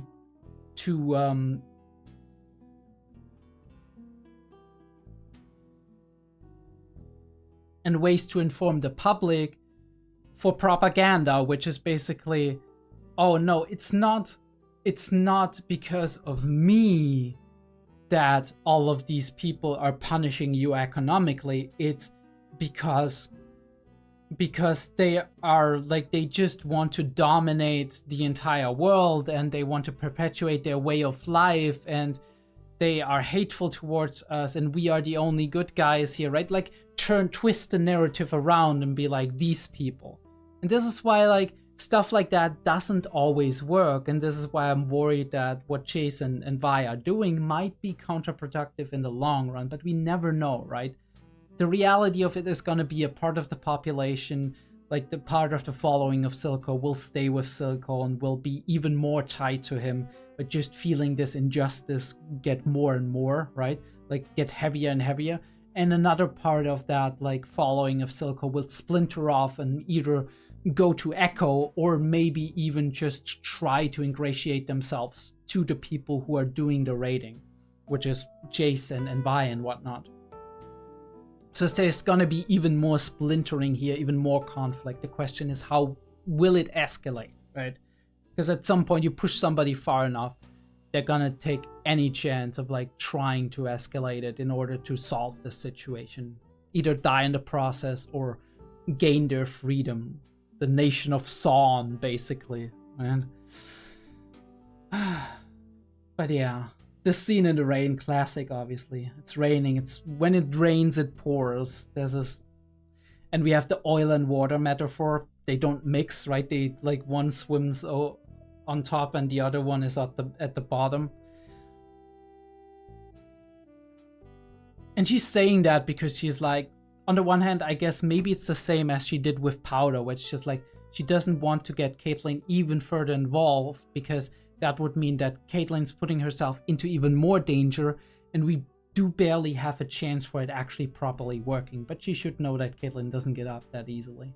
And second is, of course, that she is dejected in this moment and is like at the brink of giving up, maybe, or at the brink of making a rash decision, like she did with Chase now. But we part ways. And we go to Victor being like all excited about it. The problem is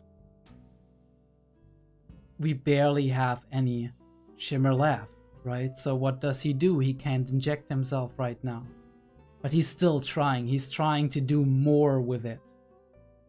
And she comes in, she's like, this is an experiment gone wrong. I have to save him. She's going in, trying to get him out. And she's Sky. I didn't peek that, but obviously that makes perfect sense. And probably her name has been mentioned before. But yeah, now it makes perfect sense, right? She's already been like attentive to him and interested in him when they were children. And now she's his assistant, and basically she was in love with him, but you have that. You have that like key frame here. But she's gone.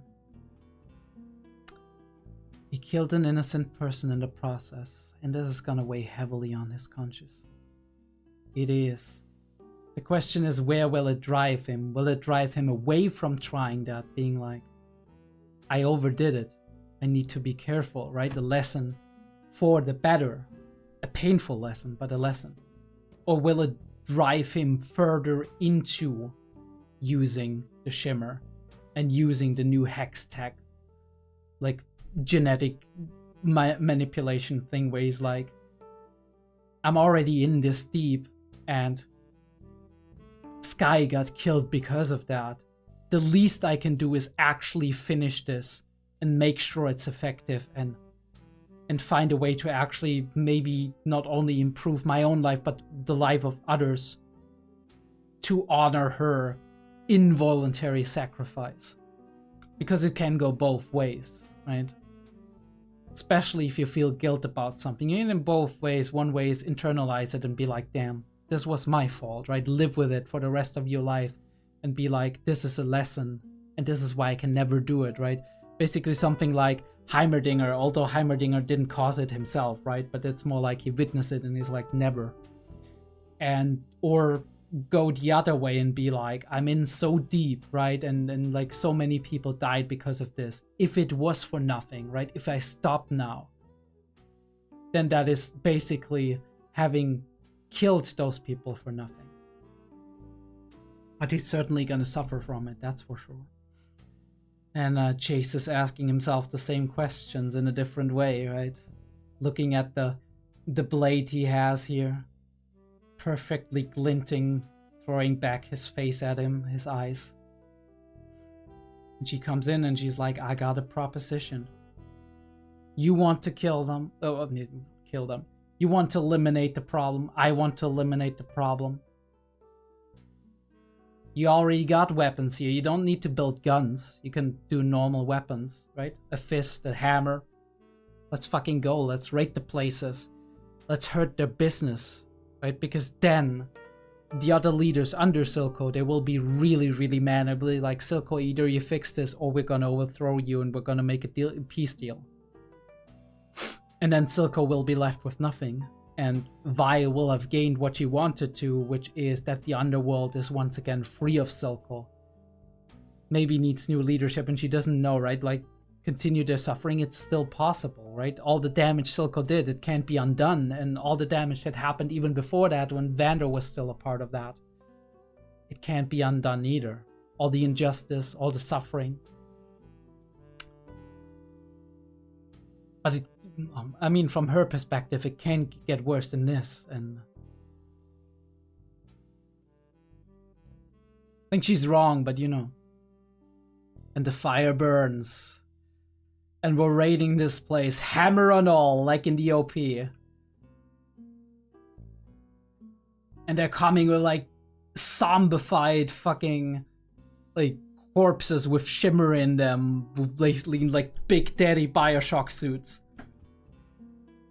Insanely serving on the walls like some superhuman crazy thing, right? I love this animation. It's so insane. Like, especially with like the jittery like burst movement, right? It feels very unnatural because the movement doesn't flow. Like it goes, like it stops for moments at a time and is at a normal pace, and then it jitters and suddenly they're somewhere else. It's like they have like superhuman reflexes and abilities and speed. Boom. Yeah. And what do? We fight, of course. Right? Vi coming in with the gloves, with the fists. Look at this. Look at this animation. This is like, this could be a wallpaper. This is amazing. This is really cool. Impact frame, key frame shot. And then the dust that comes out, right? That shimmer dust and whatnot. This explosion of color that's happening on both sides, right? The blue on her and Chase's side. It's like, I never thought I'd see such a fucking team up. Chase being like, I mean, of course it makes sense for Chase because he's like very physically adept, right? But like Chase with the hammer, Vi with the gloves, I never knew I needed that, really. I never knew I needed that. The rotation shot in anticipation. And this one, right? Like the top-down shot with the bridge and like everything hand-drawn and them being on it, right? And everything going down the shaft, right? Like with that violet lighting underneath them. Everything is right? The metallic glint of it, like the blue like steamy dust that's coming off of the hex tag, right? The color coding is perfect, right? The blue of the hex tag versus the violet green of the shimmer. I don't know what the green exactly is, but I think green is just that part of the tag. Or maybe it's like an evolution or a variation of shimmer or whatnot. Either way, it's like, it fits very well. Violet and green is... Violet. It's maybe not necessarily violet. It's like more purple. Purple and green is kind of like a really good combo in terms of color combination. Like, look at the World of Warcraft design of like the Demon Hunters, for example. A classic color combination. And then we have like the blue on the other side. Blue often representing the good, basically. The good side, right? And green being poisonous. Purple, violet being corruption as a color. You have these brushes, these quick brushes with death, with injury. And again, like the hammer impact frame, look at that. He puts it a double impact, triple impact frame even, like hammer to the knee. That is cool as fuck. And we keep fighting, of course, right? I mean, I could highlight all of the animation. Look at this, the sparks flying.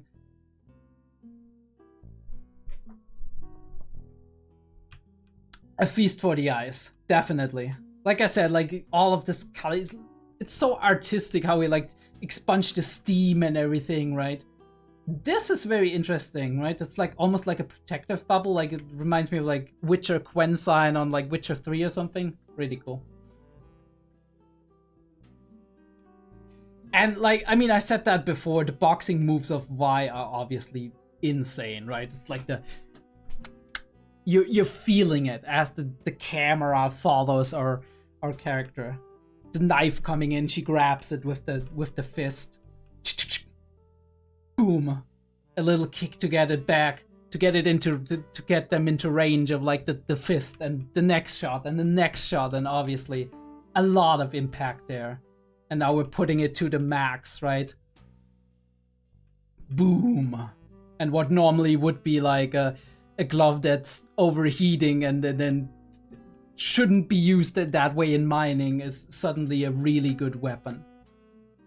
Him shooting the fucking...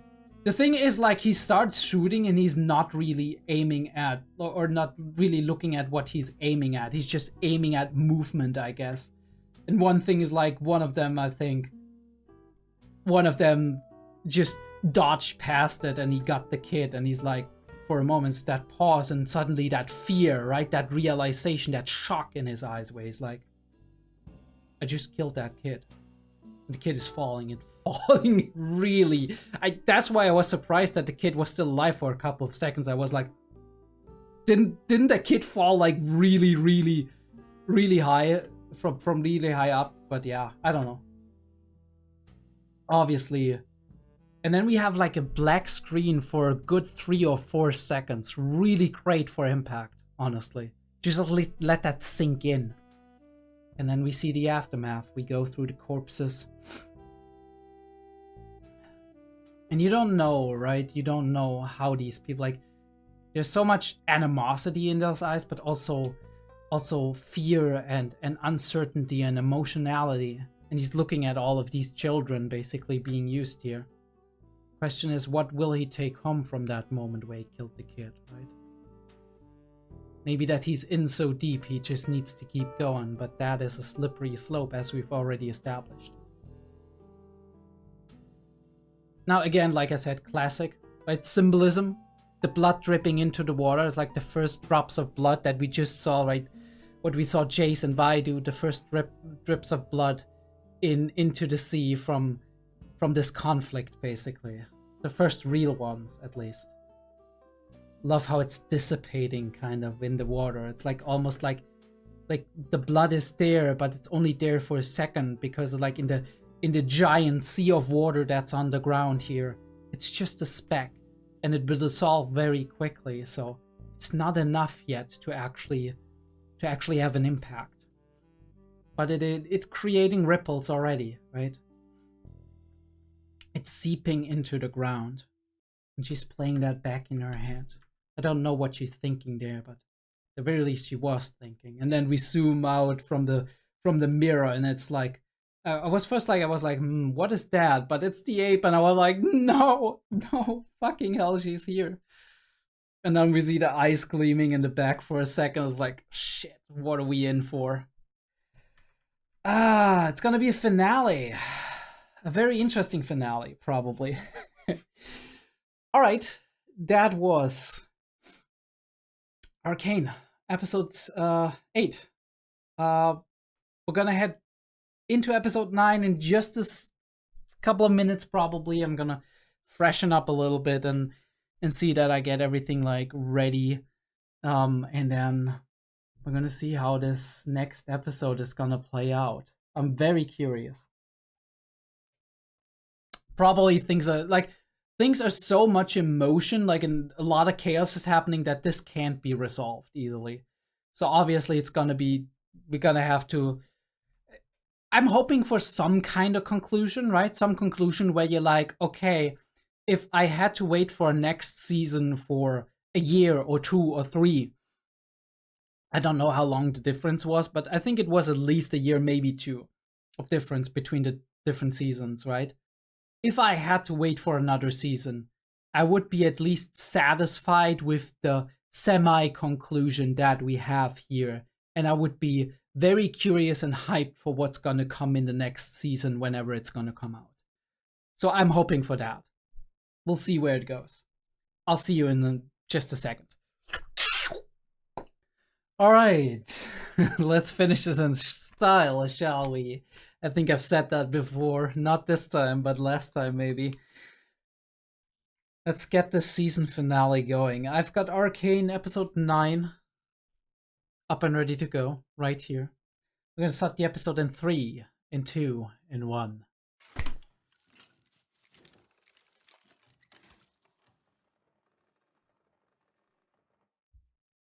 "39 minutes. Let's fucking go." And we start on the kid. Right, Chase, what do you take away from that?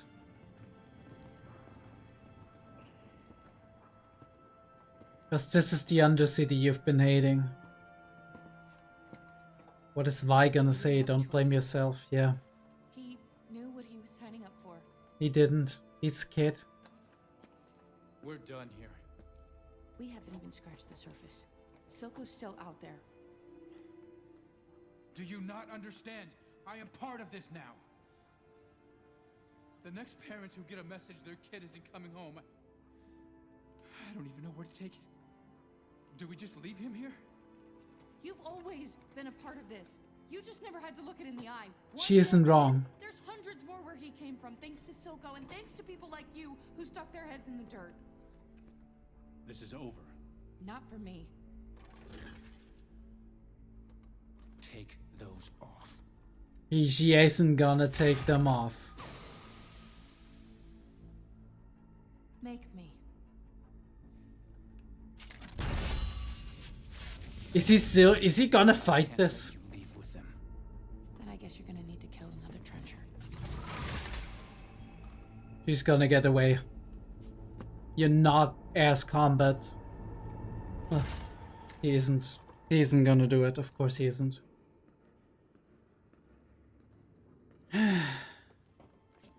You won't make it alone. But she's gonna do some damage.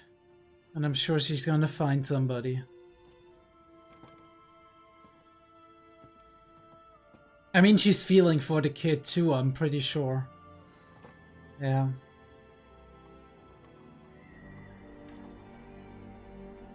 But she's more determined on this. She's more determined on this than him. This is the first time he's really getting confronted with this, of course. Of course this is like shaking him. Himself of his shackles.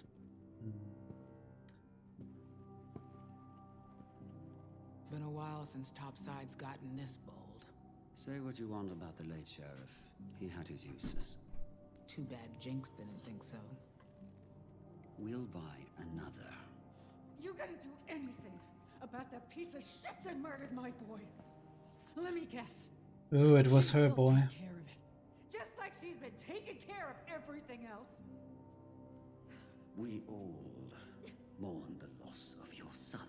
This is why he triggered the alarm. At least we have the solace of knowing he died fighting for our cause. This is how he sees it. Some petty personal dispute, as so often occurs here.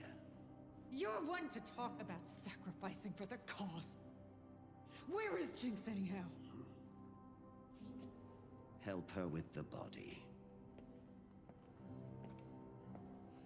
Yeah, he's gonna see more and more alien to them as time goes on. Even her. Yeah, Victor. Ah, fuck Victor. The road to hell. We've said it many times in this reaction.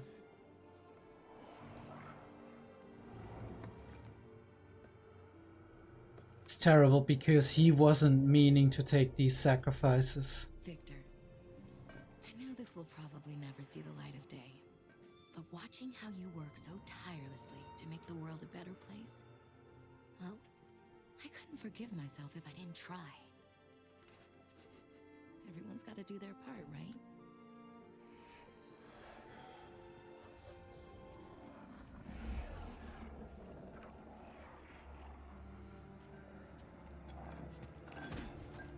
What are you gonna do, Victor? Are you gonna try to get her back? Is that it? Is that gonna be the attempt? No, you're gonna destroy it. Oh. But it calls to you.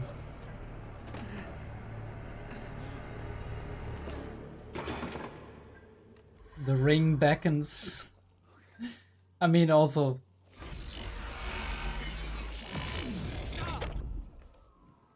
What the fuck happened?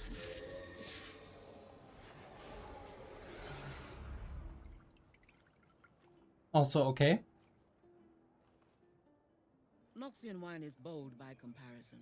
The grapes are hardened by the climate, but then so is everything that manages to survive in Noxus. Mel, would you like... Leave.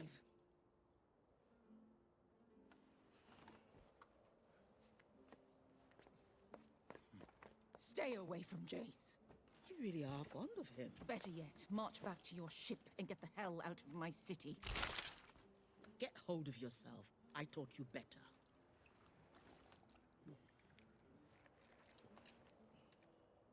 No emotion. Just pleasure and business, is that it?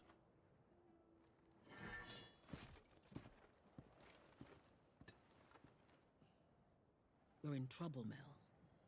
The man who killed your brother doesn't believe the score is settled, and his resources exceed ours. If there is a chance Hextech can be weaponized, we must have it. Piltover isn't your testing ground. I've only accelerated a process you started. I wanted to protect the city from people like you. I can't believe you'd start a war just to cover your ass. I would set the world ablaze to protect our family. I stopped being part of this family the moment you cast me out. Why? Why did you do it? Because you weakened me.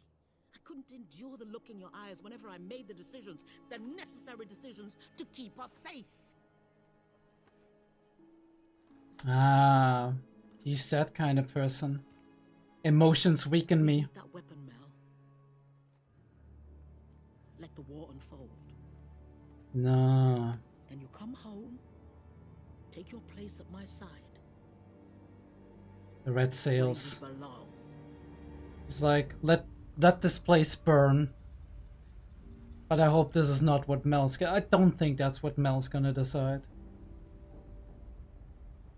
I'm sorry. I don't know where you'd have preferred. What a funeral service.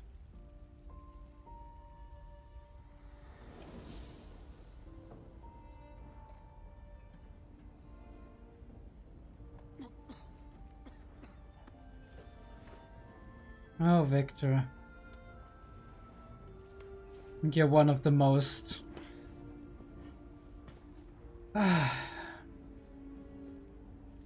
You're one of the most heartfelt people. Don't do it. Is Chase gonna be the one who's gonna stop him? Am I interrupting? It rhymes, huh? It really rhymes.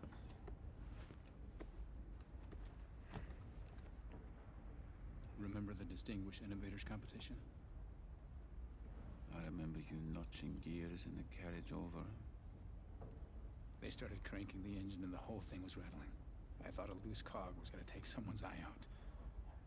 At least you didn't throw up. Everything made sense then.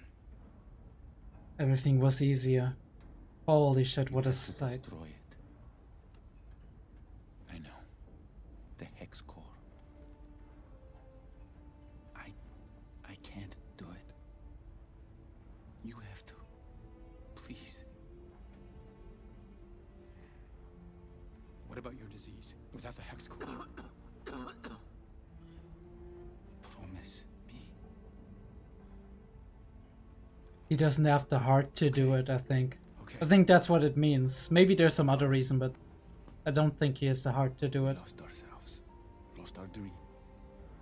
In the pursuit of great, we failed to do good. It's easy to confuse the two, isn't it? We have to make it right.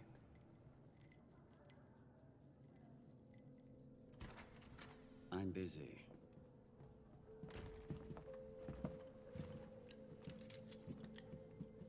Alright.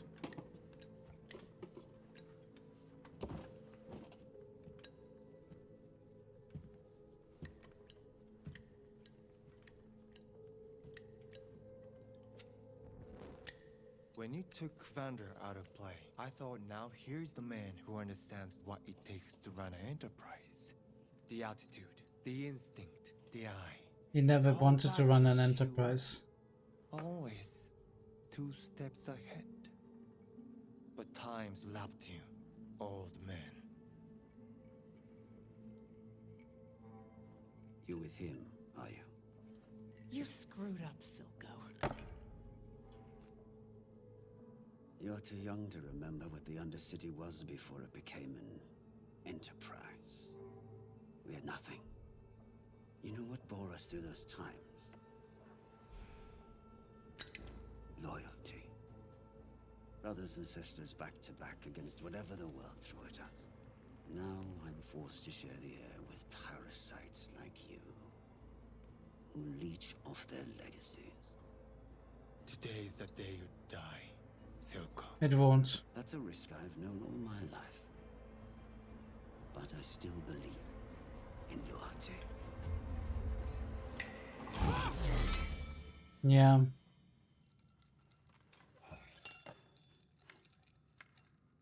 He was scared though.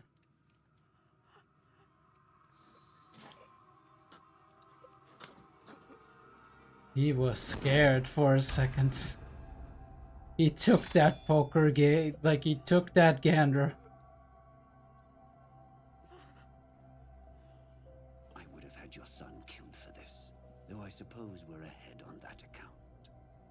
Get out. It won't make him friends, but... Were you tempted? Not for a worm like him. But he won't be the last. He's saying you better don't mess up. Otherwise I might be tempted one day.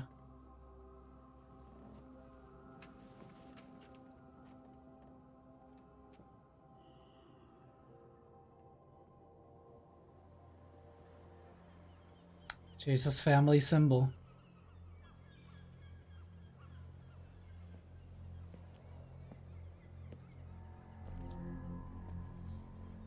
What the fuck? Two of them in the same shot? Wait, did he actually leave that letter? Okay. Interesting. Perfect place for an ambush. And you without your hammer. I was reminded recently of what brought us together in the first place. The threats beyond our walls. This city has a short memory. Progress. Far be it from me to stand in the way.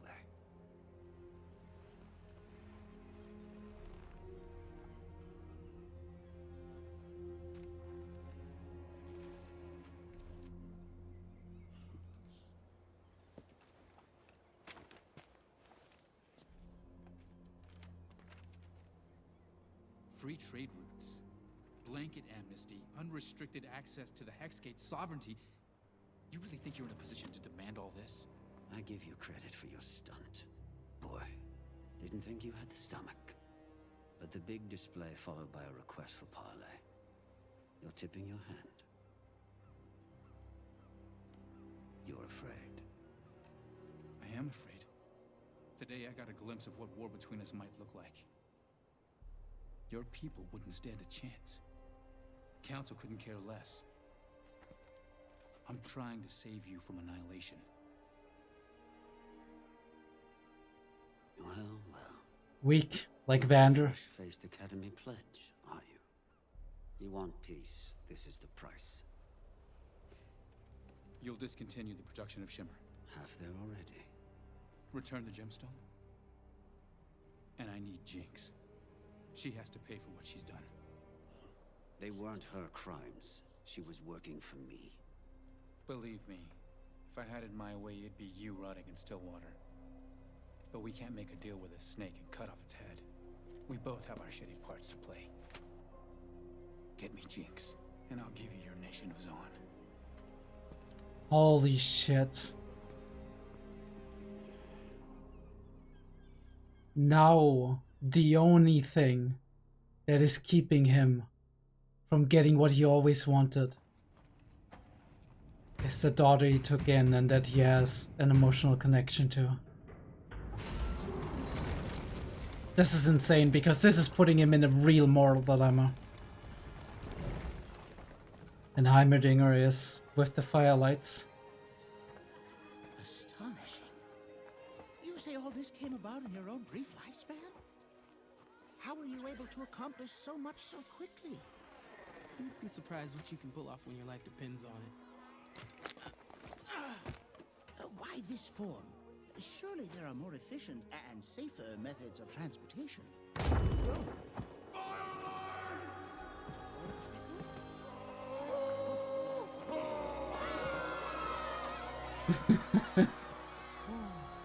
It's not enough to give people what they need to survive. You have to give them what they need to live. Holy shit, words of wisdom from little man. Words of wisdom, isn't that true? Survival is not the end of our strife. Times I've imagined this moment. Ooh, look at this shot. All we ever wanted. The boy didn't even haggle. And what do I lose but problems? And still. Oh, it all makes sense now, brother.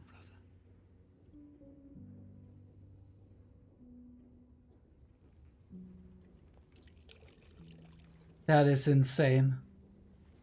The moment he gets what he wanted, he understands him. Is there anything so undoing as a daughter?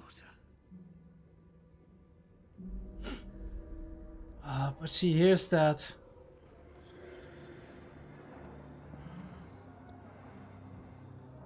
What has she heard beyond what he just said?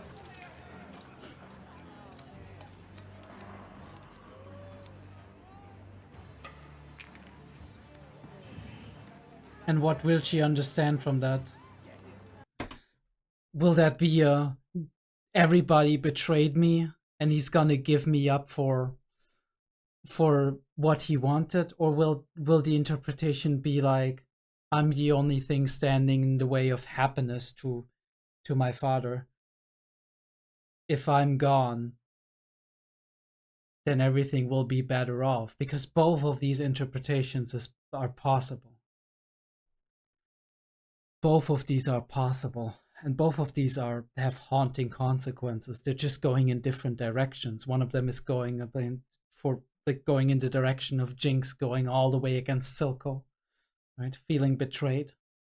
And the other one is going into a self-sacrificial direction, where it's like,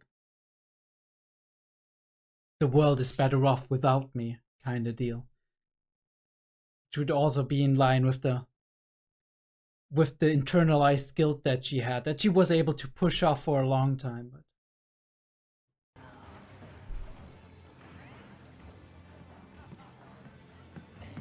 what are you off to, Salvica? Piss off.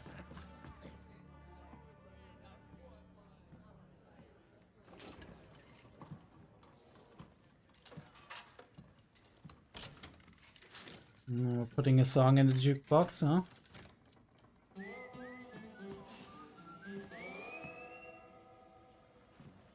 And here's why.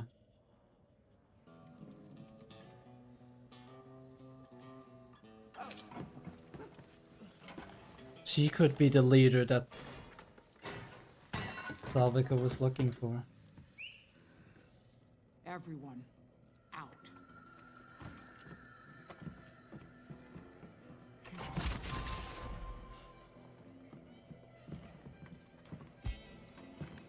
Or is this gonna be round 2? This is gonna be round 2. We don't even need to talk.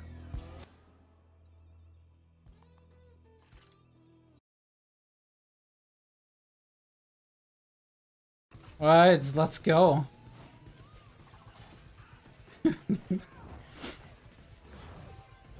X-Tech versus Shimmer once again.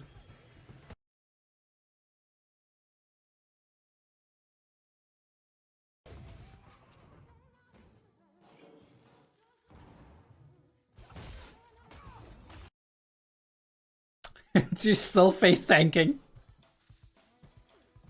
But she can take it, I guess.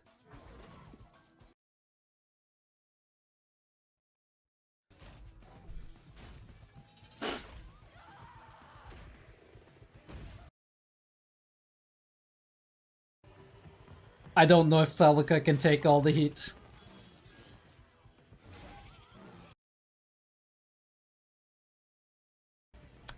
This is cool. Every fight is so cool.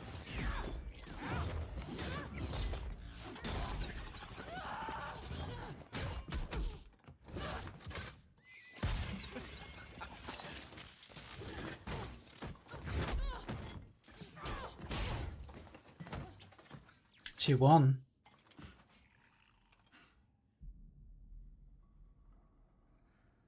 Well, for now. She's done with her Shimmer too. Well, your guard needs work. Ooh. I'd say it gets easier, kiddo. But I'd be lying. Alright, Vander. She still needs you. So what do you say? Ooh, this is a good moment. I've seen a lot of anime do this a lot worse.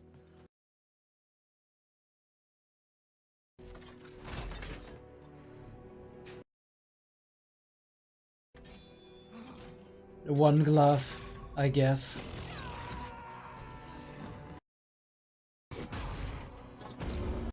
Fuck me. This might have actually been the last drop that ever been drunken in the last drop. Ooh. Didn't even know that existed.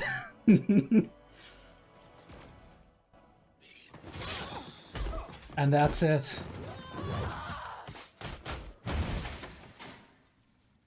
Game, set, and match. She lost her arm a second time, I guess. Ooh.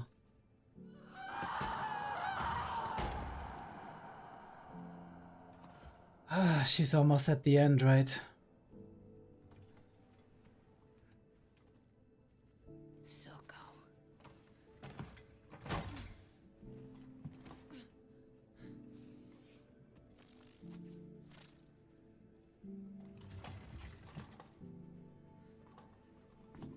You gonna leave that here?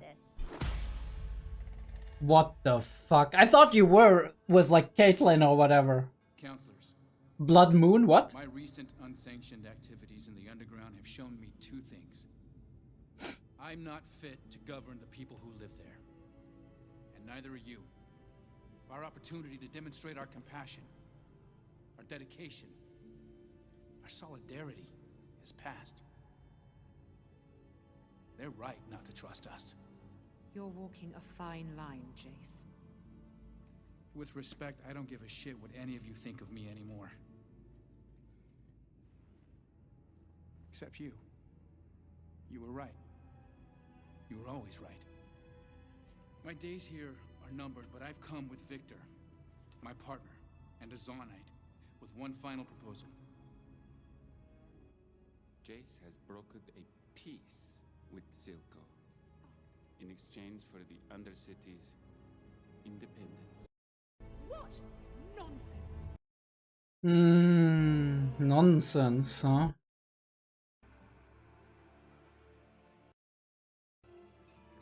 Who are we gonna exploit then?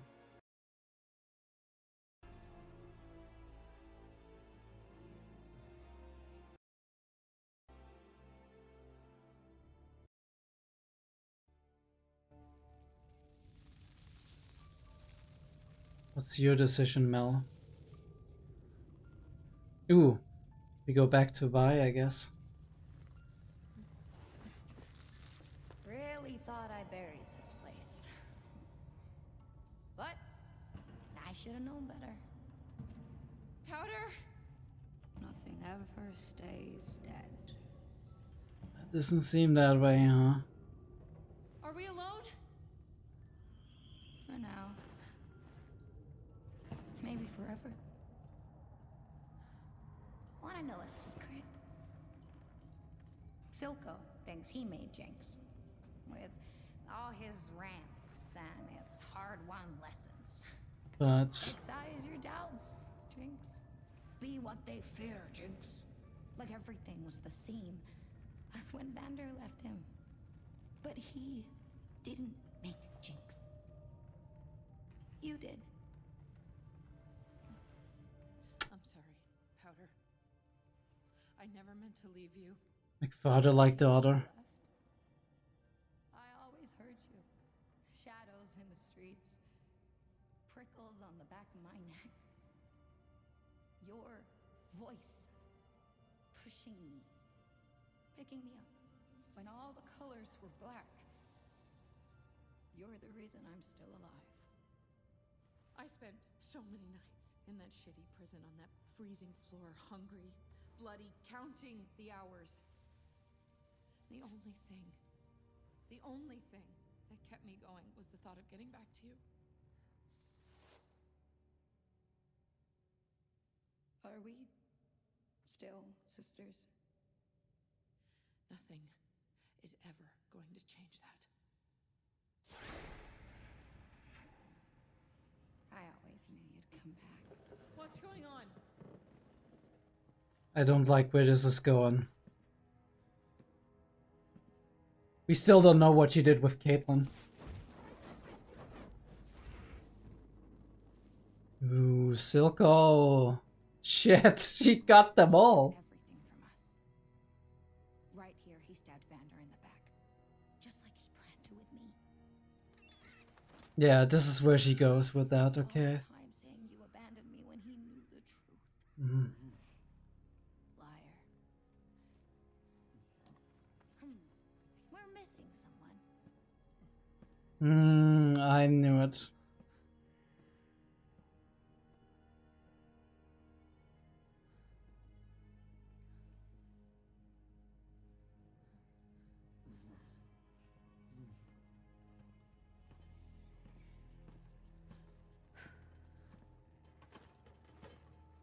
Who are we missing?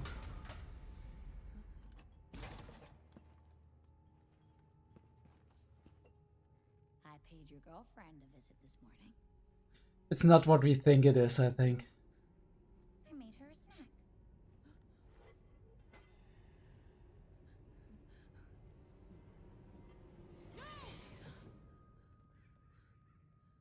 Sheesh. I'm not that crazy.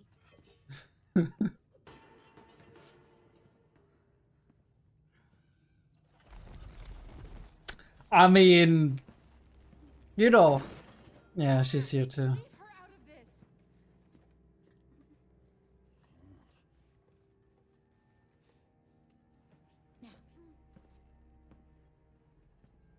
She even dressed her up?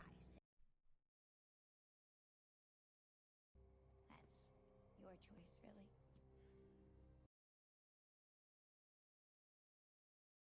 Powder or Jinx? It could go away. Please. And you can have powder back. I don't think you can. No! Powder, listen. We can just go. We'll leave and never come back. Where would we go? No, no, no. She's not saying that. Hmm. Put this behind us. You'll never have to see him again, Powder. What do you have to say about that? Her name is Jinx. She's lying. Be with her a day before she realizes you aren't that girl anymore and turns her back on you. You aren't lying. You wouldn't lie to me. Not again. I'm not lying. I'm on your side.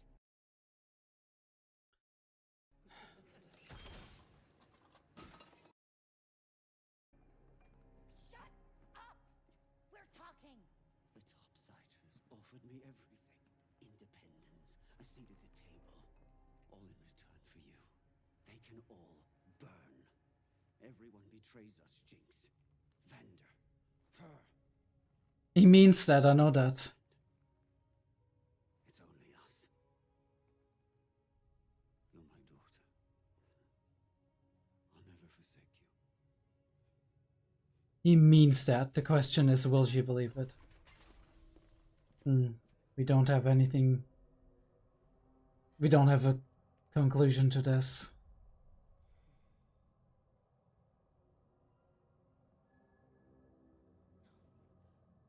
Please.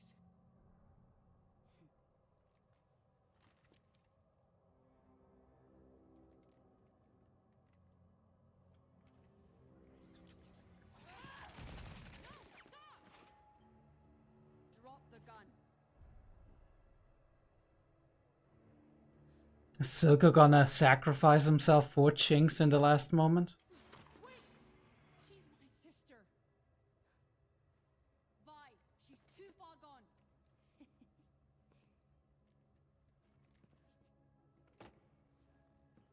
Oh, Silco has the gun. Well, technically not, but very close to him.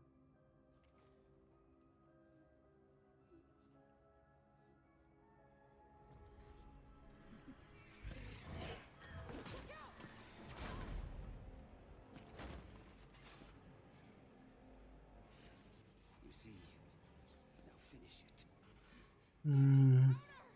Holy shit, this is so tense.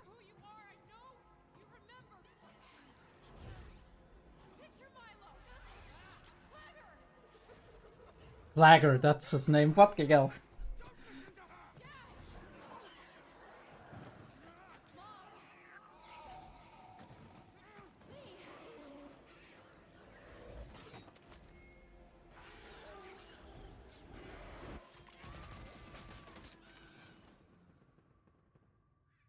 What just happened? What the hell just happened? Who or what did you shoot?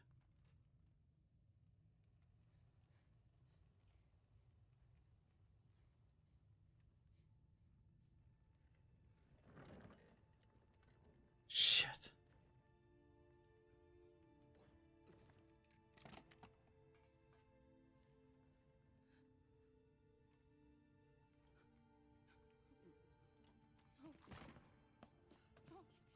No, I'm sorry.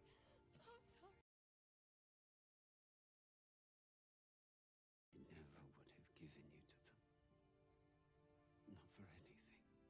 I mean, I know he's the bad guy, but...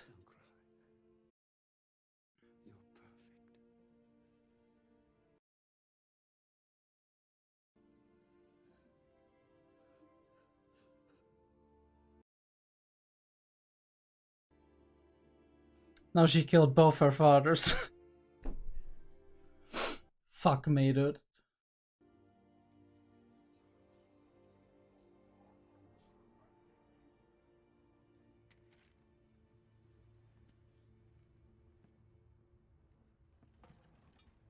Powder? It's okay. It's not. It's really not.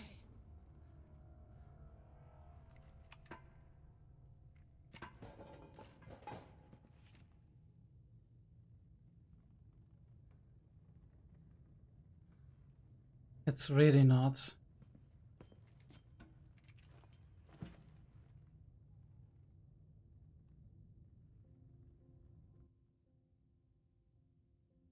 I thought maybe you could love me like you used to. Even though I'm different. But you changed too.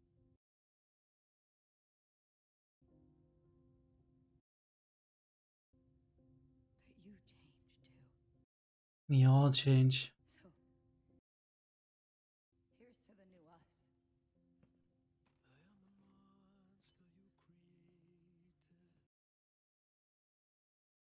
Fuck.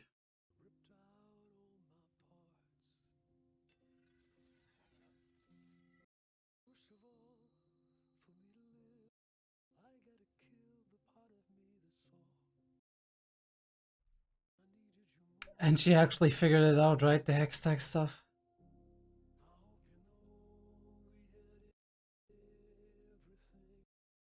A red moon.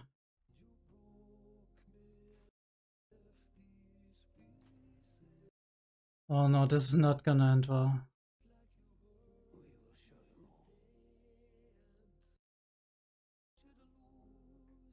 She keeps destroying everything. And they were ready to make peace. Oh, fuck, dude.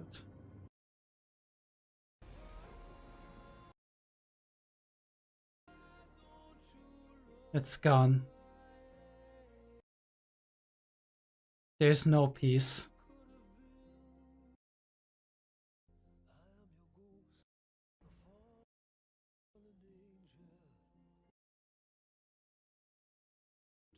The only piece of hope we have right here.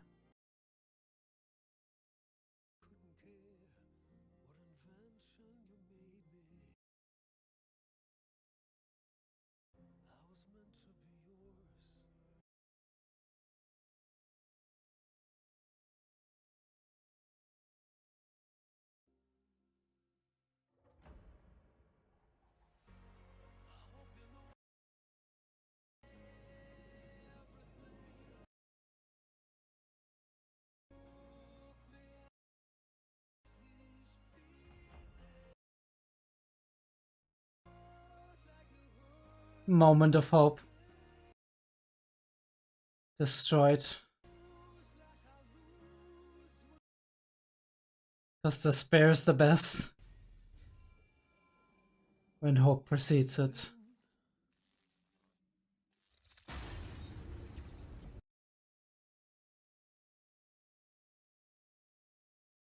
What kind of conclusion is this? What the fuck?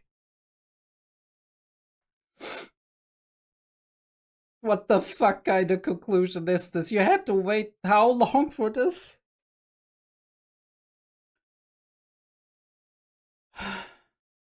How? How is there any semblance of humanity after this, right? Any empathy for the people downstairs? How is there anything but bloody war after this?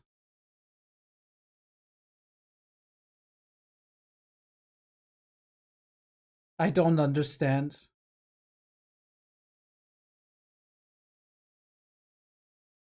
the entire council potentially died.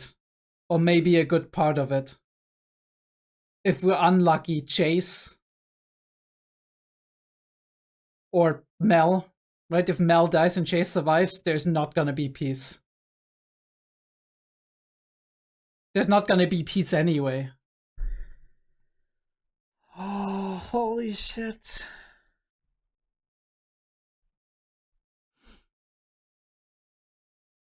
And Vi failed. If you, I mean, you can say it like you want, but Vi failed.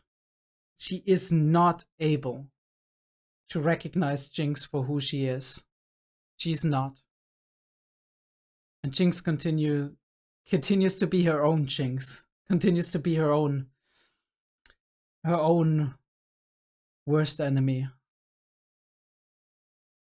Killing her father figures.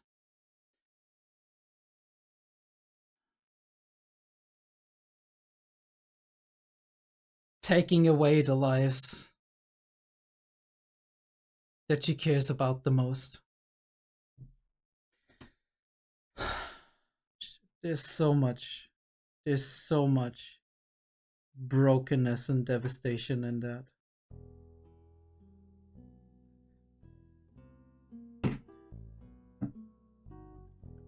Like, I mean, how the fuck am I gonna survive emotionally? First of all, that.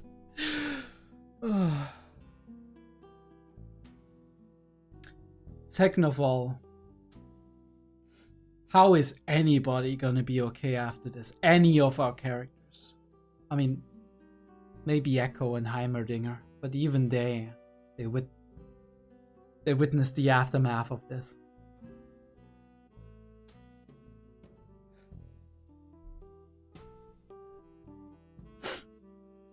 A series of unfortunate decisions. Isn't it like poetic that beyond just like the bigger scope of things that we've just covered, isn't it poetic that Silco dies in pretty much the same way that Vander does?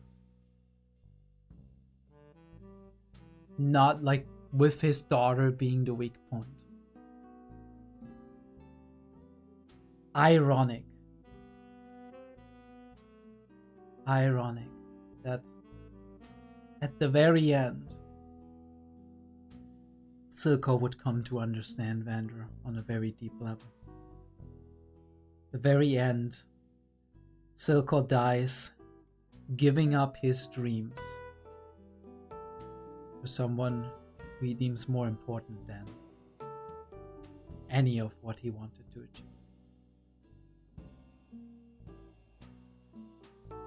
Especially in how it reflects back to especially Victor, but also Chase. Endangering or even killing people.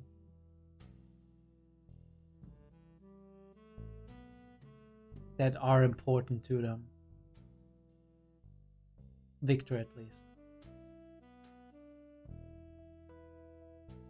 To achieve the thing they want to achieve. Although for Victor it was a matter of survival, I guess. But still, I mean, it has a similar... there is a parallel there, even if it's not directly parallel to one another. Closing the eyes, right? A very interesting gesture. A very telling gesture, closing the eyes of somebody. There's like some... indicates guilt to a degree, right? You do feel emotion for the person dying. Empathy, pain at their death. Him kneeling there, face in his hand. Struggling with himself, not sure if what he's doing is actually the right way. Turning away. But once again, like, we have this reoccurring theme with Chase where he is at the precipice of a decision and he is standing strong and standing his ground, but he's kind of just bluffing because he's unsure of himself. Vi was the one who, in this specific decision, she was more driven, and Chase is still struggling with his conscience. So he's like, I can't let you leave. You're too dangerous. You're gonna cause chaos. But as it comes to blows, he's like, I can't stop you. I can't. Right? I can't kill even more people. But Vi is at least willing to kill some people. She has to. Again, everything about this is beautiful. Like the broken glass and him in the middle symbolizes perfectly well where we stand right now, with, or where we did stand here with Silco. The color palette is beautiful.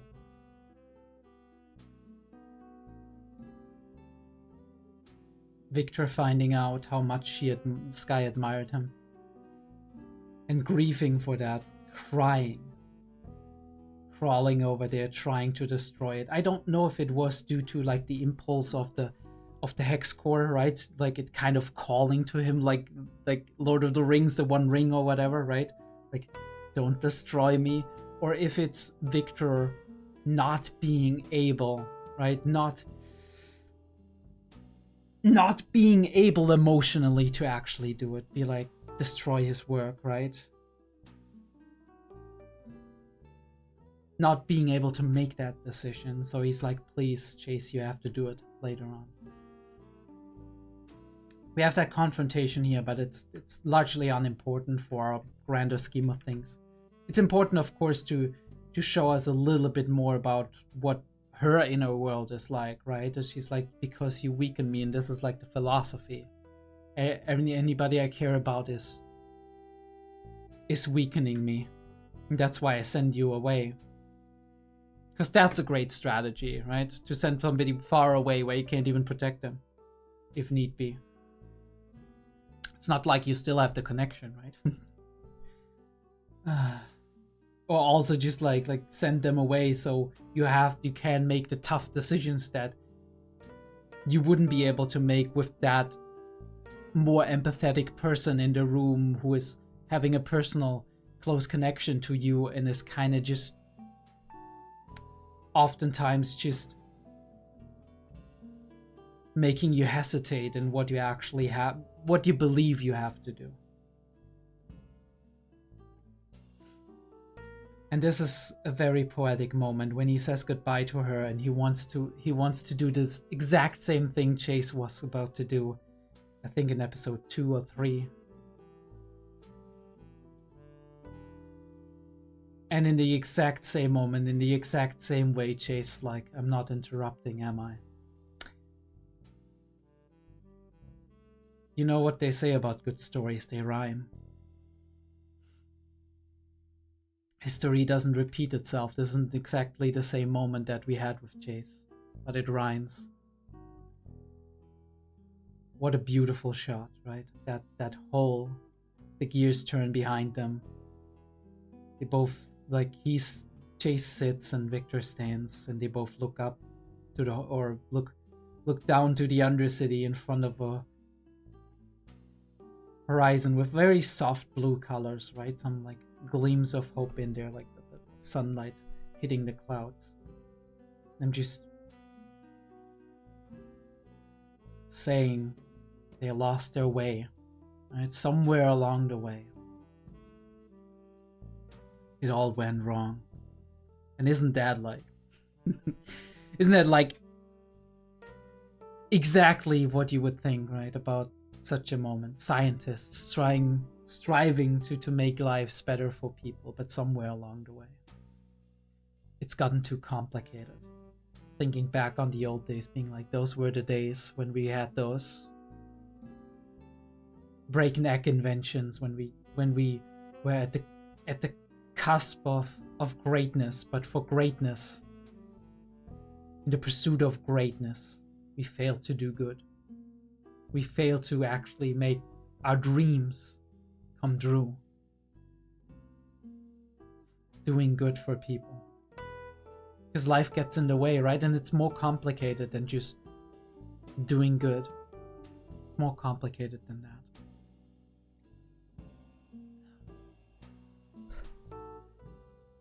that. Progress is a struggle. Always has been.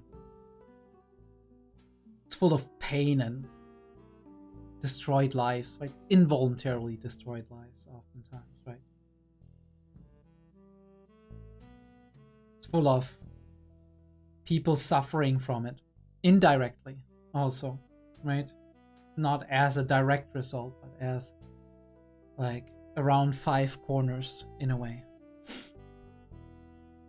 Change the world, change technology, bring people forward. It's gonna bring great changes to society. It's gonna bring tension. It's gonna create or amplify what was already there. Inequality.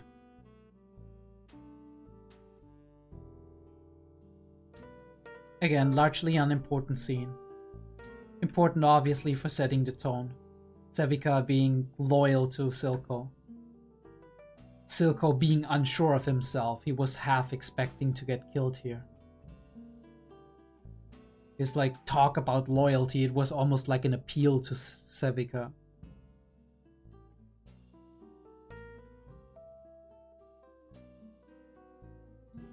And we have a peace offering. The two of them in the same shot. Amazing focus pull. And we meet at the ramparts. The golden hour, basically, looking at the sunset.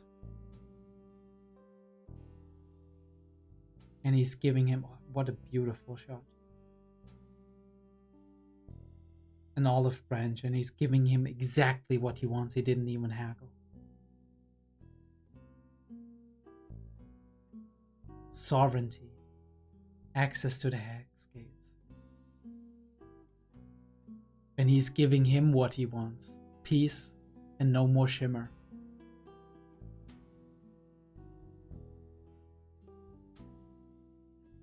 But he wants, or he needs Jinx, right? He's like, I would jail you if it was up to me, but the council, they will want Jinx. They will want to put this onto someone. Right? Somebody needs to take the blame here.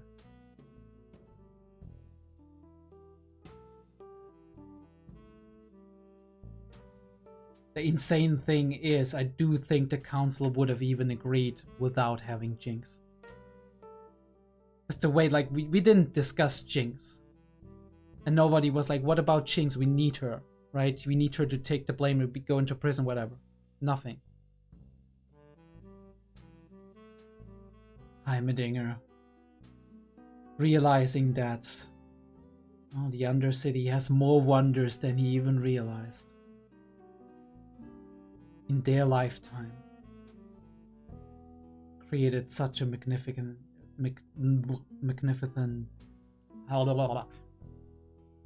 actually I'm gonna leave this in. Creating such a magnificent place. It's not enough to give people what they need to survive. You have to give them what they need to live. And isn't that something? You look at the hierarchy of needs, survival is the bottom tier. Right, there's like 5, I think it's, I don't know. It's like 5 tiers above that. Right? Security, closeness and relationships, love. Self-fulfillment.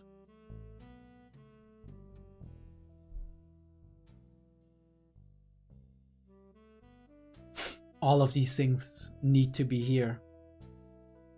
And this is what Echo has been giving these people. As a leader, I mean, I guess this is what they've been creating together as a community. A place to live, a place to call home, a place to be attached to and to have warm feelings for, a place to feel secure in and safe in. And this is what you need to grow up, right? This is what you want for your children to grow up in. Not a dark, dingy place with addiction and drugs and crime. And not even maybe a place of wealth where you're unhappy, because that exists too. Right? A place of like just constant intrigues and political meddling and whatnot. I mean, surely the topside people of Piltover have a good life in general. That's maybe a bad counterexample. But this is what you need. You need more than just survival. You need more than food and water. You need family, community, friends. You need to do something in your free time that's fun and worthwhile, and that makes you feel like you're like what you're doing matters, either to you or to some other people or to the grander part of society. Look at this shot. I said it when it when we panned over to the shot. The heavy industrial smog is pressing down on Silco. The sky is looking at him while we look at him from the bottom up, but not in a way where he's in a dominant position. More like there's a heavy weight on his shoulder. The size of the sky. And all of these buildings, right? The narrow alleyway that we see here. And the pipes and everything, it's like a cage boxing him in. Never like this. All we ever wanted, the boy didn't even hackle, and what do I lose but problems? Oh, it all makes sense now, brother. Statue to Vander. Never saw this one, but yeah, I guess there's a lot of people who still worship him in a way. And who don't know what happened exactly between Silco and Vander. Or maybe the statue was older than that. Maybe it existed before Vander died. But even I think it probably wouldn't have, or at the very least against protest of Vander, because Vander would have been like, no, don't do that. I don't want that.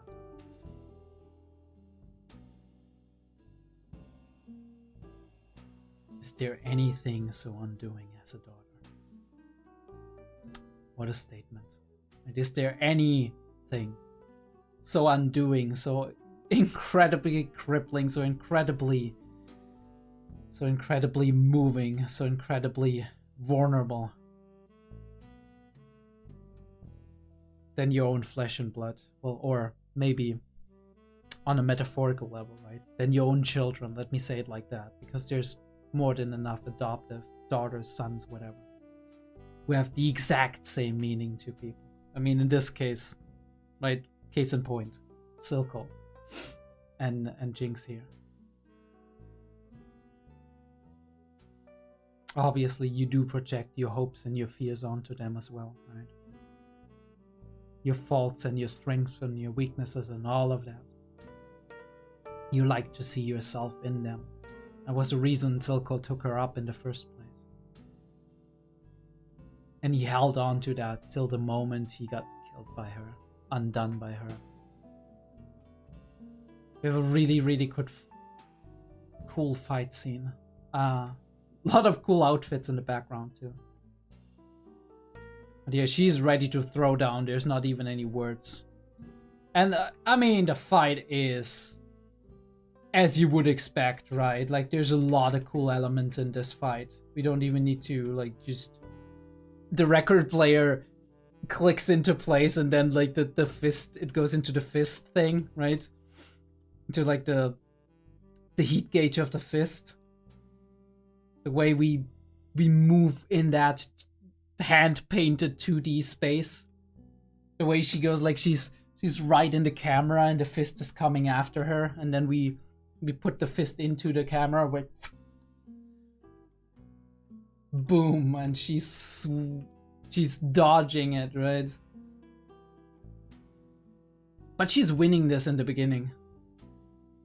At first she gets, like, thrown to the curb, which is, like, a really cool shot where it's like, see how the momentum gets turned and, like, the impact, but she's just raging. She doesn't have, like, she doesn't notice, like, what is that blade? What the fuck is it? Got almost like a heat blade. Like, it's not laser, but it feels like it's, like, heated up or something. But we get, like, all of these like shock waves basically is really cool. And obviously we get the color coding right as well. We do have the purple of the shimmer, but the main thing here is on her side, like this dark, dingy, pinkish red, which funnily, which ridiculously enough is kind of similar to Vi's hair color, but anyway, right? We have that red on that side. It's like almost like a little bit like magma or lava, not exactly, but a little bit has that hinge of it. And then we have the blue on the side of Vi, getting like pushed back by all of that. Also, just like the little details of her, like in this very moment here, screaming in agony, probably from the heat that's going into that, right? That's like, and her destroying one of the gloves, disabling her for a second there, punching her down. And like I said, a lot of anime do this scene, right? I'm basically defeated, lying on the ground, almost going unconscious, and then I remember the lessons with my mentor. But we do that in a very organic, very cool way. Not at all stylized, not at all overplayed, or the pacing is perfect for this one. So a lot of anime who done that a lot worse. So I love that. And we clash again, but we end it here on like the super ball of energy, whatever that means. And now we have it it's in the dark basically because all the lights broke or the power was cut out. The flash is in the dark. And in the last moment, she doesn't even know this was a function, protects herself with it. I do wonder if this is foreshadowing also to maybe the potential that hex tag has, not to just destroy, but also to protect in a way, right? Maybe that comes into play in season 2, but who knows, right? It doesn't need to be. She's done. Lost her arm again. He's like, Silco, I'm coming for you. And then like Jinx is right behind her. She's like, bravos this, and knocks her out. Damn it. And then we see the blood moon, and I'm like, holy shit, this is a bad omen. I don't give a shit what you think. Independence. For Son. And everybody's just like, no.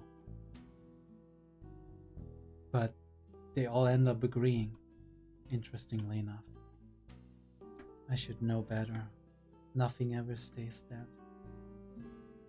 All of the ghosts come back to haunt me. I think one of... like, this scene is amazing. The way we reveal everything and where we're like building the tension. We don't know what's happening yet. Everything is kind of in the dark. Right? You didn't make Jinx, you did. Which arguably is right. And she knows that there's some, like, not completely right, but she knows there's a part of that she has to take some blame for, right? And she admits that by just saying, I'm sorry. But she keeps calling her Powder, and I think that is one of her main mistakes. She can't stop holding on to Powder. And even though acknowledging Powder is important, it would be important for her healing as well, I think. Calling her by a name that she doesn't associate with anymore is disregarding her existence today and what she went through in the time that passed. Picking me up when all the colors were black, on the freezing floor, hungry, bloody, counting hours. Right? They both thought of each other. It's like, I'm still your sister, that won't change, but that sentiment alone is not enough for Jinx. She needs to be acknowledged the way she is now. She needs to be loved regardless of what she does and who she is, right? First and foremost. Judging actions negatively is okay, right? That is a thing that needs to happen between human beings. If somebody does something you don't like, you can judge that. You can be like, no, I don't think that's okay. But for a girl like her who's been hurt so much, who's been like traumatized by so many events, both by events outside of her control and by events that she accidentally, involuntarily caused herself. Fear of abandonment, heavy fear of abandonment, experiences of abandonment and all of that. Struggle for her own identity, right? On the like the very brink of psychotic. What she needs is being acknowledged as who she is today. And only then can we go from there and find a way to make her heal in a way that is good for her and for everyone around her. Right, he's that banner in the back. And she's putting that in front, like, she's like, she knows that information. She knows it's true, but there's this cognitive dissonance between he killed Vander and all of that stuff. He's like the cause of a lot of horrible things. And at the same time,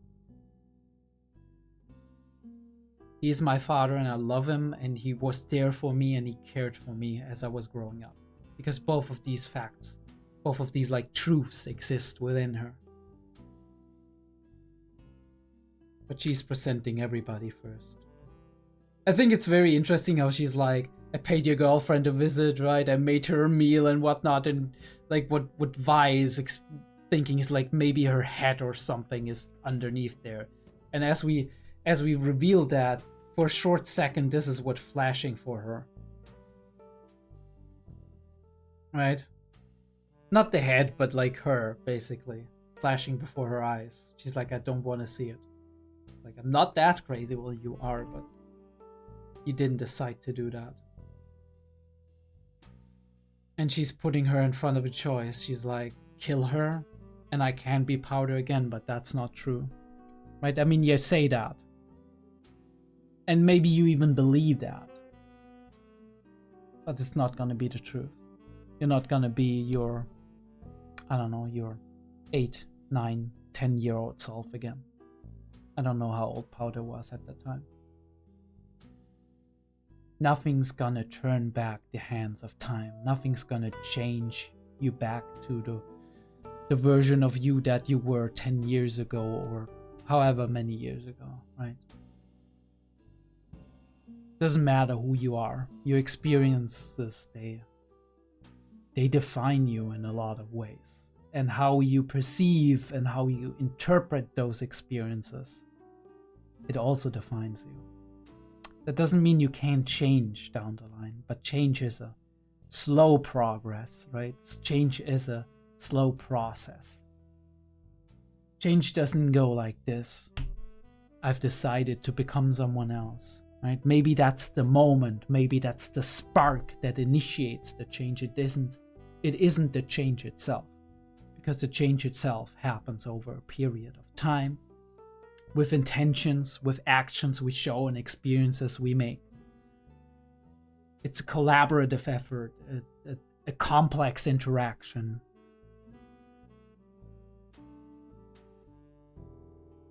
And Vi can't, right? I mean, she aptly calls her girlfriend because there's these feelings that kind of just happened almost immediately, but it's like, the interesting thing is sometimes you create like couples and shippings and whatnot that happen quickly and they don't feel organic, right? It's like it feels forced. But this is the opposite here. This is like it happens quickly, but they did it in a masterful way, in a way that you yourself as the audience, you believe it, right? It's believable and it makes sense. I can't. And then Silco. And he's trying to manipulate her, but obviously he's coming from a place of truth as well. He's like, I would never betray you. I was ready to throw everything away for you. Which I believe 100%. I do believe that, because in his like, not only that, because of that, but before that I believed it already, but after his dying words were exactly that, I'm 100% sure he would have not given her up for anything in the world. And that was his conundrum, right? That was like a deadlock for him. Because that was the guarantee for him to lose his power or even his life. Because everybody else wouldn't follow him, because for his daughter, he would give up all the happiness of all of the citizens of the lanes and everything.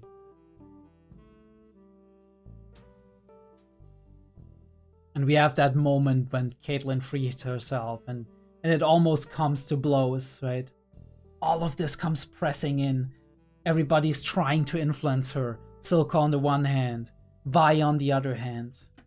And I love how all of this comes in, right? The crayons, like the whispers of the different people who are talking to her. It's like, and she's like a barrel, right? Like a barrel ready to explode. Everything surrounds her.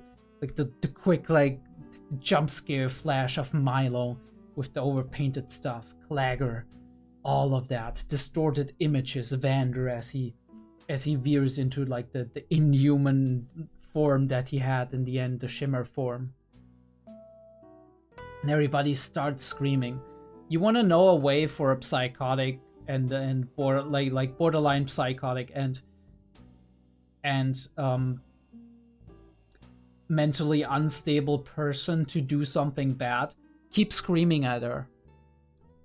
Keep screaming at her and pressuring her. Right? This is like all of the pressure that's coming in of that trauma and everything that they're saying right now. And it's too much. It's overstimulation. Mom, Dad, everything, monsters. Look at that, like the grimaces, like monsters, like the monster story they kept telling themselves, right? There's bigger and bigger monsters and whatnot. Flash of a gun. Vander, no, Silco trying to break free. It's almost like in this last moment, it's almost like poor Jinx going, like, just dropping to the ground, and the monsters are just, they keep bullying her, right? She's like all the way to the ground, and everybody's like they're just like looming over her, laughing about her almost. It's the moment when Silco pulls the gun, and I don't know who he's shooting. I think he's trying to shoot at Vi, right? And this is the moment when instinct kicks in for her. Right, yeah, he's trying to shoot Vi. And we see like shots being fired, and we don't know who it is. And what we see is she picked up the machine gun and she shot him in defense of Vi. It was an instinct. And this is the final betrayal for him, right? This is when he dies. And she didn't want that, right? But he forced her hand. And this is even more painful for her, because there was no winning, right? If she had decided the other way, right? If Vi tried to shoot Silco and she shot Vi and Vi would be dying, she would be exactly the same. But this makes it even more tragic because it's from Silco's point of view. It's like, you can't help but feel for him. Yes, he's cruel. Yes, he was a very, very like driven person who was going over anybody, right? Like, who didn't care who died, except for Jinx, as long as he would have gotten his goal. But in these final moments, him being a father made him human, right? It humanized him for us. And I can't help but identify with him, with his struggle of like being oppressed and trying to find a way to make life better for everybody, and turning to this mindset of unscrupulousness, of like cruelty, of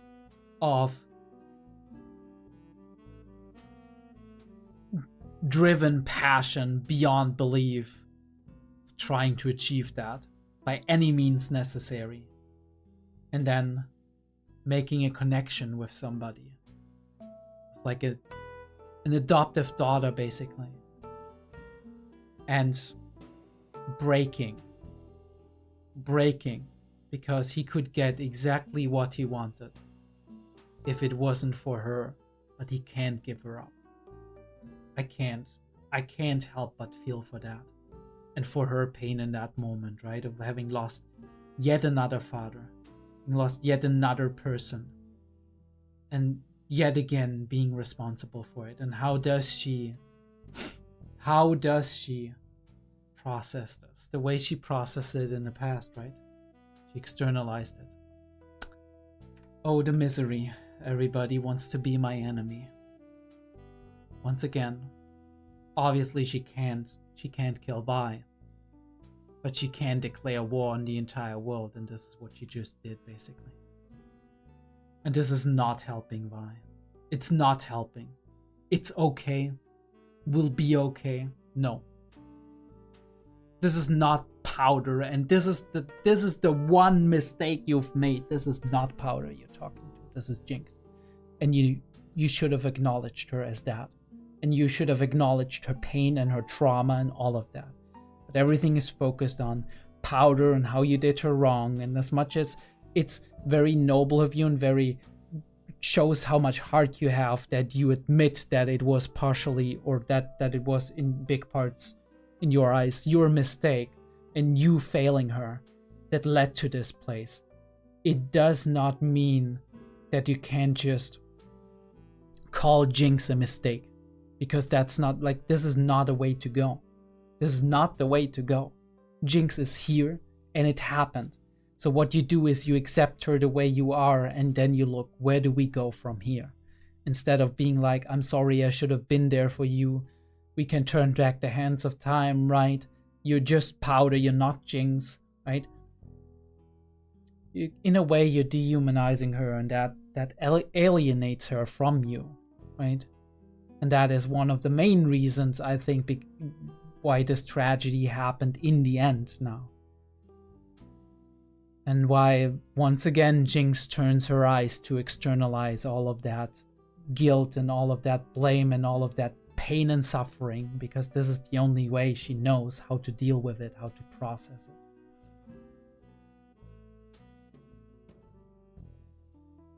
And by saying it's okay, you are basically not acknowledging the incredible pain and suffering and the loss that Jinx just experienced.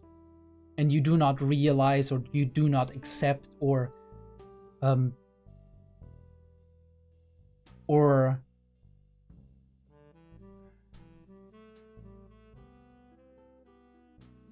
do not accept or acknowledge how much Silco actually meant to Jinx. Because you can't, because you have all of these feelings of hatred towards Silco for all he did in the past. And you have no warm feelings for him, and as a result of that, all you see him as is an enemy, and bad and evil and hateful. And every influence he had on Jinx, even though he had a lot of influences on Jinx that were actually warm and caring, is an influence that you see as negative and shouldn't have happened, and I don't want to acknowledge that, and if I could, I would erase it. Which is not what Jinx needs right now. What she needs is empathy. What she needs is not sympathy. Sympathy is, you gotta see the bright side, or it's gonna be okay. But sometimes it's better to just acknowledge that no, things are not gonna be okay. We're gonna get through it, but we're not gonna be okay. Right? Right? And this is the end, right? The rebirth of Jinx and the final death of Powder in her new throne. All of the dead and unconscious people. And now she's looking, this is very, I mean, look at that. The way we shoot her in a place of, like, in a position of dominance, looking down on us, right? Great, big, right? Even the shoulders seem somewhat broad.